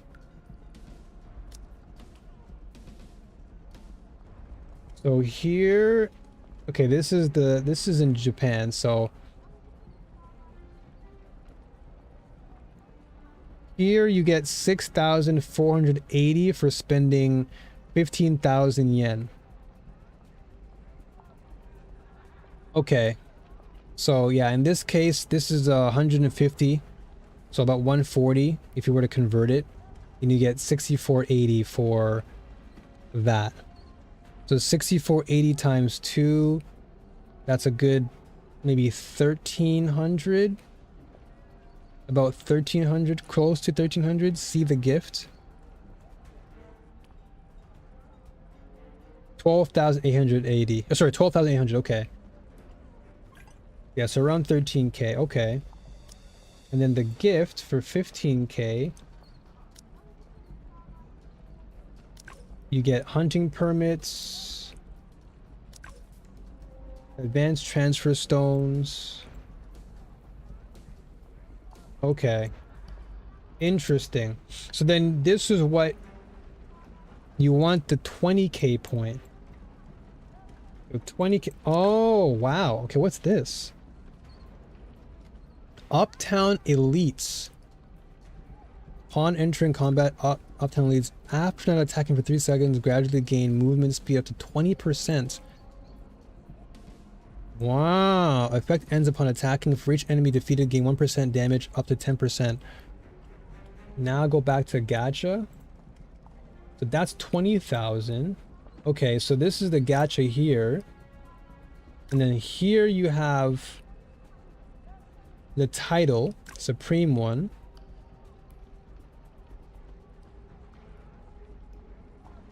Okay, and this is shareable like you said. So read the stats. So upon entering combat, gain the Supreme one. Attacks have a 30% chance to deal 10% additional damage. Allies within 30 meters have a 20% chance to deal 10% additional damage. They don't stack. Wow, okay, I see. Same rating, double S.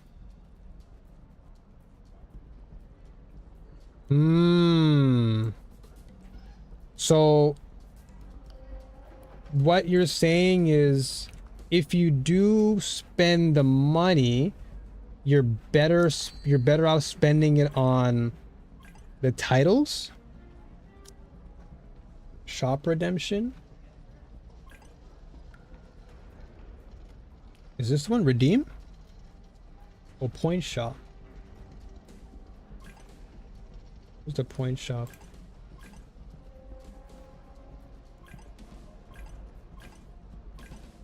Oh, here we go. Point shop. Okay. Oh, wow. Okay. So now if you spend the extra money here, this is what you're obtaining. Oh, okay. So the more you spend, you get these particular items, which are points, and you use those points, which you've accumulated after purchasing, to get all of this. So you can get additional rolls.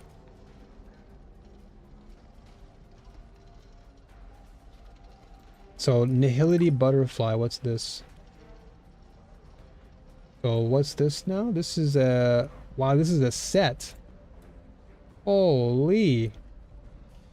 So this is a set, and it says gain void and night erosion outside of resonance, enter clear mind. Each successful hit grants 1 stack of glimmer up to 100 stacks. When casting resonance, enter silent erosion state and consume all glimmer stacks. Each stack provides 0.1 damage during resonance up to 10%. Okay, so it's a set piece that works with gear. Gotcha. Okay, that's pretty stacked when it comes to its stats. I'm getting quite a bit of stats for that. But that costs a lot though. That's like 28,000. So that means you gotta spend like a lot of money to get this. But this is not like a mandatory thing though. So this is purely if you're looking for something specific and you want... Oh, it can be earned. Okay.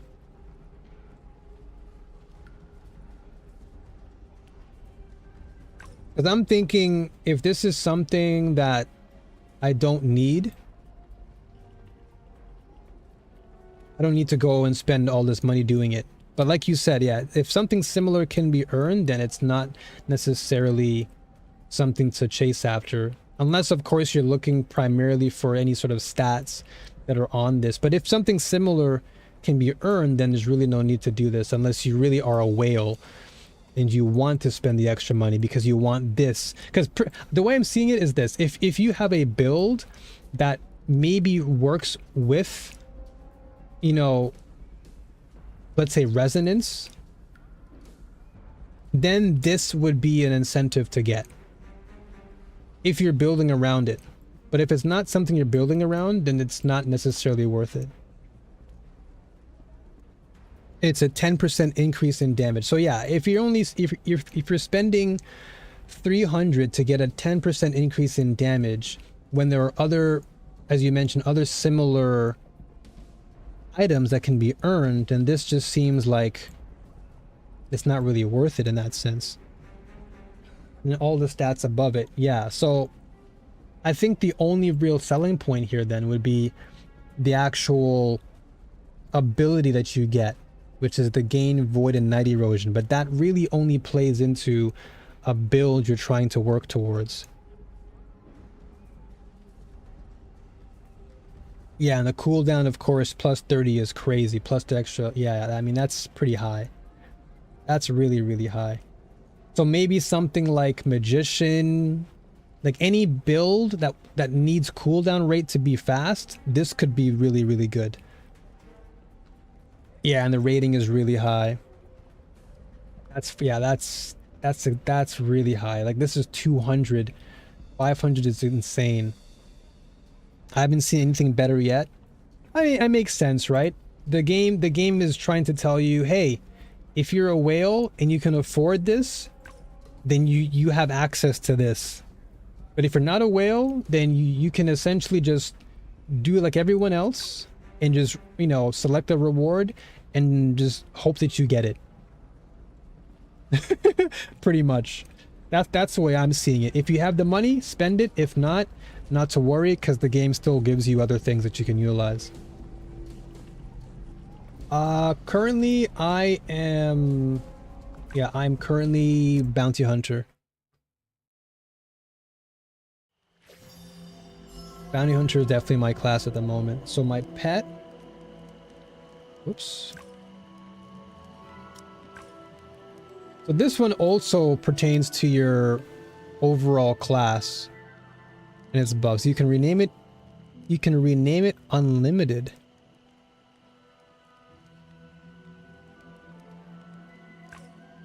Wait, what? So if I what? So I rename it unlimited, and what does that do? You can rename it unlimited amount of times.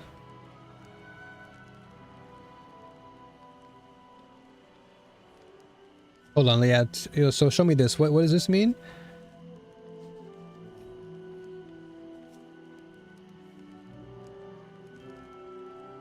I'm learning. This is all new to me. This is good information I'm learning.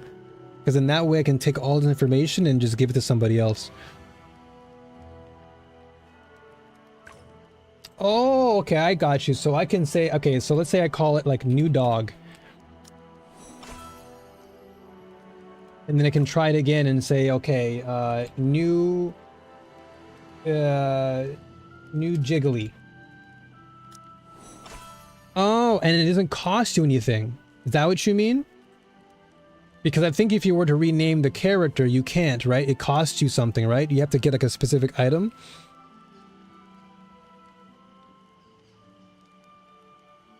Ah, okay. I mean, this is kind of nice. Little bit of added perk. So if you're tired of one name, you can just change it off to something else. Then the skills. So healing light. Well, you can rename it too? No, you can't. Yeah, the skills I've been using. The skills are pretty cool. I like the skills section. This part you just get through playing.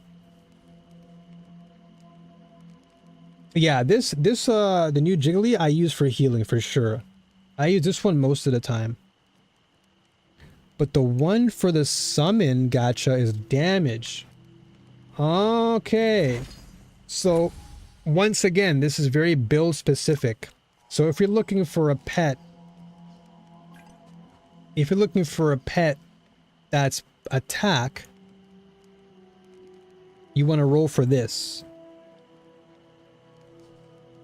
So similar in terms of its aesthetic, but in terms of what they do, this is all about damage. And this one gives you a shield. Okay. So if I was, for example, I can do this pet with, I can do this pet with my current pet, right? So if I take off Jackalope, I take him off and I can put the summon one here. And so I get double healing, right? One shield and one just, oh wow, that's pretty sick. Okay, let me just call this guy Ass Jack for now.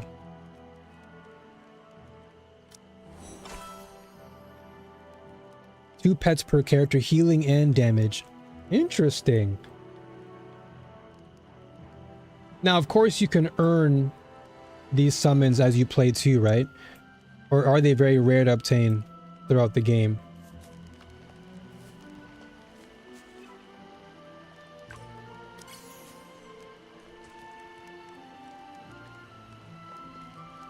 You're 30 points away from getting it. Oh, it's your 4th day playing.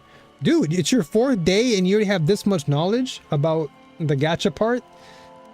Respect to you for that. I barely even looked at the gacha part. But now it makes sense. The way I'm seeing it is... The way I'm seeing this game is... You can play this game entirely for free and not have to worry. And you can still pretty much, you know, play the game, enjoy it, get to end game. But if you want it to be a whale, the option is there. Like it's not like a mandatory, oh, you gotta dive into gacha. It's more like, hey, you like this? Does it pertain to your build or your class? Yes or no? Yes, buy. No, skip. That's what I'm getting from it. It's not like a, oh my gosh, I have to have this character. Like, okay, so in Genshin, right?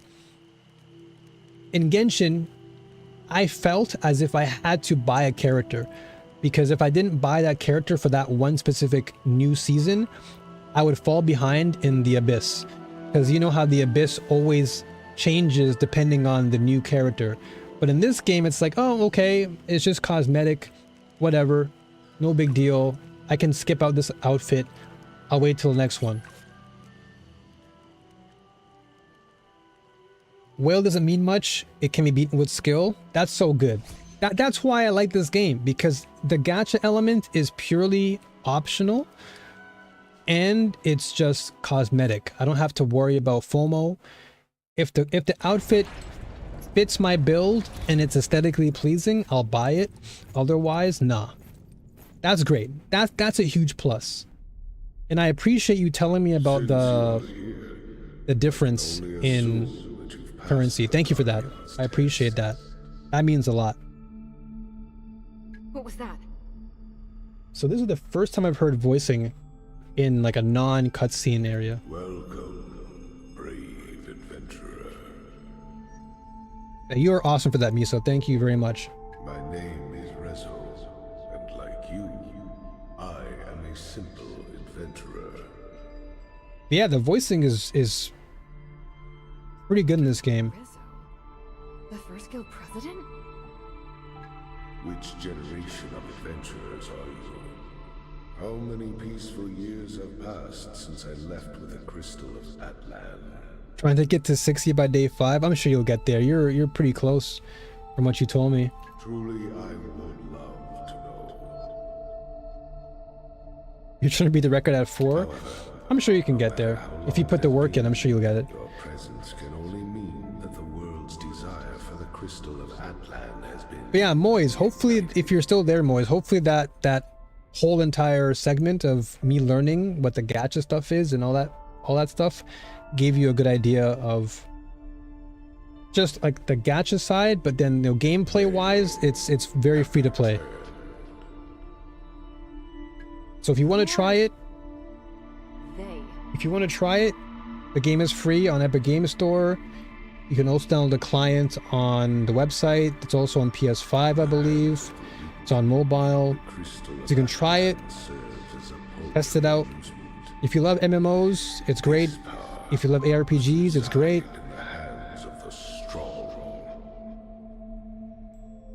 Complete the trial, successor.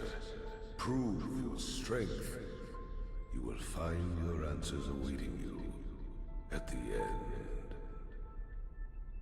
So on PS, only PS players can play with each other. So there's no crossplay? It's not cross-platform on PlayStation. That's a bummer. But everything else is crossplay though, right? Like if I was on PC, I can play with the mobile plebs? And so... the first challenge. Okay, that's not that bad then. Commences now. Well, that's just on Sony's part. Sony's always been quite picky when it comes to those things. Oh yeah, I didn't even ask you, what class are you using? Because you've asked me, I didn't even know what your class was.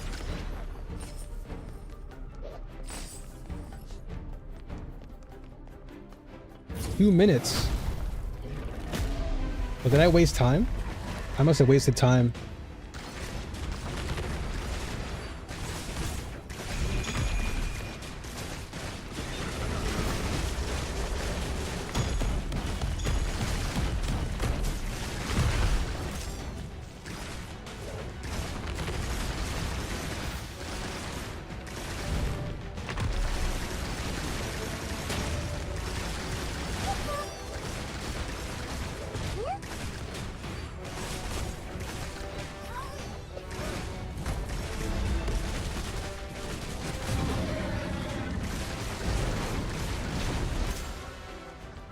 Uh-oh. Where'd he go? Damn.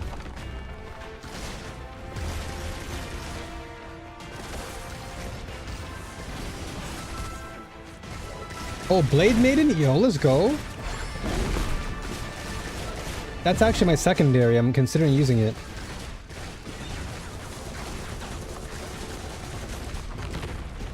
I feel like it's like one of the harder classes to play, but that's why I want to try it.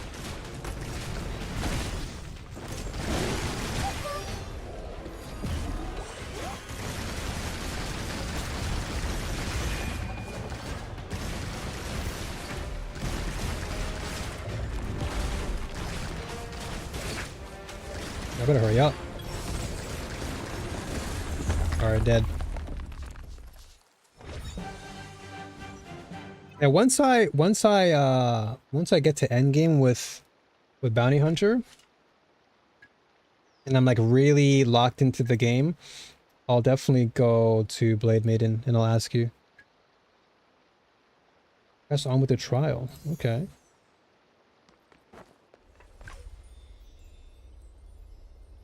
You can buy something for $15 US to get your alt to 55. Okay, that's when you get to 60. Oh, so is that like to fast track, you mean? So like expedite to get to 55? Okay, that makes sense. Okay, let me exit here. I'm gonna exit this dungeon because I did say I was gonna end at one of these areas. Because I wanted to do one thing very quickly for a good friend of mine before I leave for today. So I'll come back and play more of this. I may come back tonight and play more. Because, so basically, Miso, because you're new to the stream, what I do is I stream twice a day. So I stream Tuesdays, Thursdays, and Saturdays, Japan time. And I stream in the mornings, right now, today. And then I also stream at nighttime, around the same time, like 6:30 p.m. JST. So I'll be playing more Atline tonight. And then Thursday I'll be playing POE 2 at the beginning, and then CoA afterwards. So it's always like POE 2 / whatever game. So in this case, right now it's POE 2 / Crystal of Atlan. So if you want to know more, join Discord.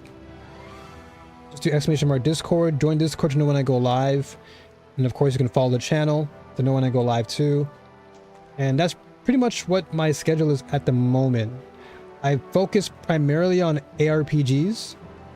So of course, POE 2, anything that's upcoming that I like. Okay, so you stream at 3 a.m. PST. Okay, so that's probably around the same time that I'm going to stream tonight, maybe. I'll have to check my time to see what PST would be in 3 a.m. But I think that's around the same time.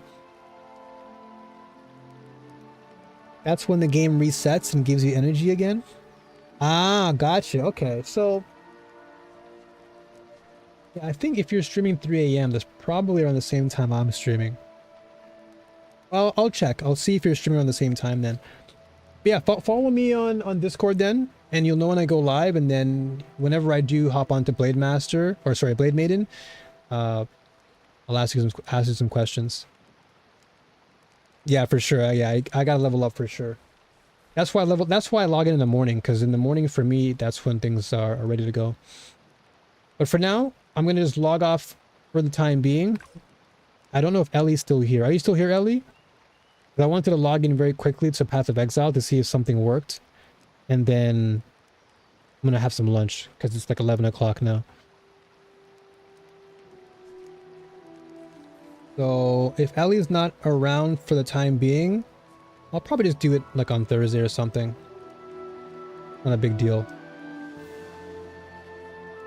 But I think Ellie did say they were just lurking / listening, but I don't know if they're still here. So if Ellie ain't here, I'll just call it a day. I'll have, oh, you are? Okay, there you are. All right, so let me exit real quick. But Miso, thank you. Thank you so much. Like, you actually helped me to understand the gacha so much better, because for a while, admittedly, I was like, okay, I kind of grasped the gacha. It's not as it's not as egregious as other gacha games out there, which is a good thing. So that really reassured me, what you told me, that it's not a game where you don't it's not a game where you're forced to buy. It's more of like, hey, you want to speed up the process, go for it. You want to chill out, no worries, we got you covered. But if you wanted to spend the extra money, the buffs are there. Otherwise, enjoy the game. So I love you for that. Like, truly, you don't understand how much that meant. It was a question I was pondering, and I'm like, I just want reassurance, and now you've given me that. So much love to you, Miso. Truly, truly awesome for that. Okay, let me just put some music on real quick, just so we don't have any dead noise while we do this. All right, let me go into my usual Ritualists, and I'll see what you got here.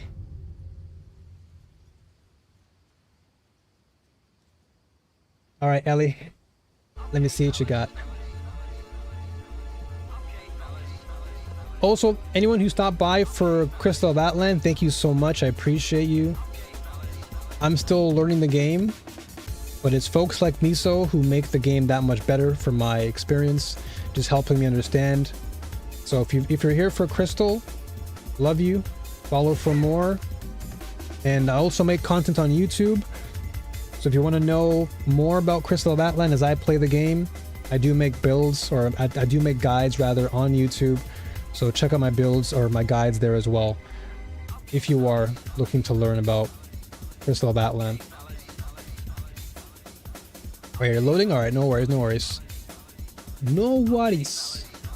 I'm excited. I want to see what your actual hideout looks like, because mine is bare bones right now. You can tell my intonation was so excited when I had that epiphany. Usually I'm pretty chill when I talk, but I notice that when I get super excited about something, I talk really fast.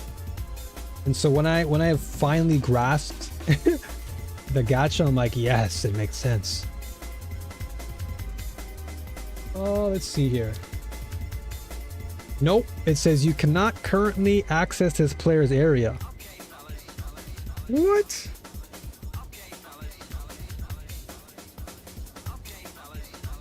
Okay, hold on. What if I invite you to the party?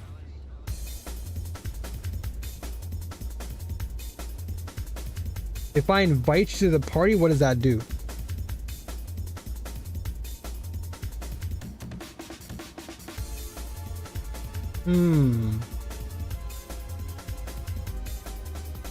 Interesting.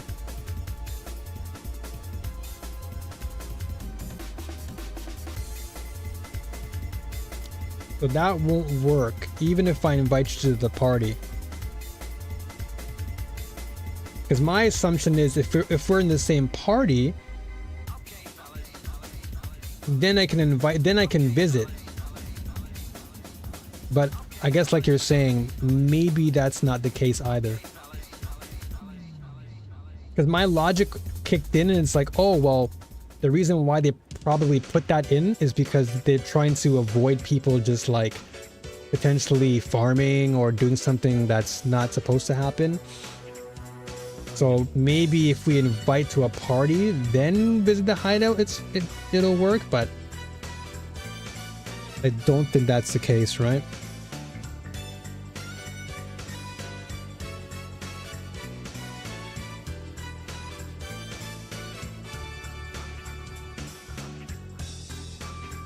And I guess it doesn't apply to level either, right? So my other question is, do we both have to be level 65?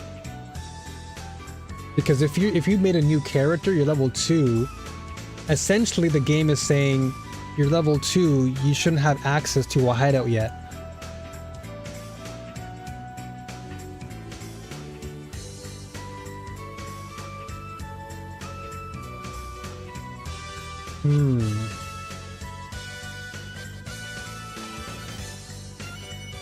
Okay, let me see if I can make a standard and see if it actually works. I'll do a quick one. But wait, if I make a standard though. Oh, never mind. Because I'm just visiting your hideout. Never mind. I'm good. Let me try it real quick. Let me make a quick standard. Is it SSF standard? Because it's only giving me 2.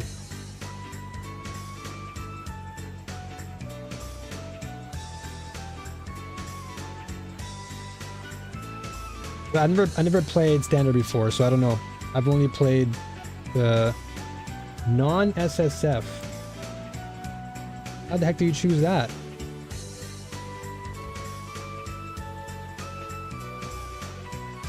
I think SSF locks the part. So how do I choose? Continue? Ah, okay. Let me just go with Huntress for now then. Ah, okay. You are wild at heart and wild of mind. Oh, how the glory of the Asmiri has faded. Okay, let me try this. Alright, let me speedrun this.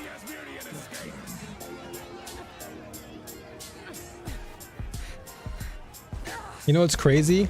I have 600 plus hours in the game and I've never done that before. I never realized that you can just press continue. My brain just defaults to clicking clicking SSF instantly. That were a lucky break. Okay, let's see. You're alive! I would appreciate it if you could. Okay, I'm gonna try my best to speedrun this. Do we just get to Clearfell and that's it?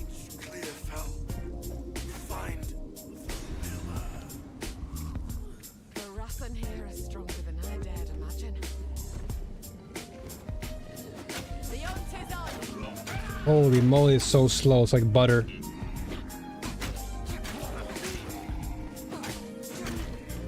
Now, usually I would swap my game back to POE, but because this is very fast, I'm not gonna do that.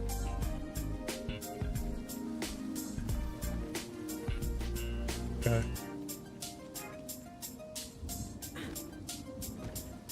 I swore I'd never wield one of these again.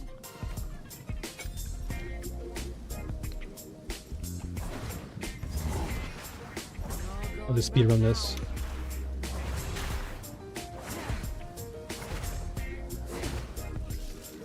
Shut up. The eye of the storm. I'll show you, Manolo.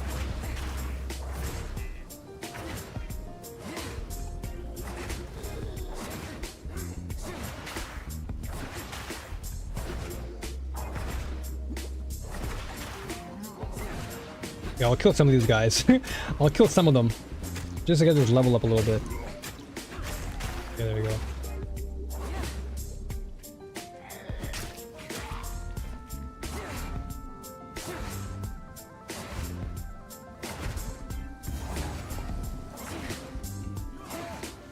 Alright. So this is a sickness I will warn about.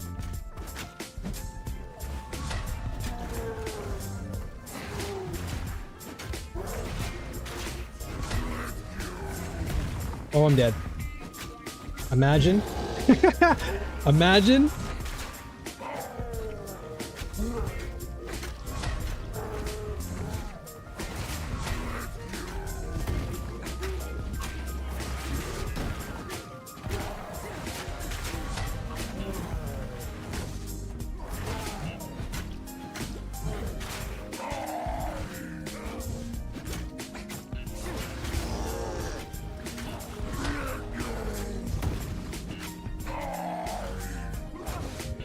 Dude! You zombos! Leave me alone!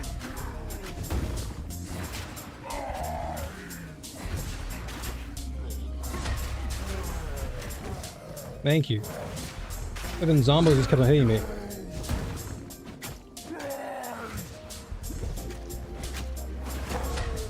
Alright, get stunned, idiot.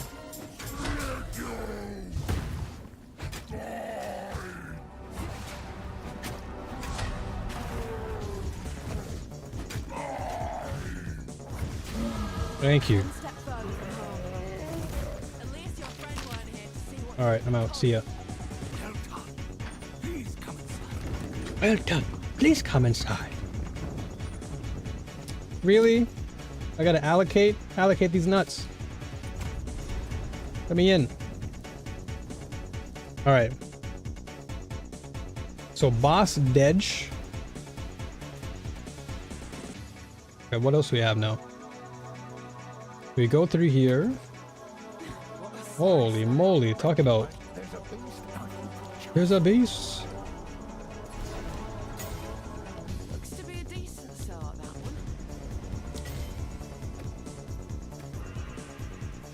one. Okay. There's a time and a place So for that. waypoint.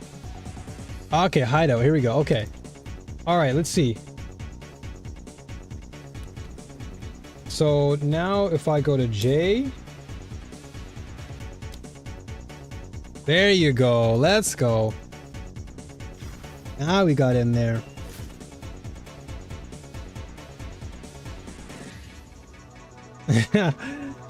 Hey, what's up? Holy, there's so much lag. What the heck? There's like input lag.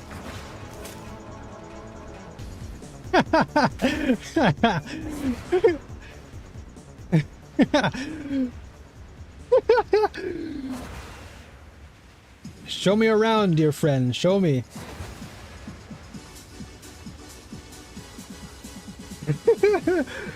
That lag is crazy. There's like a lot of input lag in there. Ooh. Okay. Got a little hearth over there. Fireplaces. Looking very Arabian Nights. Very Aladdin. Got your spices. Got the spice rack. Got the hangout section, just like in Destiny. Got some plants. Okay, got your spear rack over here. Damn, I can't even spin like you because the lag is just hitting me.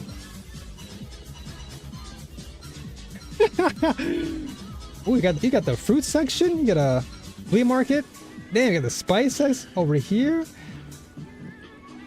Okay, like a bazaar. What the heck is this?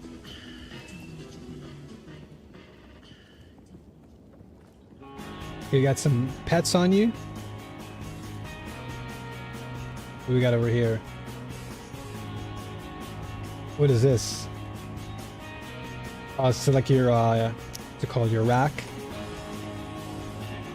your bench, rather. Dude, I love the style. It looks, it's very like, it's like a flea market. It's like a flea market in like Arabia, you know, like Aladdin. The last area was a station with all the stuff I needed while mapping. Oh, okay. So yeah, I got the salvage bench. Gotcha.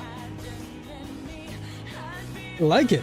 I like it a lot. I love the very plant-like aesthetic you have going. You have all these plants around. You got a nice hangout spot. You got all the spices over here. People can just congregate and have a banquet hall here. Then you got like a little bazaar over here. Yeah, I loved it. This is great. I love it. Love it a lot. Very simple, but the fire brings a lot of warmth to it as well. I like it. Really crisp. Got a little tomb over here. I'm proud of how the map device turned out. Yeah, it's really, really good. It really looks nice. It's like the standout piece, and I kind of like. Oh snap! That's your waypoint. I like the way the carpets kind of align with that map device. It's like a sun, you know. Savannah. I love it. Ellie with the interior design. Loving it. We got the little chocobo here, chilling. Got some crabs over here. When the portals are all out, they each have a carpet walkway. Oh, sick. Oh, that's kind of sick. Yeah, 1, 2, 3, 4. That's pretty dope. Okay, you know what? Now that I see this, I gotta step my game up. I gotta step my interior design game up. Once I get more stuff unlocked, I'm gonna have to really level up my... I gotta level up my hideout big time.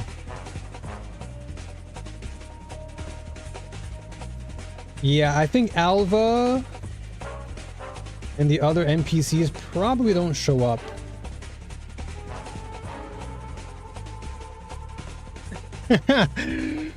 I gotta step my game up big time. This is crisp. It's an island floating in galaxy space. Oh, that sounds very much like what you'd build. Very Destiny-like.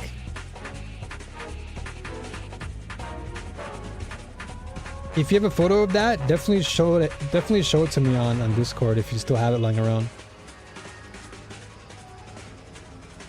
That is so sick.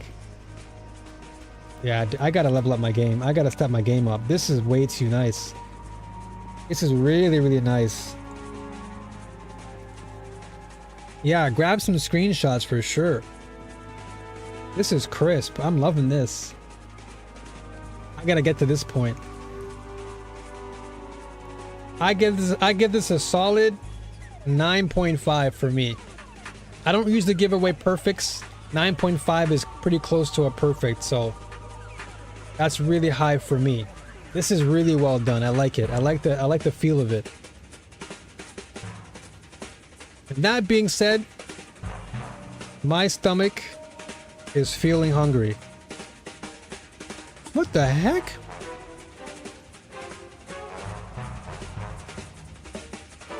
Okay, never mind. I thought there was something on my computer for a second. Okay.